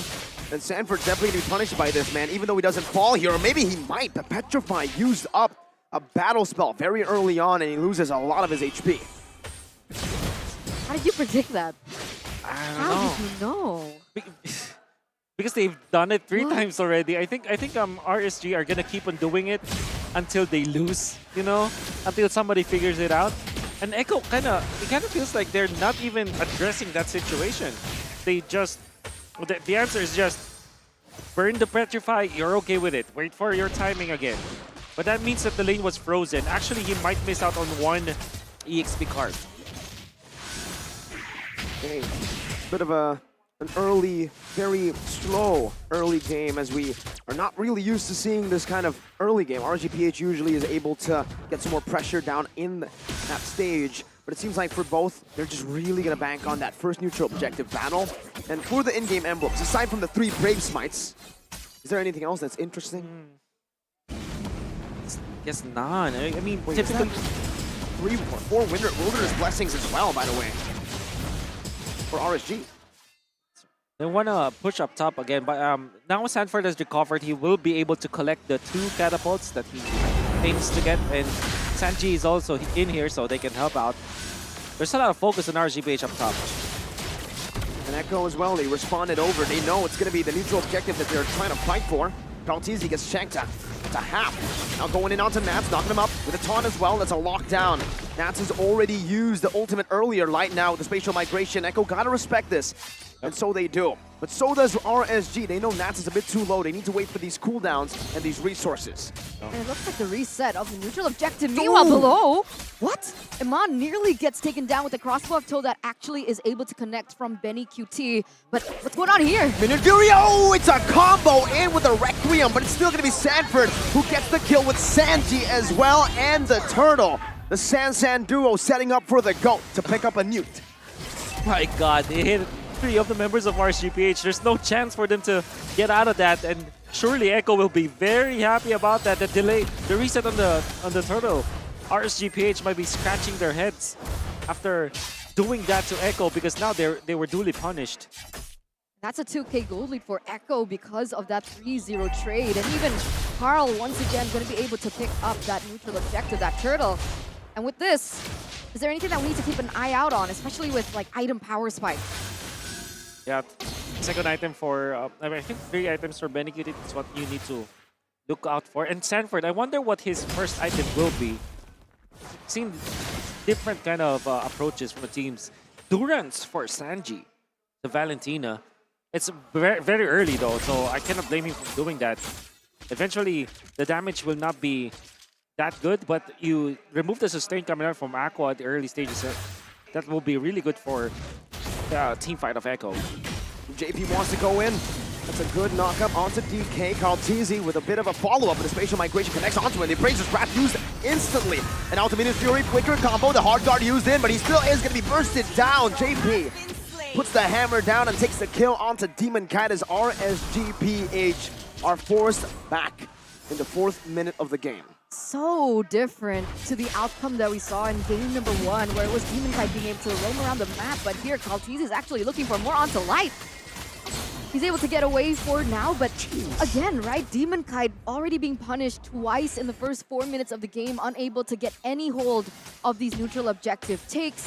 Echo completely controlling it, despite me personally thinking that RGPH with this lineup with Demon Kite, with Aqua as well, they would be able to roam around a lot quicker. So why is it that Echo's holding that control? The little bird, man. I don't know about him. Spatial migration Coming down with the Requiem as well. JP gonna be locked up in the Petrify there. Not used up just yet. Sanford looks for the right time, but it's only just one. JP taken down. Nats in the mid lane. Crossbow tank. Good flicker out, but it's now going to be placed onto Iman, a gold laner. It's Echo who lose a member, but it's overall RSGPH who lose more HP. Demonkite is level 7. TZ might want to wait for level 8, but he still fights. A good taunt. Both teams disengaging. Demonkite already resetting with that orange buff. Now back to half HP, but both teams do not want to look for a commitment. Yeah. They want to go and get level 8 for both of their junglers. And of course, the mid lane being pushed out. Sanford doing the right play this time. I think the turtle dance is now going to be heavily in favor of Echo. Seems like RG just gave up on the turtle, just opening it up bit by bit, but DK, shield unity. He doesn't want to give up on this one. TZ gets a good knock-up and a taunt, but Nats is able to fend off from an engage. Now it's Sanford. It tries to zone. Yeah, it should be free here for Echo. TZ doesn't even need to go with the retreat to secure it. I'm not used to these team fights, these mind games.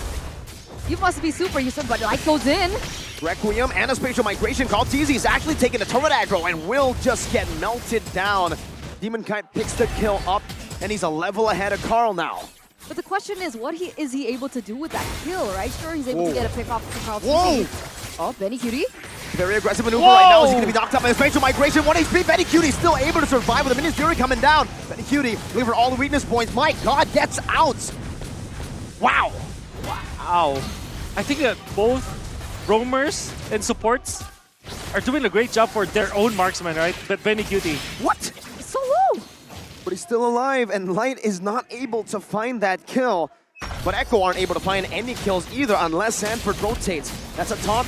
Now Light, still able to dash away. TZ takes him down with a quick stab with that first kill. I'm liking this. I mean, even with RC or trailing by 2,000 in the early stages, you would automatically assume that they will not be fighting. But they are actually forcing out the 1-1 in the early stage with a Claude. And this is the benefit of having the Angela. But then again, RSGPH, they still have to solve this. And Echo, both of the team's supports are doing a great job like protecting their marksmen. So I'm very excited. Now, can we fast forward to the late game and see how they team fight? Because I think that's how that's going to be very electric. You know, it's hinting towards that for sure. And Aman still able to get out with the BMI, but Sanford again on this Benedetta 102 so far. Do you think that he might be that X factor for Echo later on in these team fights? Everybody's going to be an X factor for sure. But yeah, I think that they're key heroes. I think that every hero in this particular game can change the tides of the game. Yeah. Right. Even the Angela. The right amount of hard guard. And the Claude, of course, a win condition kind of hero. Oh, Nats though, given enough space. Crossbow attack used up now with Minions Fury. Nats able to dodge away from that one. Goes in for a re-engage with the help of the hard guard. Light and Demonkite going for the back line. Demonkite with the shield unit now only locking JP down, but he's able to flick around now. Sanji maneuvering on, getting a terrifying on the 3 members. Nats still able to survive for a bit, but Sanford comes in as a 3-man Petri, and Demonkite and Light should be falling down to the Appraiser's Wrath, and another Sanford picks up a triple and gets out with 1 HP. What did I tell you? What did I just say before that engage? Sanford now instantly 4-0-2, but amazing play by Sanford on his signature hero, but I gotta give props to Carl TZ. He made Aman a complete non-factor in that teamfight because he was able to zone him away in that mid lane. The perfect setup for Echo. Oh, well done coming out from Echo, particularly their marksman as well as Sanford with a 3-man Petrify. One thing that we can actually anticipate from both teams is that they are not going to use their battle skills just for nothing. Like even if they see like a good opening, they will not immediately pick it up. They are going to be looking for the right moment to activate it, and that's what literally Sanford did. Jeez. Good dodge coming out from Nats, JP as well. But they know that eventually they have to wait for the right moment. I mean, Sanford could have activated the Petrify earlier on, but he waited for Light because Light could turn things around. Then found Demonkite, gets a triple. Smart plays coming out from the members of Echo. comfort heroes, man. Power picks from Echo, just really proving that they don't need necessarily a big hero pool. All they need is heroes that they're used to, that they know the ins and outs of, and this is the advantage that they're getting. I mean, Sanford in a 2v1 right now. Eye for an eye, getting out, Blazing Duet with the Petrify. Now Sanford trying to cancel it out. He's bought enough time for the bottom lane, for the Lord to come crashing down, and Benny to get a free turret, tier 2. In the mid lane as well, it's going to be Echo. Final slash, whoa, by Sanji there. A bit of a sweep to Natalia. They caught him. That's an important one. Unfortunately, Echo will not be able to push, and they will be disciplined about this. They know that they can, they already took out all of the outer turrets, and they also forced out the divine defense, holy defense from the turrets. That's the passive of the turrets for the 12-minute mark. So they're defense, HD. Yep, the like HD. the game.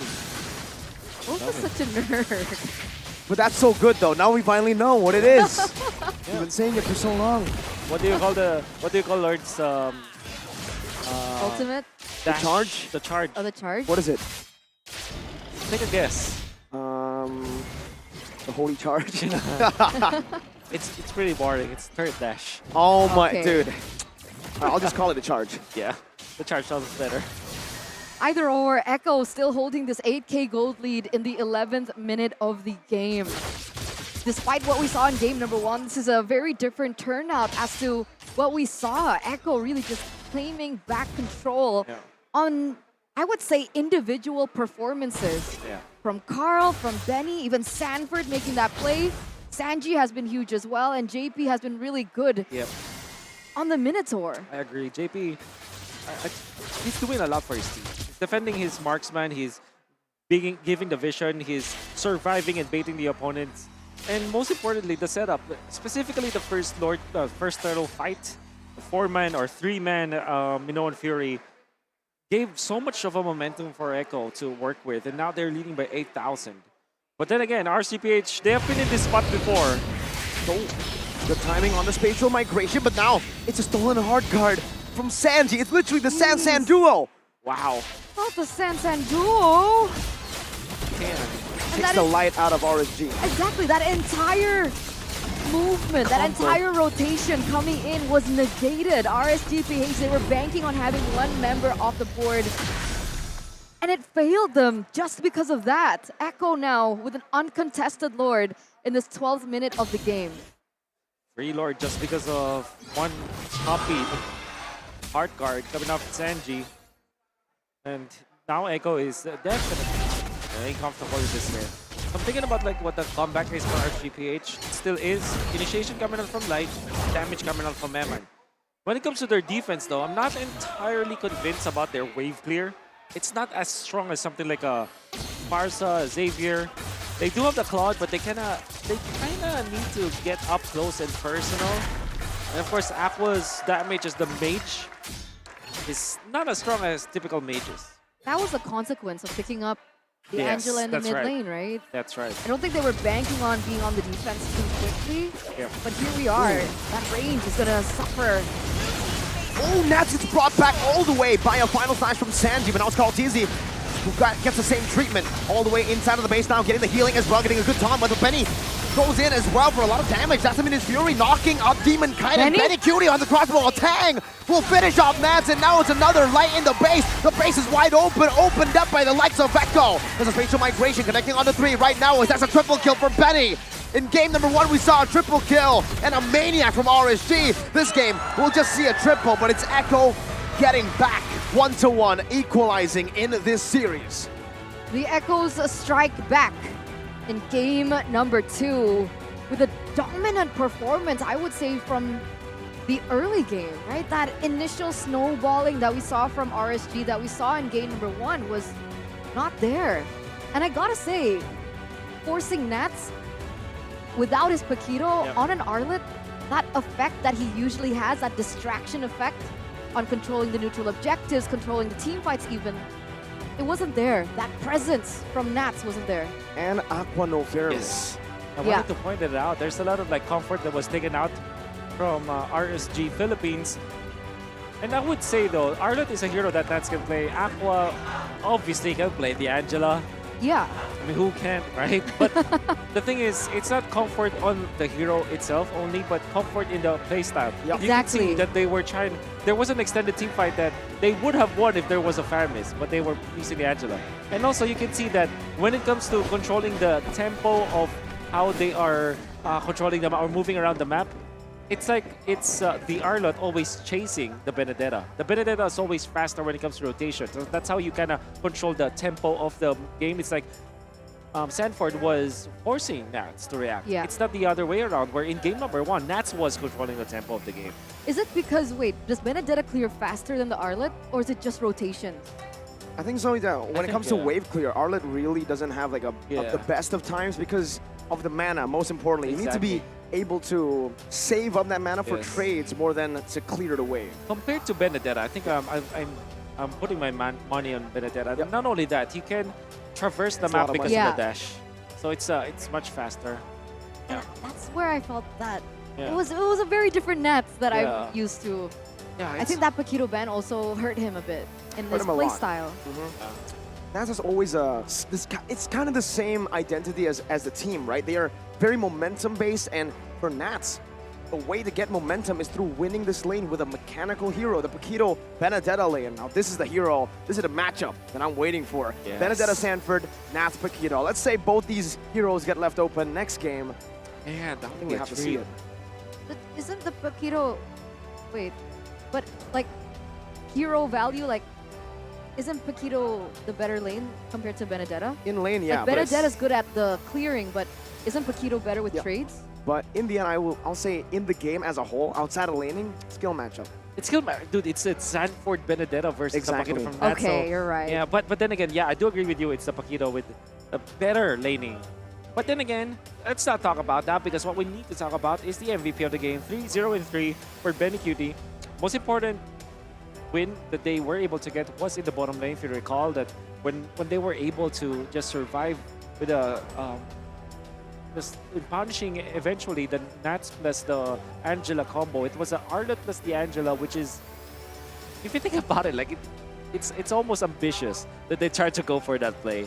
There's not much damage, and then obviously there was a punishment that you saw. Now we are going to see the first clash that really gave the tempo to Echo. Yeah. Double kill for the Valentina that allowed him to get the early Nicholas of the runs. And then, of course, JP having so much farm in this game. And you can see how Echo is just letting go of the turtle when they needed to turn on to heroes. Eventually, Cartesi was punished, but overall, the map control is there for Echo. I also thought that early game first item NOD was brilliant Yeah. because like NOD does give you a little bit of stats with damage, but base damage of Valentina without any items is already a lot. So why not utilize your utility as a mid lane to stop that snowballing from Demon Kite? Yeah, it's pretty smart, especially because they're having a great time when it comes to the farm. Look at how the counter is. Look at Benny Cutie just staying in the back lines and looking for the angle to pop the ultimate. And then the moment he saw Nats couldn't survive this and able to punish them accordingly. Obviously, Echo did have the better economy at this point in the game, why they were able to easily take over. That was crazy, though. I mean, Echo, it feels like it's so uncanny because for Echo, they're one of the teams in the world where they don't really need to care about the meta. They can just pick up the main heroes. You know what? Sanford. Glue is really meta. What? Glue? Nah, give me Benedetta, man. Right? Like, give me this hero and I'll pop off. Don't worry. Yeah, Cartesi. Everybody else is playing Assassins. No, Cartesi, play your Fredrin. You're the best at it.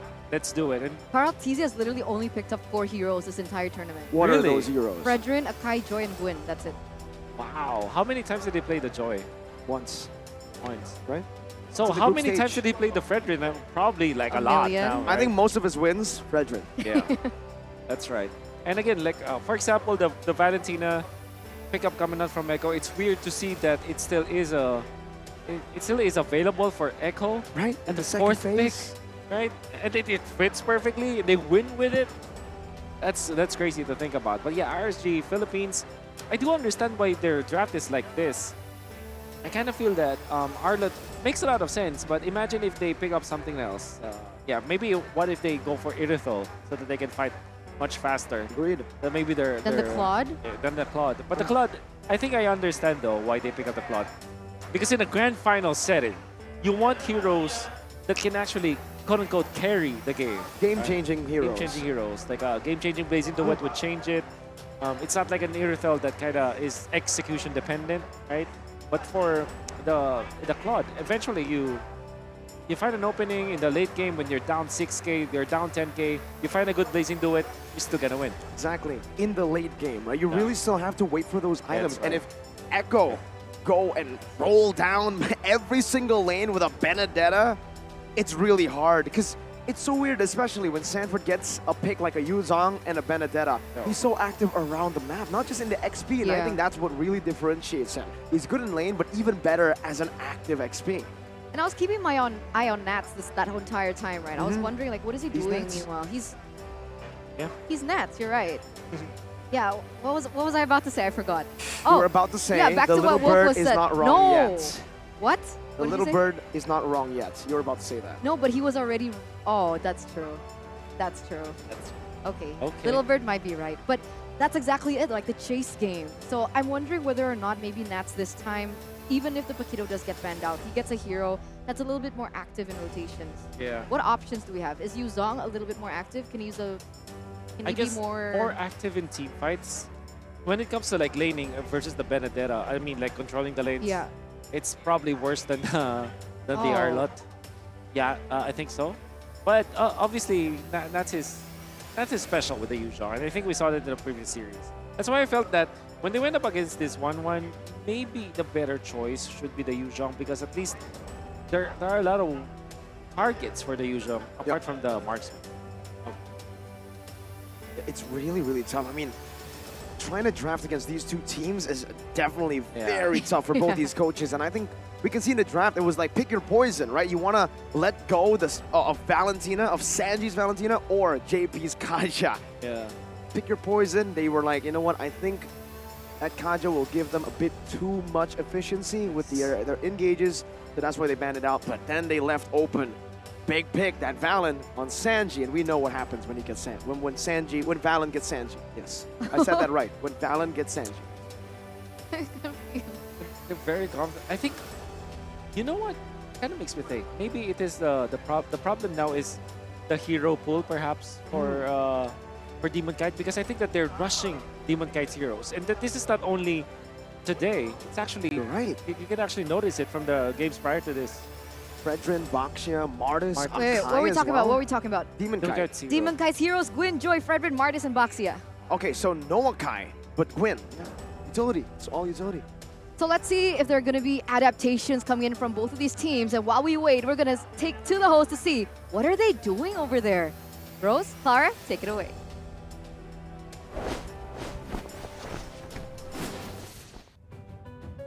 Hey guys, it's me, Rose, and of course Clara. And right now, since we're at a 1-1, we're gonna be doing a little bit of an interview with representatives from both Homeboys and Rebellion. Yap, dan kita sembari menunggu dari ketegangan di Grand Final ini, kita akan ngobrol-ngobrol nih bersama dengan perwakilan dari dua region yang sudah tidak bisa melanjutkan perjalanannya di sini dan sudah melawan dua grand finalis kita. Ada dari Homeboys dan juga Rebellion. Okay, so guys, we currently have Warlord from Homeboys with us, and of course Chico from Rebellion. Okay, hi guys. Hello. Doing okay? Hello. Okay. So I want to ask Warlord first, because Warlord has fought these two teams, this MPLI. Based on their performance when they fought you guys, who do you think will be the champions of MPLI? I think for champion is Echo. Why? Mungkin karena Echo udah tahu gameplay RSC kayak gimana, makanya di-respect hero-nya. Oh, so Warlord think that Echo will win because Echo already knew the gameplay of RSG. But dua-duanya tahu nggak sih, sama-sama saling tahu Warlord? Cuma kalau Echo tuh dia lebih ke banyak strat. Cuma kalau RSC stratnya tuh cuma itu doang. Oh, based on your Yeah. experience. Jadi dari experience-nya Warlord, dia ngelihat kalau dari Echo has a lot of gameplay. And RSG, they can be ridden easily. That's because according to him, RSG's strats that they put out is technically more or less the same. Meanwhile, Echo has a lot of goods in the bag. All right, from a coaching perspective, who do you think will win this battle between RSG Philippines and Echo? Kalau aku sih beda. Kalau aku sih RSG PH, lebih suka RSG PH. Kenapa?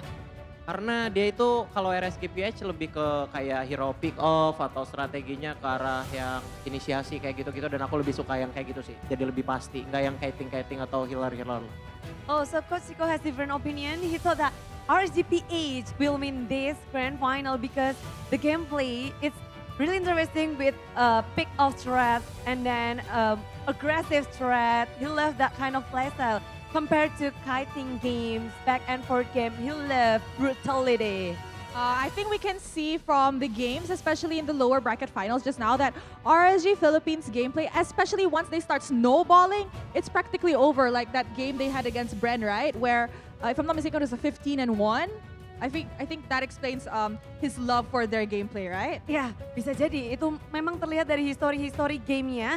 Namun, penasaran dari Coach Chico sendiri ngelihat dua tim ini. Waktu itu berarti ngelawan satu tim aja ya, baru ya? Ya, baru lawan Echo aja. Apa sih yang membuat Philippines itu begitu kuat dan bahkan top 3-nya adalah tim dari Filipina? Kayaknya mereka lebih ke ininya sih, disiplinnya sih. Kayak paling berasa lah buat kita gitu. Kayak kapan waktunya buat fight, kapan waktunya mereka nggak mau fight, kayak gitu-gitu tuh kayak mereka bagus lah. So the discipline and then the timing for the fight, and they knew really well how the game will work. So that's the strong point of Philippines team in Coach Chico opinion. All right, Warlord, in your opinion, what makes Philippines very, very different from Indonesian teams or Malaysian teams this tournament? Because you've met both GeekFam and Blacklist in the group stage, right? And you also met Philippines team in the playoffs. So what makes it really different? Is the different Indo and PS? I think Indo is the mechanic player and PS lebih ke makro. Habis itu kalau PS tuh dia lebih ke disiplin. Kalau Indo mah tabrak aja. Oh, for Indonesia, just go, gas aja lah. Nggak ada santai-santainya, tapi kalau for the BAs, they really discipline, and then that's the difference. How about Malaysian? Kalau Malaysia, kalau Homeboys ya, Homeboys tuh tang pelusu.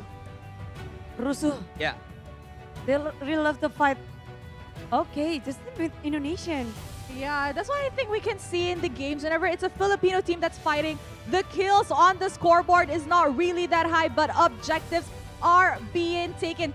Speaking of objectives, I'm pretty sure everybody's ready to dive into the third game in our grand final series between RSG Philippines and Echo. So with that, let us show it over to our casters to start our game 3 and find out who will be taking this game. Let's Casters, go, take game it away. 3.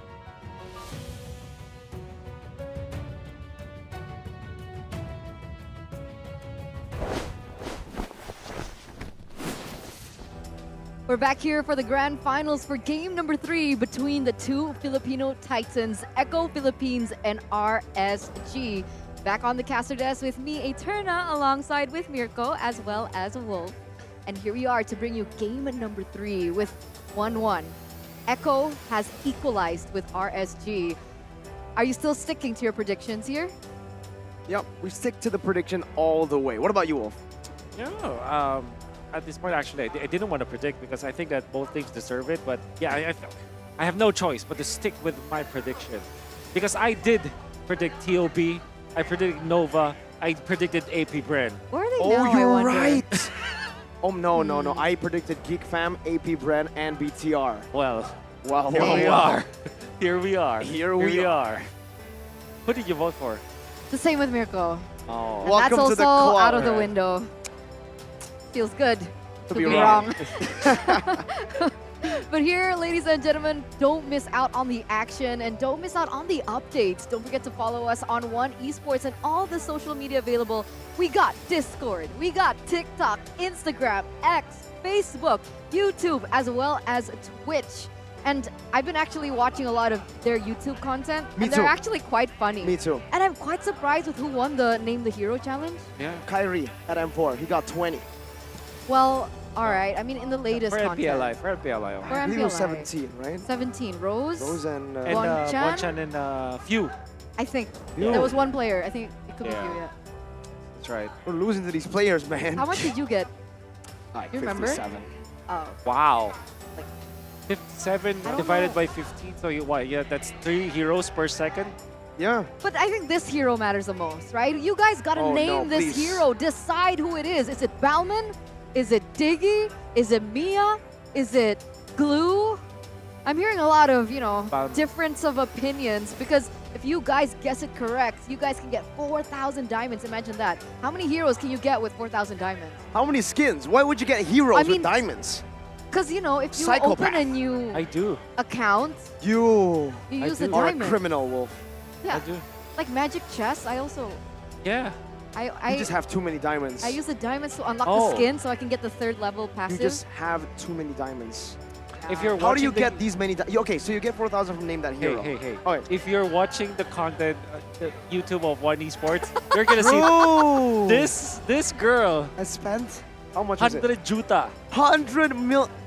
Wait, is that serious? Yeah, and you have to see the comments. The comments are like fighting about it. They're like, no way Turna has spent that much. She's a content creator. She gets it for free. It's so funny to see them like argue in the comments. But yes, ladies and gentlemen, I can confirm that that is true. And Oh. that's also including like the amount of money that I've used to help like my friends top up and anyway. Can I be your friend? Can I be your friend? I thought we were friends. Can I be? Are we not Can friends we be anymore? best friends? Can we be top up diamonds Top kind of up friends? TUF, top up friends. Well, I can give you a way to be able to get free diamonds. How? I mean, all you need to do was register for the updates earlier on. You guys can tap your screen, right? Scan the QR Hey. code, register for updates. Easy 4,000 diamonds. See, I'm a good friend. That's the best way, the most polite way I've ever heard someone say no. Props to you for finding a way to say that without, actually just saying no. I mean, we're casters. What does that mean? Japanese? We have way between- Japanese. Yep. I don't know. I don't understand that, but yeah, I'm We're just good at acting like. yapping. Yep. I'm So, just acting Japanese. like I understand it. He's lying. He's the #1 in Japan. Yeah. You guys just don't know it. It's Wolf, Lafel. Ochogahaba, and then Lafel. Who is Ochogaba? I don't know. I don't know either. He's like I've heard his name so much. Me too. I've seen his name on teams' jackets sometimes It's as so well. weird. Who is he? I have no idea. Neither do I. I hope we get to meet him soon. Maybe we can be introduced to him too. Yeah. So Little Bird and Ocho And Gahaba. These two fictional characters. I have a question. Who's Mr. Wagner? You don't know who Mr. Wagner is? Wagner.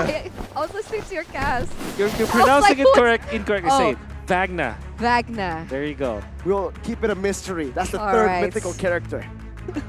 And the mystery for game number 3 continues, ladies and gentlemen. Let's head into the drafting phase between both of these teams. Once again, both teams have opted to stay on the same sides. All right. Are there any differences? Matilda has been left open.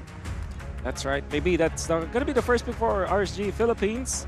And they also banned out the 1-1. No protection. All right. from So the that should be rain. Matilda for RSGPH, right? Matilda Bruno is also open. Yeah, and but Faramis. Oh, Faramis is banned. Never mind. I don't think Bruno is first pick material. But in the absence of the 1-1, do you call it van? Never mind. The absence of the 1-1, I think that you go for Bruno. Yes, I agree. I think the Bruno, especially in this tournament so far, it's the most picked hero, by the way, in MPLI 2023. In group stages, knockout stage may change, as we have seen Bruno kind of fall a bit in the pick There it priority. is. But it's almost like There it this is. Wolf is as smart as Ocho Gahaba. Echo, though, pick up a Guinevere and a Mathilda. Whoa, super hard dive, but good disengage. Good disengage. And that means that the Bruno might be, reconsidering his slot in this game. Like, imagine, like, having to face that. But that means that the Fredrin is open. And RSG Philippines might be considering getting that. It's a hero that can man the front line so that the Bruno will be a little bit safer. You need a little bit of peel now to go with the Bruno, however. So, what are the heroes that can actually do that for you? Maybe Rafaela, but eventually that will be picked up along the way.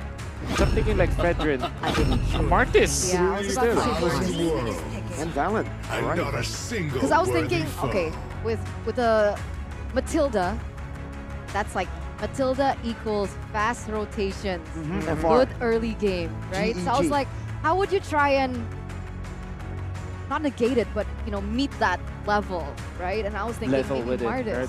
Yep. Mardis and Valentina. I think that's good. I get where you're getting at. It's like because if you go for the Fredrin, it's way slower. But at least if we go for the Martis, you can be more proactive. Will Echo pick up the Fredrin though? Because I think so. they just like it. I don't know, man. I don't even know if Carl Teasy actually likes that hero, right? We gotta see for ourselves here. Echo with the final pick in the first. Sounds like a girl. It's not a Lilia. Fredrin, it's a Lilia. That's gross, wave clear. That's gross. Matilda and Lil. Whoa. Can't win against that. It's super No way. disgusting, huh? But that also confirms that the Guinevere is the jungler, right? So we don't need a Fredrin anymore. Yep, I don't want to play with you anymore. He throws it away. Just like Andy, man. Like Andy. Toy Story. Yep. I don't think I've watched it. What?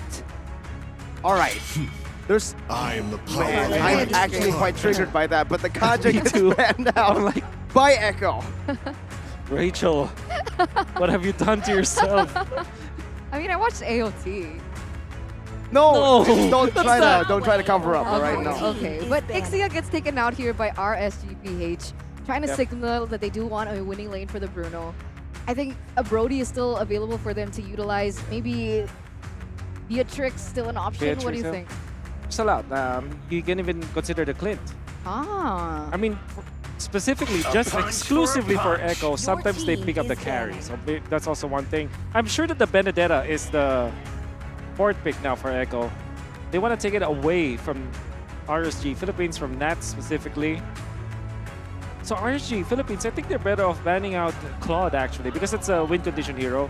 But again, there's still a lot more options. The Beatrix, the Clint, heroes that can at least match up with the Bruno. But when it comes to like winning a match, It's the proof that I'm still pick up Brody, alive. Benedetta for Echo. I would have killed to see another Ixia Matilda game. though. Yep, there it is. The spirit. Benedetta. I mean, they're sticking to it, right? With the Paquito taken off the board, Echo is going to be free to pick up Exorcist of the the dragon Benedetta, spirit which they here. were able to control There the it map is. with. But finally, we see Yu this. Zhong. This is what I was looking for, right? Yu Zhong for Yep. RSG. It's pretty good. And then you go Rafaela if you're RSG, or maybe something like Franco. There's also that Cho, but I think Rafaela could be good. Light is not usually picking up the hero, but overall, like imagine Rafaela plus the Martis, Rafael plus the Bruno, and then you have the supplement. Oh, it's a Florin instead. Close enough. It's a healer. Close enough. Florin, pick up for RSG. It's so weird still, man, seeing light on a Florin. Yeah, it's- I just can't. It's not real. Light on Florin isn't real. Meanwhile, light on Florin. Echo, though, they're going for this just same route as usual for Echo. It's just a goal laner that they're lacking no one, which means they're gonna go for a Beatrix, a signature Benny Cutie as Man. well. We've seen this many times, and I would say this is also the safest pickup against the Bruno, right? You just farm up, and utilize the range of your Renner and Bennett to just match up Yeah. in that lane. But the problem I have with it is the presence of the Yu Zhong, right? It's a one-hit KO kind of hero against the Beatrix. Exactly. But they do have the Matilda, so maybe they're banking on that fact. They have the protection. It's not like it's an Angela plus the Yu Zhong where even after the healing or the guiding wind, there still is damage. So there's that. So pretty good that we can expect coming out from both teams. I would prefer the Rafaela still, but again, Light on the floor, he probably knows something else. No? Both teams have done their adjustments. Both teams have utilized that short break to find their maximum potential from the drafting phase. Ladies and gentlemen, we are moments away from game number 3 between RSGPH and Echo PH. Into the land of dawn we go. You can hear the crowd in the MPLI Arena, GBK Basketball Hall. And it's a full house, folks, for game number 3. Both these teams, they're going to have to pull off a lot of crazy plays, some hero plays as well, man, because it's been all about that, Wolf. Even though one team has a lead for the longest time, it's all about making those hero plays happen. And something like playing the Yu Zhong, that's a hero that can give you the hero plays, right? But that's even more so for the Benedetta. I think all of the heroes now for, yeah, if we're looking at the members of Echo, or the heroes that they have, it's so much more similar to the previous games where there is a hero play potential for any of their players. I mean, how does Echo want to utilize their mechanical heroes this time, right? With a lot of healing, global healing, by the way. The reason Sanford and Sanji were able to rotate together technically and put so much pressure on the map earlier was because of the fact of the mobility, firstly, but also the global ultimate from the Angela. Now the Florin. I would say it should be a bit harder to find a global rotation, a fast rotation with the Florin that's able to help us with a simple tap of the screen. So in order for me to answer your question, I would assume that maybe this is Benedict being cracked with his aim, with the runner, with the Wesker, sometimes even the shotgun, right?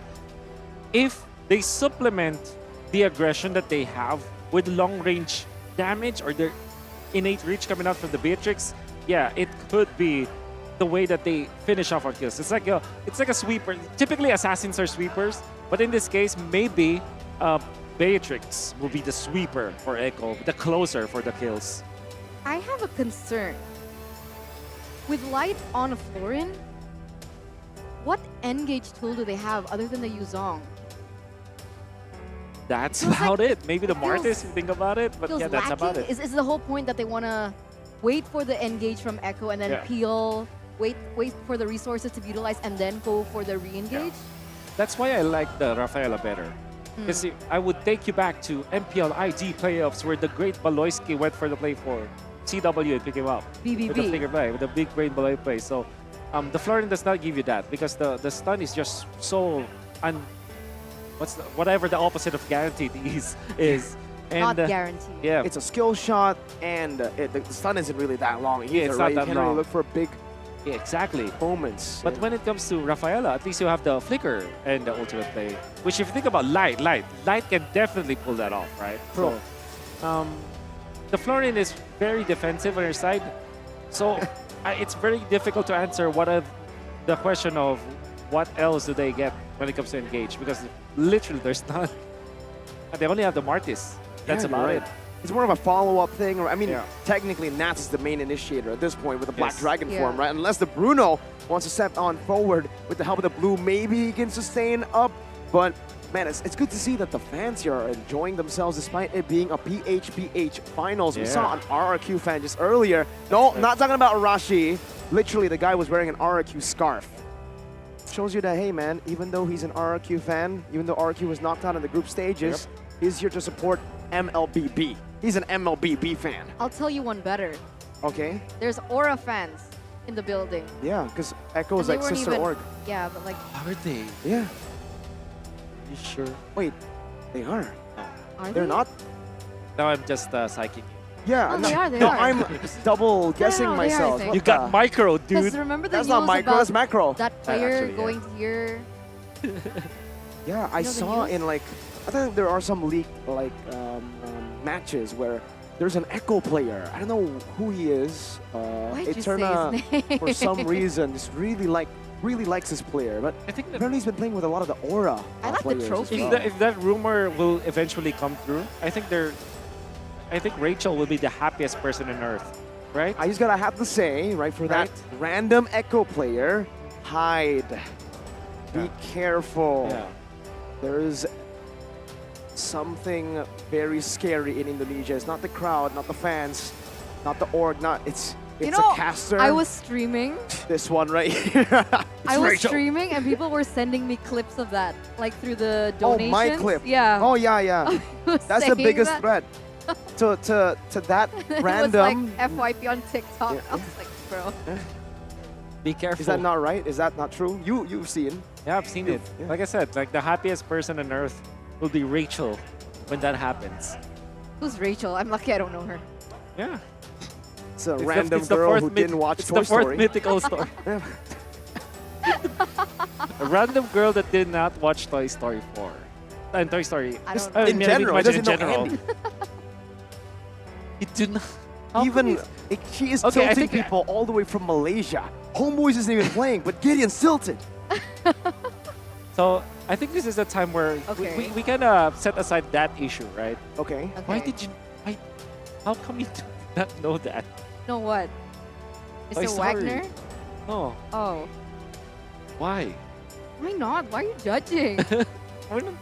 We're just asking. Maybe she Well, maybe you should invite me to a podcast and I'll answer. All right. Oh, that's well done. Well done. well done, they say. Okay. Oh man, that was quick, Wolf. Went from like I'm triggered to wow, my podcast got. I have a weakness, dude. Oh man, MPLI 2023. It's been amazing so far, man, and it's crazy to think that we're already in the grand finals. It felt so quick. It really did, right? I mean, so many crazy matches. My standout has still got to be the Zorn outplay and the Maro outplay. The Falcons, Maro Franco.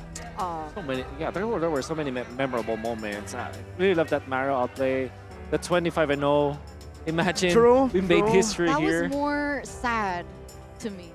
It depends, right? If you're Filipino, you're probably happy. Yeah.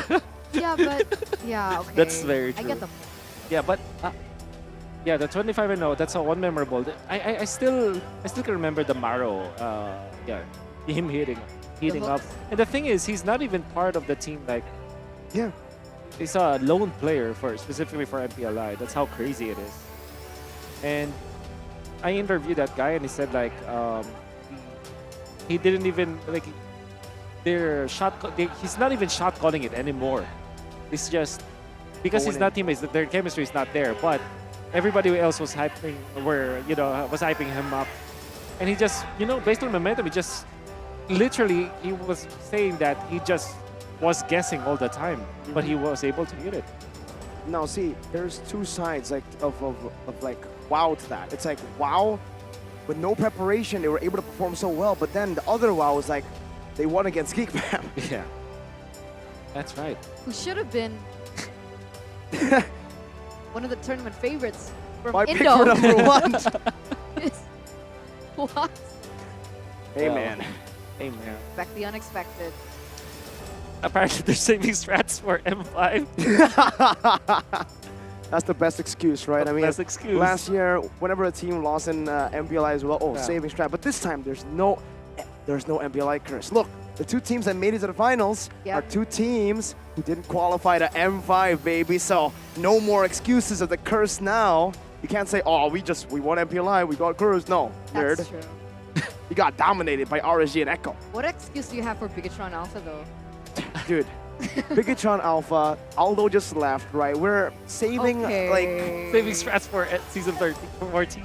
For M7, man. All right. M7. We're looking ahead. We're looking past M6. All right. Biggest He's been culprit. saying the save strats thing since. What was the first comp? That was a meme. It was before SBS, right? It was SBS. Oh, it started from SBS Yeah, then. they were like, oh, it's saving season strats 12. for season sure. 12. And then at season 12, saving strats. For ISF. For ISF, you're And right. ISF was like, oh, for M5. Oh, man. It's a whole lot of saving strats that we've been doing. Oh, wow. No, I mean earlier. Yeah, she's cute but too, but. No, I mean, like, she's like, wow. The baby's so cute. Yeah, that's cute. Was she the same one that I saw yesterday? W Echo fans. Look at that. Like, they have varsities. How old is she?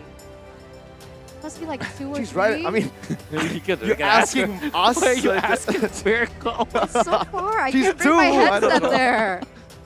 That's so cute Does to she- see like young people Does she understand? enjoy Mobile Legends. Yeah, well, yeah. start to be exposed to Mobile Legends. What Bro, were you the- doing at 2? What was I doing at 2? I was like in the playground, not at a tournament. At 2? When you were 2, you were in a... Yeah. You learned quick. I was still just, I was learning how to walk. That's probably why she skipped Toy Story. she learned so fast. 5:15, she was casting. Yeah. Oh, man. Imagine listening to Ranger Amas for your childhood, right? your first words. Any banchana is your first words, yeah. That was cool. Oh my god. That's so cool though. What's so Like cool? your first words being Ini Bencana. It could be It's like not concerning as mama well. or dada, it's Ini Bencana. That's a very smart baby, right? It's not dada, mama. Oh, it's okay if there's no RRQ as long as... Oh. As long as I'm not watching alone. Oh, W man. Poor Arashi, man. Bro, you didn't have to do... What the heck? What? Why are you roasting Arashi? I'm sorry. I'm sorry. Oh my Oh my god, he's not even on the desk. Exactly, he's not even, he can't even, that's not fair, he can't even defend himself. He's just, he has to take it. I lost it. Oh man. Oh man, I hope Arashi hears that. I hope Arashi, like, you know, I hope Arashi steps back up, you know, because, you know, not only did his team get knocked out of the 2 competitions, but he also broke up. Exactly. Bro, why are we laughing You're at him? so mean. What? You started. What do you mean No, I'm mean? no, because like since yesterday, I saw that people were like, never mind. Dating, bringing their partner to MPLI. Yeah, that. Arashi would need a lot of Hello Panda Now to recover that's somebody from that that Arashi can. What does that mean? What does that mean? So his love, his love life relationship broke. It's done. He broke Done. up as well, but Yeah. it's okay because he's watching MPLI. Is that just Arashi? I mean, he was casting MPLI, so Is that better? maybe. I think you're distracted, you know. You're more distracted.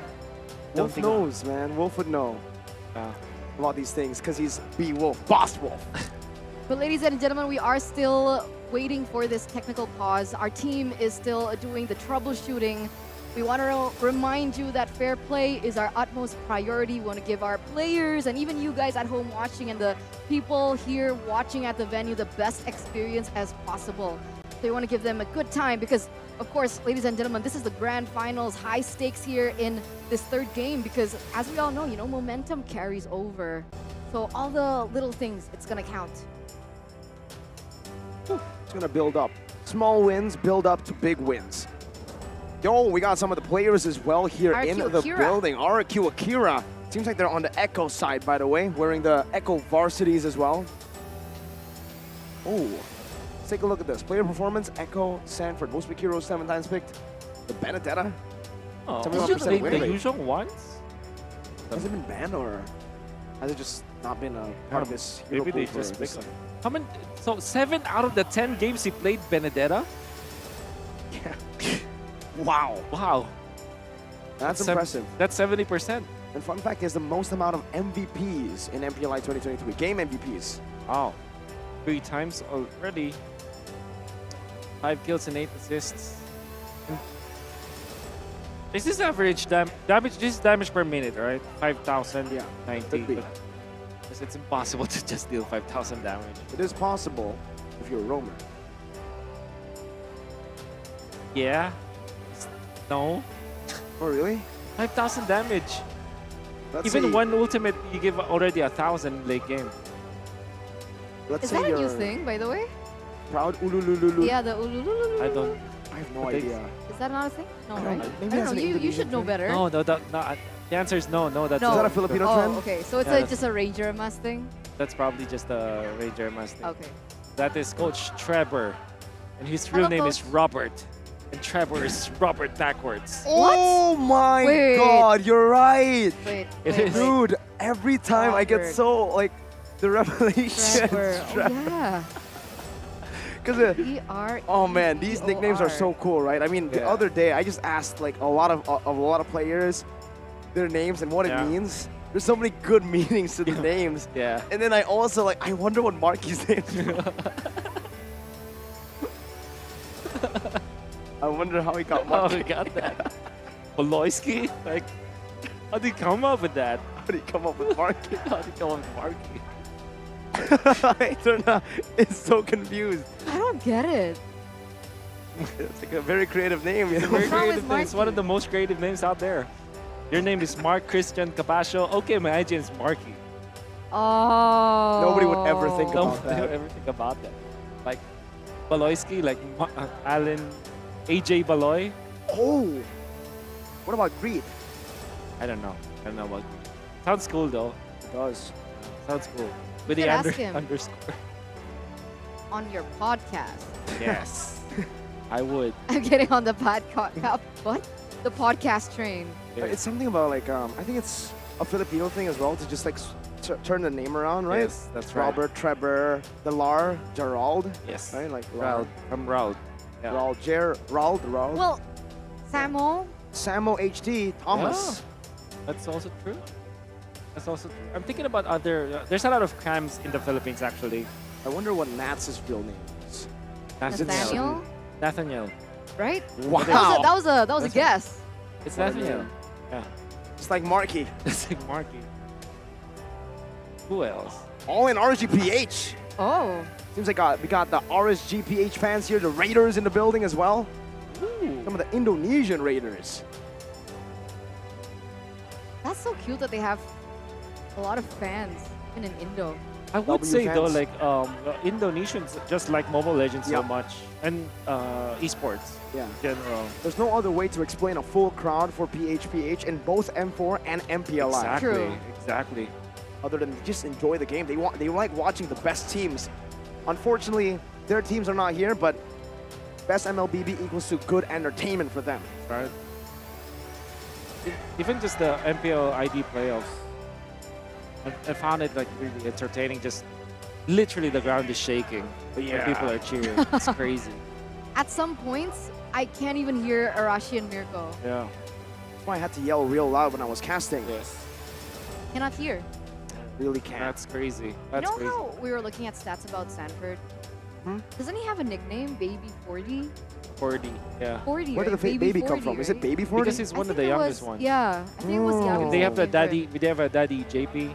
Oh, so it's Daddy JP, Baby 40. Baby I like 40. that. What about the other three members? Well, basically, They he's a can- dad, yeah. right? Dad. Yeah, Benny's also a dad now. Wait, who's a dad? Benny. Benny. Oh, yeah. Yeah. Oh, it's okay. Oh it's my okay god, I that see this Alter guy Ego every time. doesn't make it. The Alter Champs will always be here. He's literally everywhere. I'm not joking. Yeah, for Alter Like at Ego. every single tournament, even when there's no Alter Ego. So he's an example. Here's an example. Alter Ego didn't make it to the playoffs. We saw him in the playoffs. Didn't make it to MPLI. Saw him in MPLI. Even the Aura fans. Oh, but that's because of Echo. Yeah. But I don't For think I don't think it's Baby 40 anymore, man. Why? I don't know. I think he's been popping off so much. Madly 40. Hey, here's a trivia. Do you know that Sanford? No, Nats is younger than Sanford. What? Yeah, he won MSC at 15. He was 15 when he won MSC. Sanford was the youngest. So he's 6. Oh no, so Sanford was youngest before, but when Nats came in, Nats is the youngest. But it's like what, 6 foot almost. But when did he debut in MLBB? it's an- Was he? Did he go straight to MPL. RSG? He went for there was an amateur team he's part of the Work Oscar course, which also has Light, Eman. Oh no, not Eman. It also has Light and yeah, some of the other TNC members. Oh, that's an interesting fact. Yep. Thank you. Well, ladies and gentlemen, however, the technical pause has elapsed, so we're going straight into the land of dawn. 1 minute has elapsed so far, no kills on the board, but it looks like RSGPH holds a small economy lead. Let's get it back in the game to the land of dawn. Eman already winning this matchup. As expected against the Beatrix, can only really just farm up, wait for that power spike, and maybe a gank from the team. If we take a look now, earlier we saw a lot of Brave Smites, now we're seeing a lot of QCs. Yep. Bottom charge, very important for this kind of Hearts GPH. They want to run down the members of Echo. They want to get into the backlines and access the Beatrix as soon as possible in some upcoming team fights.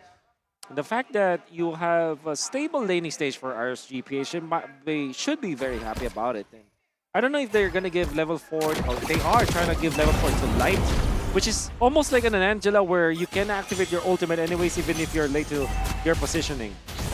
That makes sense, but they're going to have to sacrifice that clear speed, right? Sanky already rotating towards his bottom side. Yeah, that dive actually brought Nats into the turret, but now it's an outplay with a petrified Sanford. Foresees that regen right now, able to use that final blow to get out. Meanwhile, Kautizi wins out the retreat battle into that turtle pit, but now gets caught in the decimation of Demon Kite. Looking for more under the turret. JP gonna fall as well to Demon Kite on the Martis. 2-4-0 trade, but Echo is going to be able to pick up that neutral objective first. However, look at RSG continuously being able to create that domino effect. Sanford gonna say no to this, however, but he's gotta be careful here. 1v3, Sanji does come, but at the end of the day, RSGPH won't be able to deny or take away that purple buff away from Echo. Very important win for RSGPH. Despite them losing the turtle, they won the team fight with 2 kills. And this is the win condition for the Martis. And interesting as well is that they shifted the flower to Demon Kite. It was first onto Eman and then they changed it up. They give it to Demon Kite now. And even in the turtle fight, he did have that flower, so that's the idea from RSGPH. They focus on Demon Kite first and let that Martis snowball. And he's doing quite well, right? Already 2-0-0 KDA. Looking for some more here, but in terms of levels, it looks like both are quite equal. Carl TZ also at level 6. Yeah, in-game equipment as well, the Martis. It's almost like when he gets this Martis, he becomes a different player entirely. And we're seeing it again here in game number 3. Fury Hammer built up. Doesn't seem like he wants to go for a full-on Hunter Strike first. He wants to still play it a bit safe despite the first 2 kills. Not in the way he plays the game though, just in the build quality. Carl TZ now with Requiem, able to knock up Demon Kite, and that's going to be another knock up from the guiding wind as Benny Cutie comes down to spray him down with an Ibiru's Passion. Sanford to petrify onto Aqua, no more damage coming through. Nats rotating as well from the bottom side. Carl TZ gets a massive spatial migration onto Iman, and another good shot from downtown. A Renner's Apathy from Benny. Earlier on, you can already feel that damage coming through. Demon Kite gets taken out, but Wolf, what do you think about the past 4 minutes? Yeah, well, I was surprised that there were 5 members of Echo in that bush, knowing that Demon Kite wants to take advantage of his snowball potential already. Great read coming out from Echo, parking 5 of their members to shut down Demon Kite. But now, it's ever more important to secure this next turtle. All right, that's a Circling Eagle. The Black Dragon form onto Carl TZ. Good Petrify as well. No Furious Dive used up just yet right now. So waiting for the right time. Carl TZ jumps in and finds it. Sanji gonna be caught, but has the Black Shoes. Gets him out to safety. Meanwhile, Sanford in the back going up against 3 members, forcing the Bloom out and forcing RSGPH out as well from this neutral objective contest. Again, very clean from Carl TZ, right? Still with the Retribution dubs here, being able to get that second turtle for Echo. And slowly but surely denying away that economy lead that Echo, that RSG, sorry, have built up for themselves. Meanwhile, in this top lane, Eman and Benny QT, how is this? Again, let's take a look at the gold difference. Okay, so it's just 34 gold, 24 gold for the Bruno, so it's essentially nothing. And that's great recovery coming out from Echo. Putting the right amount of gold in the right heroes. There was a 1,000 gold lead for RSGPH before this, and now they are equalized. I would dare say Echo does have the advantage, especially because Carl TZ is slowly farming up. When he gets the first item, that should be a very strong Guinevere. I wonder what his first item will be, though. Usually it's a defense item first, like go for Molten Essence and then go for the Starlium Scythe, but he went for the Blade Armor. Blade Armor. Why do you think he picked up the Blade? Because they want to be aggressive this time. They literally get in front of Eman, like quickly, they rotate into the top lane. Want to make sure that he will not be punished after his jump. It looks like that's exactly what they're doing here. Already Carl TZ jumping in. Looking for a play. Demon Kite just gets out with an easy Mortal Coil. Now it might be a re-engage. And the sun comes in. Sanji able to pop the Glooms. Meanwhile, bottom lane, Sanford and Nats going ham in that 1v1. Seems like Nats will be able to walk out of it with a win as he pops the regen and clears the wave out. Meanwhile, in the mid lane, we do see that Aqua is taking a very unique approach to this. He's using his ultimate, his IMU, for the Black Shoes. I thought maybe he would use something a little bit more aggressive, but he goes for his life insurance instead. Let's see Retreat Battle. This time still Carl TZ. All 3 turtles secured by Echo. RSGPH in the early game only able to find a kill advantage. RSGPH kind of feeling the fact that they are not having any kind of initiator afterwards. Good thing is Nats actually won the lane. Gets a turret in the bottom lane. They gave them a little bit of an advantage, but they did lose on 3 turtles. Still want to be aggressive this time though. Both are chill. Don't really want to go for anything too crazy. Meanwhile, as I say it, Nats, Furious Dive gets the knock-up and gets out. Beautifully done by Nats, despite a heavy initiation. Now it's another Black Dragon form. Nats is back to half, maybe even a quarter right now. Is Nats going to be able to find a Petrify in the Furious Dive? Not able to connect on that Furious Dive, but the passive burns Karl'Tezi down. Meanwhile, Sanford doing the same thing into the back line. Light able to flicker around right now. It's eye for an eye. Catches two. He's looking for one more slash, and he finds it now. It should be him falling, unless he's able to make a miracle play. Dashing into the base. Aqua should follow through very fast. That's a getting win! My goodness, and a decimate though from Demon Kite denies the escape from Sanford. That 1-for-1 trade. Light for Sanford in this particular exchange for the Roamer and the EXP. Who was it worth it for? Oh, definitely RGPH, especially because they also burned Flicker onto JP. And that's only the expense of Light. Light activating the ultimate Bloom. For that was the reason why Nats was able to survive, gets the Fierce Dive and gets the knockup as well. RGPH are well coordinated as a team. Man, it's so close here. I think one of the main things that I see very different is the fact that Karl'Tezi has a level ahead of Demon Kite. That's two main CC onto Iman, knocked up for eternity. Meanwhile now Demon Kite has to use that Mortal Coil just in time. Does get the timing down, but the damage will still come through. Different fashion. Oh my goodness! No. Demon Kite with 1 HP, unkillable. He survives that all that in that 1v3, all that damage coming through. But at this point, unfortunately for RGPH, Echo, I feel like now they're ahead. Yes. Benedetta going to be able to get that tower on the top side. Karl'Tezi has a 2-level lead, now a 1-level lead. But Karl'Tezi is very close to that level 13 point. Most specifically, Benecutie is farming uncontestedly for the past few minutes. They even helped him get a kill up top, and then eventually onto the bottom lane. So a lot of farm on the Beatrix for sure. And they're baiting Echo. This is actually what you wanted to do against RSG's lineup. RSG's composition are very all-in. They don't want to hate. They want to commit to a kill. And that is how Echo is approaching this. They're utilizing JP to poke and prod RSGPH. That's a Black Dragon form from Nats. Trying to find an opening in this team fight. Meanwhile, Sanford up top, going to the clear, going for the cut. And maybe possibly a split push. JP going to be caught in that furious dive and the petrified. Nats on point. Sets off perfectly for Demon Kite to look for it. But now the facial migration connects onto the back. Still able to survive. But Nats again with the help of Aqua. Just takes him down. Now it's Sanji running away. But Nats is able to pop in that black shoes, helping Sanji get out. But now it's going to be Sanford with the help of Benny. Demon Kite diving back to the turret. Not able to really go for anything else here, though. It's going to be Sanford, unless one Mortal Coil gets out. Aqua is there, but Sanford is bigger. It's Echo with another big win in this trade, just with Sanford. No, Aqua takes him down. What in the world? Beautiful team fighting for both teams, but most specifically Nats. What a god in this Yu Zhong. Eventually dies, but his timing on the Petrify. Karl'Tezi tried to wait for that. And because Karl'Tezi was waiting for the Petrify before he went out, he actually got poked so much and it was put so low. In the end, he was petrified during the retry battle. And that was going to be Demon Kite securing the Lord and a couple of kills. RSGPH are at a different level, and that's once again. It's Nats Entertainment, everyone. I wanted to see this, right? I wanted to see him on a hero that is active, that can unlock this potential, and finally we get to see it. Karl'Tezi, though, goes in for the jump, is able to get away out of that, but Amon will pick it up. Oh, Nats! What an initiation, this time onto Benny. Just some zoning from Nats. My goodness, though. Now Sanford with the Petrify, and a final blow onto the Requiem, and a spatial migration, the Wombo happening right after a Wombo from Nats. Plays after plays. I don't know if Nats actually made a mistake, like going down to the Dragonite form. But that spelled the doom for RSGPH. It was a very nice jump already.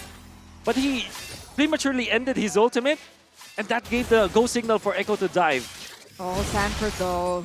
Needs to be careful with the magic damage coming out from Aqua, especially now that he's already picked up that lightning charge. He's going to be able to help him in terms of movement speed. But JP goes in deep. Circling Eagle just to zone RSG away, but now he is actually in a bad spot. Guiding Wind, oh, hit the wall. Now it's Aqua. Dashing forward, looking for the Terrify. Good backup from the rest of Echo. Super high caliber gameplay. I believe that Bruno does have a little bit more items compared to Benecutie, but one thing that's special about Benecutie is that he has the Wind of Nature now.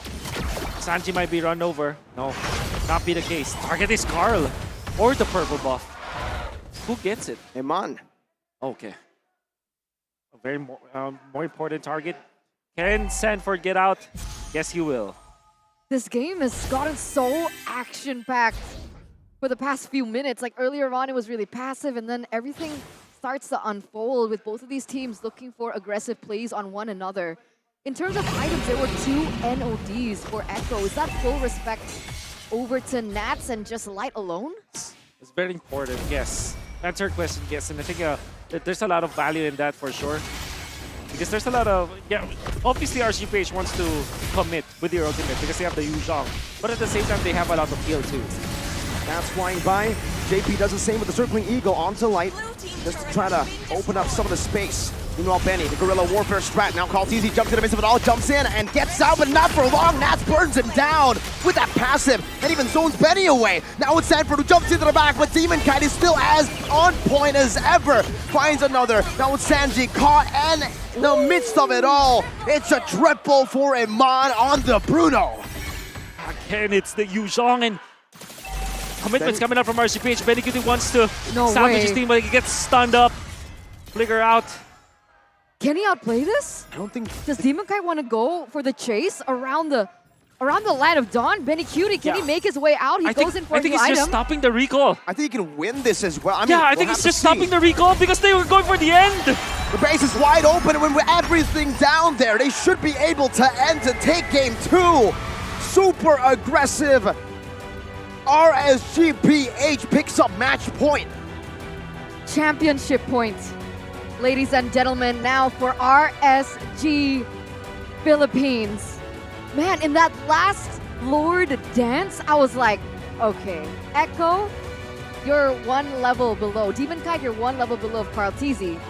And then the big black dragon comes out of nowhere and just denies that entire advantage from Echo by taking him out before that whole thing went down. And what a team fight. What a team fight. Demon Kite recovered. Like imagine like losing the turtle but still winning team fights. Getting knocked out, like I think he had 2 deaths and then eventually still winning it for the team. But most importantly, the Incredible Hulk, aka Nats, again unleashed. This time they are taking over the tempo, right? I think that it's wonderful because you asked that same question. Like if he picks up the Yu Zhang going up against the Benedetta, surely he will lose out on the lanes. But it seems like, no, Nats actually won that lane because he kept the Benedetta in there. It's like now he's dictating the tempo of the XP laners. It's amazing. That's what, because I was expecting maybe the Benedetta to still have full reign. Yeah. But we saw that, I don't know why, but in one of the Lord fights, the Benedetta was still trying to clear. I think he was looking for a split push, right? Yeah. But the presence of Yu Zhang? Yeah. Nats? Pushed him back, and then it looked like he was kind of confused, like, do I commit to this or do I go back for the team fight? Yeah. And it's all small wins that built up, in my opinion, right? Because Nats, not only was he able to win in these team fights, but he was able to win in a lot of the lane 1v1s as well. That maybe created, more confidence for Nats and less confidence for Sanford. That's why he was actually hesitating in a lot of the situations. Did he want to go in? Does he want to go back? Meanwhile, Nats, he's like, I want to go in. That's it. Everybody follows. This is the thing, right? It's not just him zone. Sometimes he zones out the heroes. That's the idea. But majority of the jumps that you saw from Nats, there was someone else with him too. That's why even Carl Tizzy, I think he was playing mind games already. Because in the last Lord, just like in the Lord previous to that, he was actually receiving so much of the damage from the dragon. Because the dragon usually hovers over your head, and that. It's not big damage, but it kind of piles up. It's scary. And then you get the passive, the Sha Essence filled up. All of a sudden, you receive so much damage. Now there is that passive, the kicking in, and it's a lot more damage. And then Carl Tizzy did not try to get away from the Yu Zhang fast enough. That's why the damage kept stacking up. That's DOT, man. Whew. These Nats, man. He's the MVP for game number 3 on the Yu Zhang. Finally, gonna be able to see him just really shine in this game. Who was the MVP earlier on? Oh, it was Demon Kite. Okay, now it's Nats. Game 1, Demon Kite. Game 2, it was Benny Cutie. And then game 3, Nats. I think that the wins of both teams are so dependent on the XP lanes. I mean, especially when you activate Sanford, for example, but now the incredible Nats. I can't think of any other good metaphors to show all of our viewers, but definitely he's a hub, really. Sometimes he's just a Bruce Banner form. That's also true. Yeah. So we have to think about something else. You have to help me here, Miracle. Maybe I don't know. Big bad Nats? No. Big bad. No. Big bad Nats? But he's big and he's bad. I think it's just these Nats. Yeah. It doesn't have a ring to it though. No. Just take a look at the highlights though. Yep. You can see you watch out for Nats' ultimate. You know? I think it's the next highlight here. So you see that he received so much damage from Nats. That's Carl Kizzy being put low, and of course the petrify just in time. So when he fought, he was eventually punished easily. That's Aqua taking him out, and it will happen once again, right? In the next Lord, you can see how important the usage of the Dragon form is, and then of course Demon Kite. That Decimate was actually like timed perfectly with the animation that he was able to reach Benny Cutie in that particular moment. And that's just 10 minutes of gameplay. There's already a lot of action. Eventually Aqua finishing up the kill. So this was the premature one and a very good recovery coming out from Echo, but it wasn't followed. Again, watch out for Nats. He's dealing so much damage to Kalkizi, making it so difficult for him to get there. And even before the Lord fight happened, already the Retribution holder for Echo is already out. And it's mainly because you'll understand why Carl Kizzy does not... He's not even trying to get out of the zone of the dragon. It's that he understands that he needs to take care of the Lord Dance. So I think the idea for RSG is before the Lord Dance happens, let's already poke our opponent so that we have a kill threat no matter what. And it's funny, right? Because typically when you use a Black Dragon form, you'd usually go and target the gold laner, but yes, there's a lot of times where he actually uses it to zone out Carl Tizzy instead. Yeah, and, I like that. And eventually it kills two birds with one stone because for some reason in that last Lord fight, as we took a look at it again, Benny Cutie was actually caught in as well. Yeah. Unfortunate positioning for Benny. He was also waiting around Carl Tizzy's play, expecting a Requiem to maybe connect onto more people, but it only connected onto one, I believe. One knockup player. I believe it was Demon Kite. Yep. And then Nats being free just went in. Like they pointed that out because typically you look at the composition of RSGPH with Nats. He's always on point when it comes to diving the gold laner, but in this case, there was good communication and good strategy coming up from RSGPH. That's your duty this time. Make it so that Demon Kite will win the Lord Dance, or at least the entirety of RSGPH can turn on to heroes when the Lord Dance does happen. RSGPH, I think that everybody just chipped in.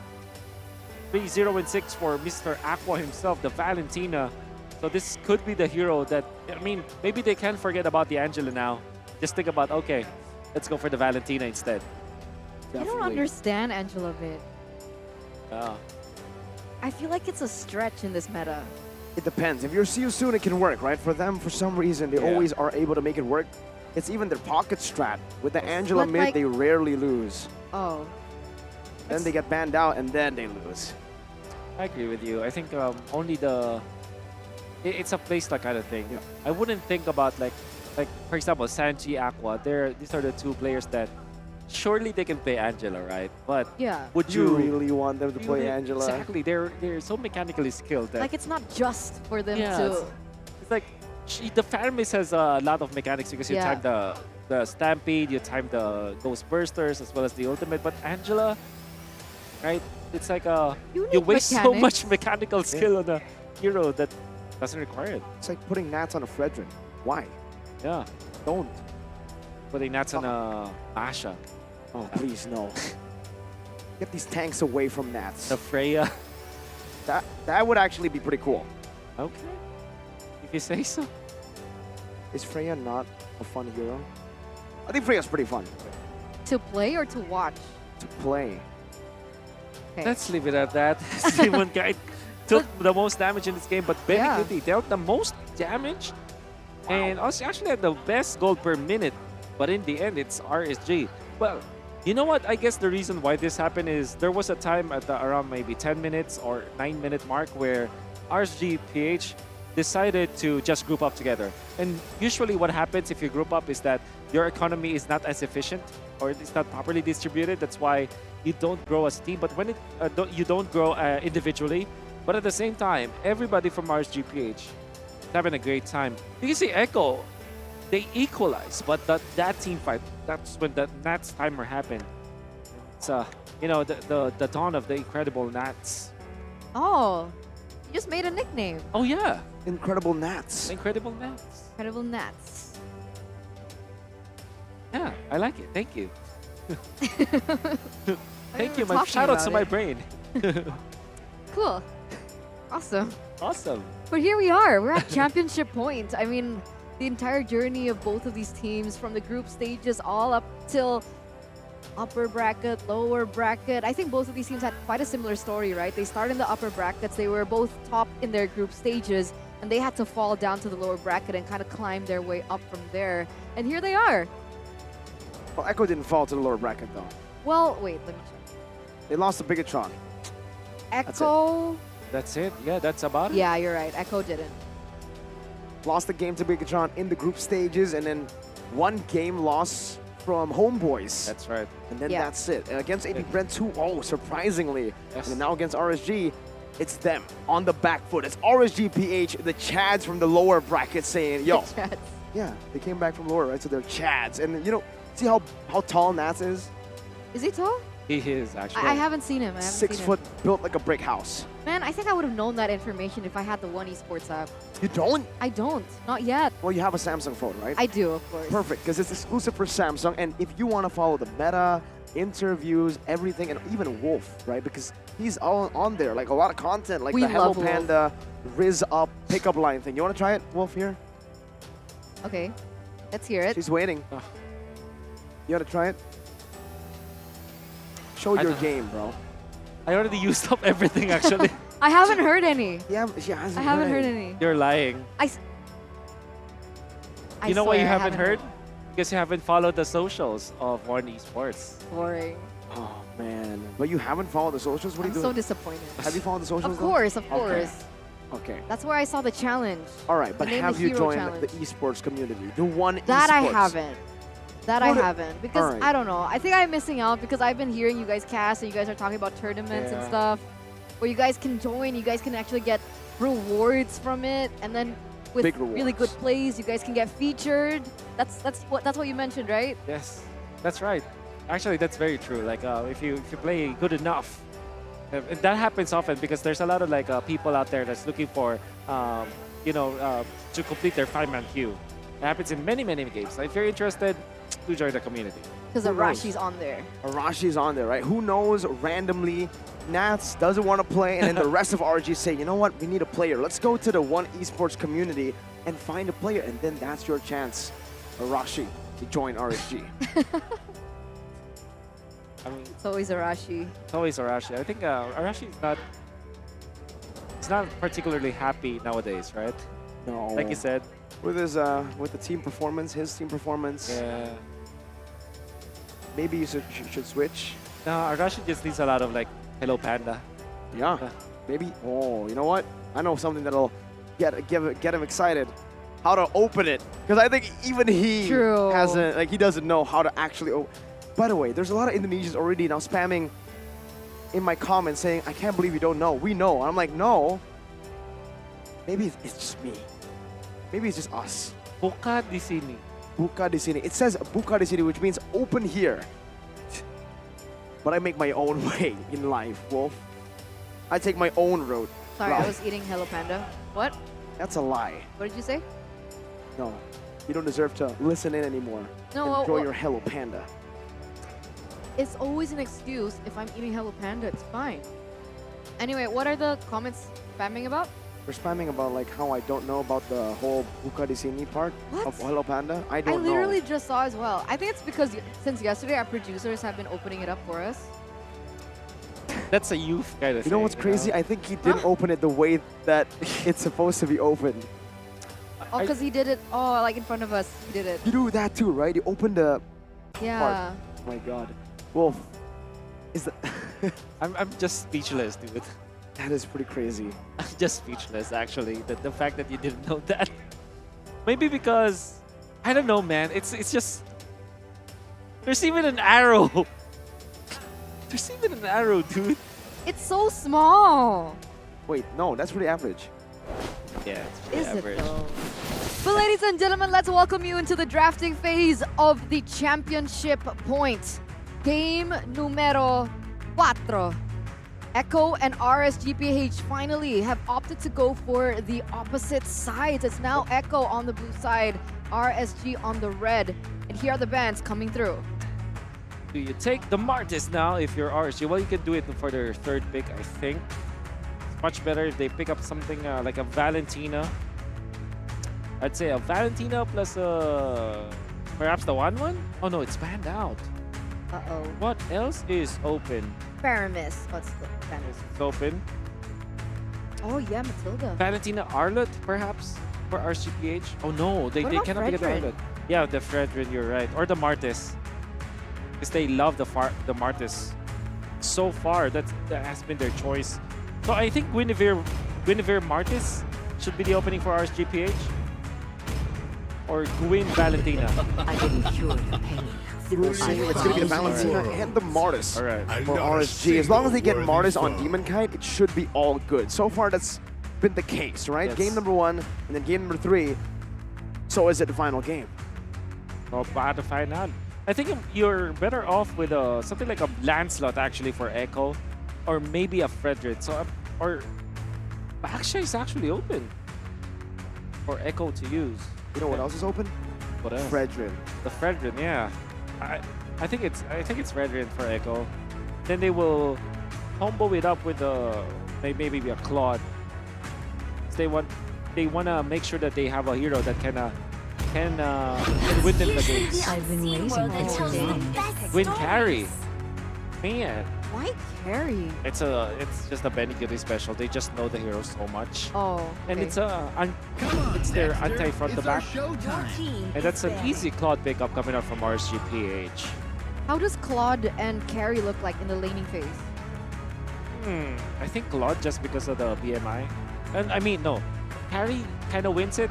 Claude can dodge. Yeah. Claude can sustain at least. Yeah. Claude will not win the matchup, but at least it will not lose. True. Yeah. Especially Claude users. The thing about Claude is, even in bad matchups, it all comes down to a skill issue. Right? For Claudes, you can actually win bad matchups because that's just how the hero is kind of like made, the playstyle. It's still very hard for you to win, but if you are that good on the Claude, you should be able to win it. Against the carry, like we mentioned, carry does have a good time, but it's all about how the Claude dodges around, utilizes the BMI to actually create maybe different angles to attack, to farm, etc. Yuzong and Bene, though, we just said it earlier, we want to see it again. No, they both don't want to see this again. Wait, do you not think this is interesting? Because like, RSG's the one to ban Yuzong, and then Echo's the ones to ban Vendetta. It's so weird, right? So is it Paquito or it's Marsa? So I think RSGPH are eyeing for a Paquito, but I do feel that there is something in there that they will try the Khalid as their last pickup because it's the carry. I mean, carry can easily take out the Khalid, like even in the quicksand guard, but it's a burst that carry might not be able to run away from. Exactly. I think you're right, especially lane dominance is also one of the key reasons as to why you go for the Khalid. But can't carry pick up Purify? He can. Can go for the Purify, goes to the Purify, uses it, but then again, a lot of the other catch, he won't be able to dodge away from, right? Remember, there's more than just that Khalid. If it gets picked, the Angela, though, will be respected over by Echo. We don't want to see RSG on that hero. And now, it's the first pick in the second phase.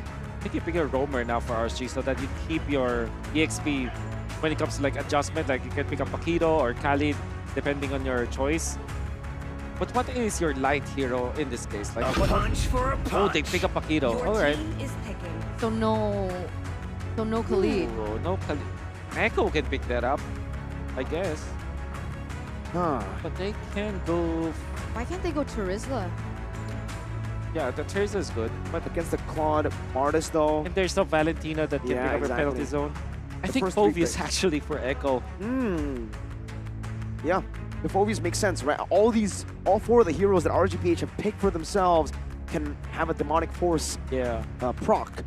BMI, the dashes from Paquito, dashes from Valentina, and the Mortal Coil from the Martis. Also, maybe the Arlet could actually just come out as well, right? Yeah, a good choice to go for. Thing is, you do give that big ult to Valentina as well. Yes, but what are your Sanjiro like? When I give the word. And Khalid. Yeah, they do pick it up. They do. A big pick here, a good lane hero that transitions over to the rest of the map as well, as long as he's able to get a snowball, very similarly to a Martis. They're fighting fire with fire this time around. They know that they have been winning the neutral objective battles, but they've just been losing in team fights. Yes, I'm thinking about like something like a Digi actually for RGPH for them to save themselves. Also the Rafaela, like any kind of support. I am the power of light. Sound like it's a Kaja. Well, it's a suppress, at least. They're gonna make it a nuisance. Do they actually have... The only burst that I'm thinking about is their Paquito, right? Because typically, you wanna have a burst hero with the Kaja. Valentina is not necessarily that kind of hero. But we've seen it work with the Martis Decimation. That's also true. With this ultimate, there's a layer of probability there. It doesn't. It's not as great as like a Kaja 1-1, for example, right? Or a Kaja Beatrix. That's right. Who's a little bit more bursty, but it could work. RSG, though, in these team fights, I'm a bit concerned with what they can do. What can the Valentina pick up here? I guess she still can take the real-world manipulation as well from the Eve. There are options for the Valentina from the side of RSG. Yeah. But here we are, ladies and gentlemen. Championship point. If RSG can take another point under the nose of Echo, then we have our new MPLI 2023 champions. Let's head into the Land of Dawn for game number 4. Echo versus RSG. There's the rotation now. Oh, I'm not... I want to see where Light is. Surely what happens. The EXP thing? Yeah, the EXP thing. Once again, no, it's not. It's not the case. It's actually... Oh, he's defending against JP because JP wanted to go for a little bit of an invade or a little bit of a delay onto Demon Kite. And it's apparently not clearing out the way faster compared to Sanford. It looks like Echo is starting to adjust to that rotation, right? Yeah, it's like so. Here as well, though, JP just walks up. Demon Kite still able to pick up that lethal Wanderer on the Martis. So much pressure early game by RSG in this XP lane. Even Light rotating again, baiting Sanford in. That's with a good shot back, and Sanford is down to half. Another win. These small wins build up, man, for RSG. So we see a very peculiar drafting for both Echo and RSG. Overall, as a guideline to what we're going to expect, what can we expect in the mid? Maybe from, let's start with early, mid, and then late game. So like the first few turtles of the game, I would say Echo should be having the easier time. I think that their heroes are more built into the early stages. This RSGPH, they're so dependent on Light, and they did adjust. That's the EXP lane rotation coming out from Light, punished duly by Carl TZ. So patient. Carl TZ was waiting there for a while for that to happen. Like you said, the adaptation from Echo this time around, and it sets up quite well for the next neutral objective. Is the first turtle of the game spawning in the bottom side. JP opening up the map, knowing where Demon Kite is. Meanwhile, in the mid lane, Light needs to be careful here. Gets poked down, and Carl TZ is there to provide some more help to clear out this wave in the mid lane. Sanji, level 4 as well. Here it is, the first turtle dance for the past few turtles. Oh, Sanford gets caught really low, gonna be able to heal up. Well played, Nats, actually. Poking out that Khalid forced the second skill already. Quick sand guard. How easy dodged by Nats. First Demon Kite, he's level 5. Oh, Nats jumps in very deep, actually out of the real world manipulation onto Carl TZ. Sanford forced to use the Raging Storm defensively, and now Carl TZ is going to be ran down by the likes of RSG. Under the turret, Nats picks up a big knockout with a jab. A Flicker Divine Judgment brings Sanford back. It's 3 kills over to RSG early on. See, they didn't even need to go for that engage typically, because like you mentioned right before that they went in for the engage, Demon Kite hit level 5 first. So in that particular regard, he should have had a little bit more to say with the neutral objective contest, but they were still able to win that the entire way. There's many factors should be considered in that case. For example, Nats slowing down Sanford. Then eventually, he forced the Raging Sandstorm with the help of Aqua. Aqua copied the Circling Eagle. So together with Aqua, Nats was able to force the Raging Sandstorm out. So that's a massive play because it's, technically speaking, you don't have another player in there because the Khalid is a non-factor in that team fight. Then when the Eve activated his ultimate, that was a Sanji, all they did was to get out of the real-world manipulation. And it's not even a mistake coming up from Echo. It's that RSG just were faster when it comes to rotating, faster when it comes to clearing the way, faster when it comes to getting into level 4 and level 5 eventually. So, well played coming up from RSG. Ladies and gentlemen, we are heading into a technical pause. And I'm sorry for asking you a really long question early on, Wolf. I was really, I know you know these things, and I was really curious as to, what can we expect in the early game, in the mid game to the late game. But in the early game, I think, as you mentioned, I think Echo adjusted really well, but they still won that team fight. Exactly. So. I mean, I just said like Echo should be winning the first thorough fights, but because of that kind of play, I mean, as a unit, 4 versus 4, it's easy for Echo to win that. But like I said, RSG denied that factor. They literally shut down one hero. And that's Nats together with Aqua, making it so that the Khalid was a non-factor that game. The fact that Sanford's already kind of shut down in the early stage, if he doesn't find another kill to get back even in this lane that he's already struggling in, by the way, it might spell the end of Echo in MPLI 2023. Despite their unstoppable run in the upper brackets, it might be the resurgence that gets them down. That's a scary thing about picking a Khalid, yeah? You need to build up a snowball. Like, everyone knows that you're a really strong laner. Yeah. You're right, it's like the Martis, very similar, but in the EXP lane. Everyone knows you're a really strong laner. Oh, come on! -1 Yaoi. Come on! From the fans here in the building, do you agree? -1 Yaoi, is that their issue? What does that even mean? I don't know. Well, if he's saying that there's no Yaoi, well, yeah, I agree. there's no Yaoi's Yaoi. not here. JP. Then there's another, Naps tier S. I agree. Yeah. I agree. Ken? Ken? Ken? Ken. Passable. Bisa? Bisa. What's Yeah. Ken in Tagalog? Pwede. What? Kaya. Kaya? Kaya. Kaya. Kaya is rich in Indo. Just like you, Wolf. Rich.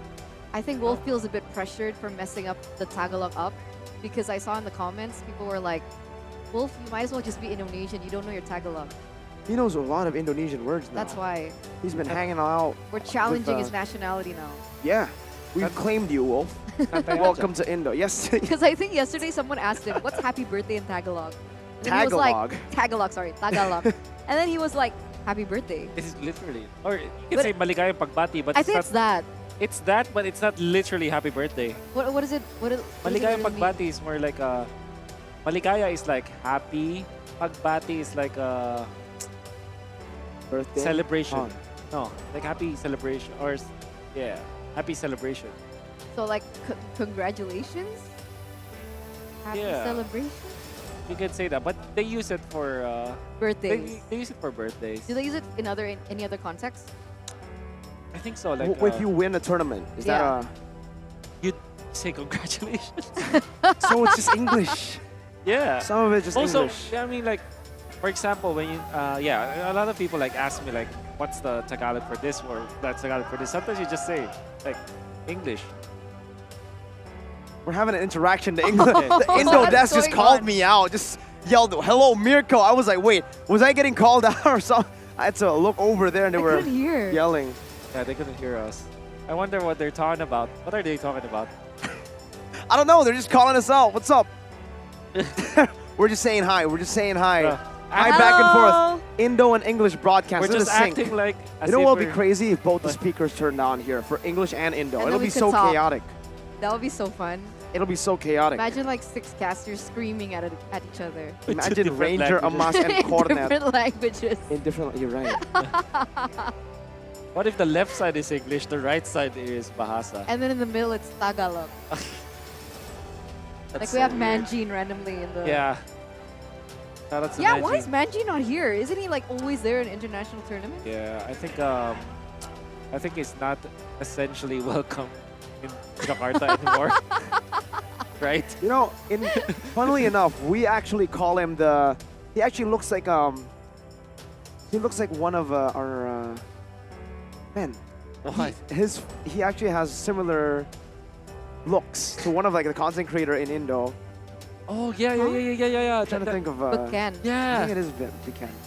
Is it Buken? Yeah, I think so. Yeah. Like a lot of people call him the Filipino Brandon Kent. Yeah. And Brandon Kent is an RQ fan, and you know Yeah, the I whole saw that. opening for MPLPH, Exactly. he had his RQ jersey and everything, so Yeah, I it's saw really that. funny.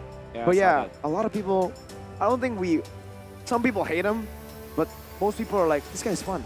No, people don't hate him. Some people hate him. Some people hate me. Some people hate Wolf. Yeah. It's Some more people like- hate RQ and Echo and RSG It's and more like BTR. But nobody hates the Rachel. rivalry, right? Nobody hates Rachel. Nobody knows Rachel. They only know Eterna. That's also true.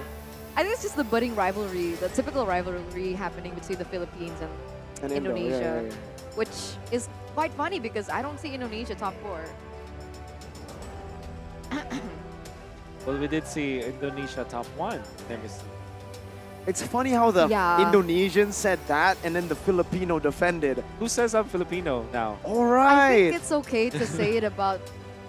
It's like the theory that we had backstage.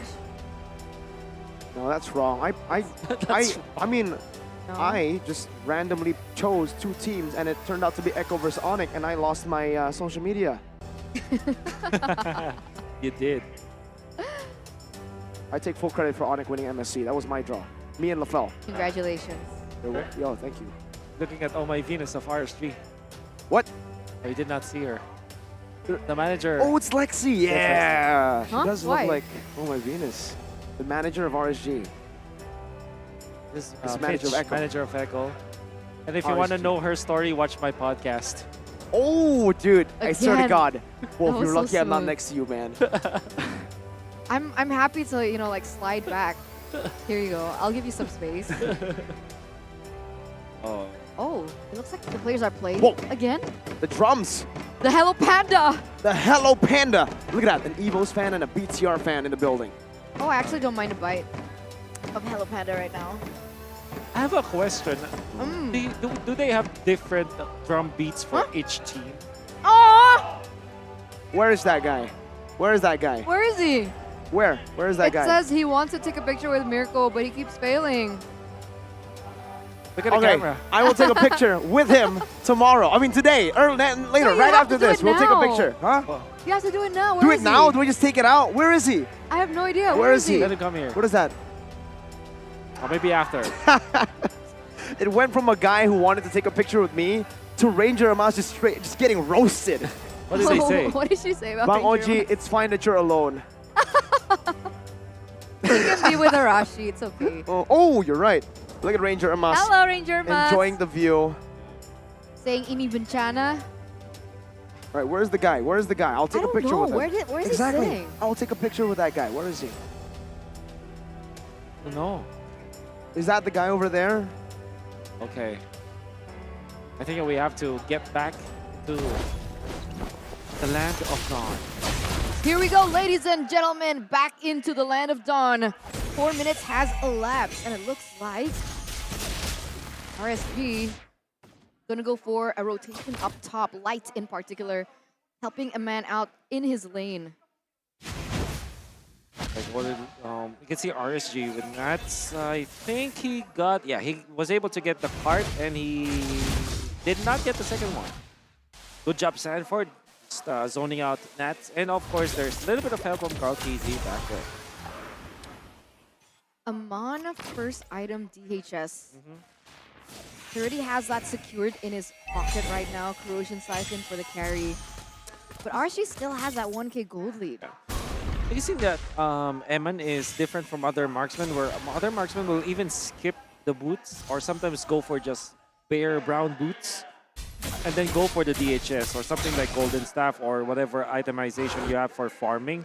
Eman is he's patient enough that he will complete the warrior boots so that he will have the right amount of defense. Then he goes for the Demon Hunter sword. Eman is not on a rush, you know. He's that kind of player. All right, down below. A little bit of a trade in lane already. Wow, a full initiation with a flicker as well, but RSG react to it. My goodness! It's a re-engage from RSG, a masterfully played team fight. They pull back right on time. That's 3 members from Echo taken out just like that in team fight. And they're gonna take control of that turtle there. Mid lane already pushed in. Light goes in for a concealed play onto Sanji, I think. Does he get him? He gets him. Wow, Aqua just copied a real-world manipulation and made it better compared to Echo. He does have a lot more items compared to, or a lot more farm compared to Sanji. And he was able to slow down the members of Echo and hold them down together in a box. And Eman just popped the ultimate. Didn't even have to use his Purify because everybody from Echo just struggled from the real-world manipulation. The Eve pickup coming in from Echo, now you can even think about it. Maybe it's more of a liability than it is a good thing for Echo. Trying to backfire, but meanwhile on top side. Blazing Duet, the Divine Judgment to drag Benny back to Eman's range. Killing spree for Eman. This is a Klon in the early game with 3 kills. The resurgence theory is certainly starting to look even more real in the first 6 minutes of the game. Ladies and gentlemen, and it's so peculiar as Kaltizi goes in. That's a combo. Storm coming out on Demonkind, now with the Mortal Coil turning it around once again. The CC is there and the Decimate as well, as Nats is the one who knocks him out in the end. Echo now more than on the back foot. They're just running for the hills. Imagine utilizing all of your ultimates. Requiem, you have the real-world manipulation and the Raging Sandstorm still not able to take out Demonkite. And then Demonkite turns it around. Retribution used, as well as Nats being in there. And RSGPH, you can really feel the economic difference between these two teams. It's so crazy to see the outcome.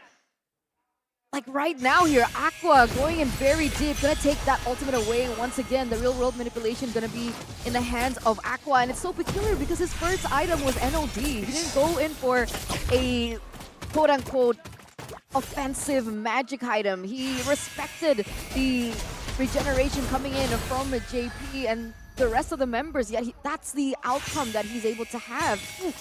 And that's comparison to Sanji, who already has the Ice Queen's wand. They just woke up today better than Echo. And the momentum that they brought from for series number 1. Light gonna be poked down there, but Demonkind now goes in, and that's gonna be Aqua again with a real world manipulation to lock them down for the rest of the team to collapse. It's Nats in the back, aiming for Benny, and he gets the damage done. It's Demonkind with a double. Now one more, it's a triple from Demonkind. Oh my god. This should be it. I mean, for sure, they might not be able to end it literally right now, but they have a straight-up chance to do so. They're feeling it. They're gonna be respecting Echo for sure because of the holy defense still available for the inhibitors of Echo.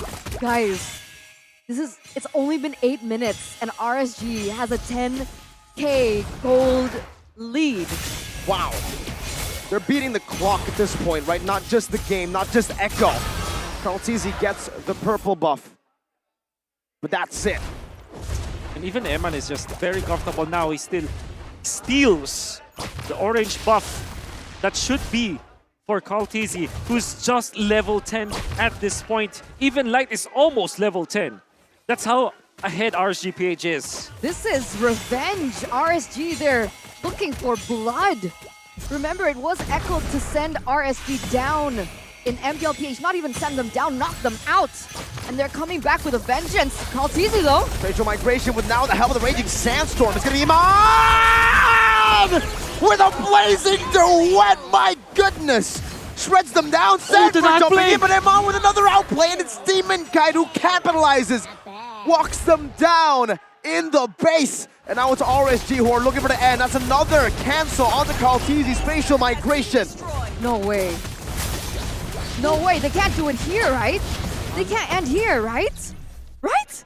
They have Sanji, so maybe that is something that RSGPH is respecting. They don't need to, they have a Claude. Claude is great in the late game. And unfortunately for Echo, they went for this carry. And carry is supposed to win the early stages. Khalid is also meant to win the early stages of the game. There's not much comeback coming up from Echo, but we've seen this before. And Echo might might be able to pull up a miracle, but at this point, RSGPH are very comfortable with this economic lead. The blitz of the Lord, just like that, going to fall uncontested for RSGPH. A 13K gold lead, almost breaking a record. We're close. I think the record was 16K. That was the record. It was 25-0. Where the 25-0 is just so difficult to beat right now. And it was even RSG Philippines that did it. Now we're back here against Echo. But that's the thing, right? I mean, we were talking about like the lanes and how everything was supposed to pan out in the early game, the laning phase, but RSGPH, they pulled the pedal to make that a non-factor. And they're munching on these turrets. They're falling down like flies. RSGPH, they have a Lord in the mid side. Does Echo have enough time to readjust? Let's see. This might be the final push of the game. Nats now right there, baiting out Sanford Light, getting his Divine Judgment and locking him down. Nats diving deep, now gets shut down with bases wide open and Resurgence. The Resurgence has happened for the Philippines and mainly for RSGPH. The champions of MPLI 2023. They were once the conquerors of Southeast Asia. And here at MPLI, they topped the ranks in their group stage. Knocked down by AP Bren into the lower bracket, where they silenced the dreams of our two dark horses. See you soon from Cambodia and Homeboys from Malaysia. Like a team reborn, RSG, Resurgence, have risen from the ashes of their former glory and are now, ladies and gentlemen, your MPLI 2023 champions.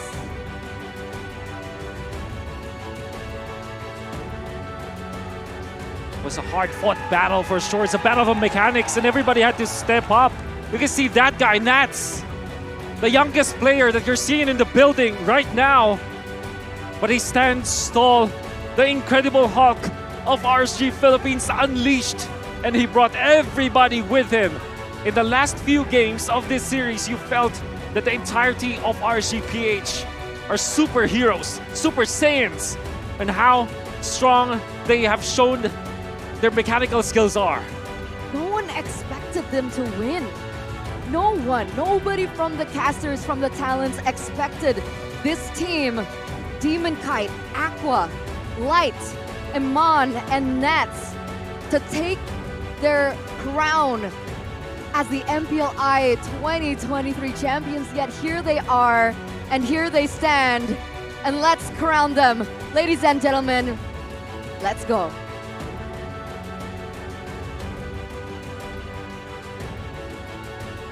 A very intense grand finals, but luck, however, fell short for the side of Team Echo.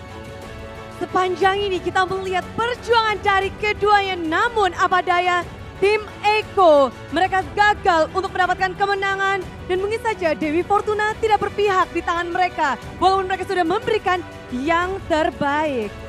However, it is now time to crown the new champions of MPLI 2023. MPLI Arena, give it up for RSG Philippines!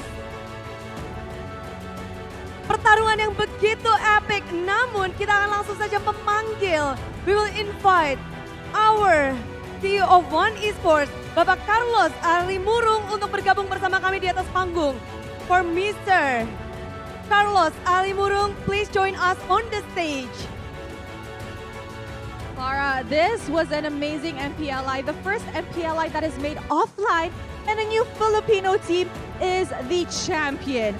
MSC RSG Philippines, the last international tournament that they have won was MSC 2022, and they are now back to reclaim their throne. Ya, ini histori yang dibuat oleh tim Filipina yang berjuang di MPLI. Ini adalah turnamen offline pertama mereka.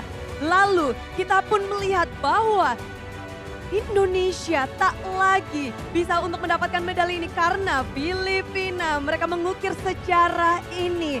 Dan kita pun bisa melihat betapa bahagianya mereka, betapa kegigihan yang mereka berikan di sini. Yes, and the journey of RSG Philippines was not an easy one.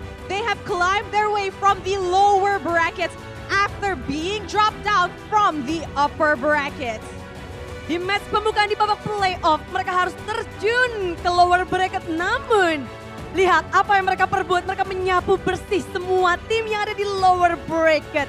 Dan inilah dia momen yang harus diabadikan tentunya untuk tim RSGPH. Yes, of course, as they are now all smiles. But however, Clara, this will not be a complete grand finals without our finals MVP for MPLI 2023. Yap, dan tentu saja untuk kemenangan ini tak akan lengkap dengan adanya satu MVP final untuk tim RSGPH. Kira-kira Indonesia, dunia, who will be the final MVP? One more time, who is your finals MVP? All right, guys, let me do the honors on introducing our finals MVP. The finals MVP of MPLI goes to Demon Kai! Wow, they celebrating together Damon Kite, a player that has been joined for MPLI. He becomes the final MVP. Dan CEO of One Esports, Mr. Carlos Alimurung, memberikan pula giant check untuk apresiasi terhadap final MVP. Alright guys, thank you so much Mr. Carlos Alimurung yang sudah memberikan banyak sekali penghargaan untuk tim RSGPH. Alright guys, are you guys ready to lift your trophy? Come on, position in the middle. This is the moment. Siapkan semua device kalian, siapkan diri kalian untuk melihat sang juara baru, sang penulis sejarah untuk MPLI 2023. Okay guys, hands on the trophy first. Oh, wait. Excited. They're excited. Emang boleh secepat itu? Okay, hands on the trophy first, and then you guys will lift it on my cue. All right? All right.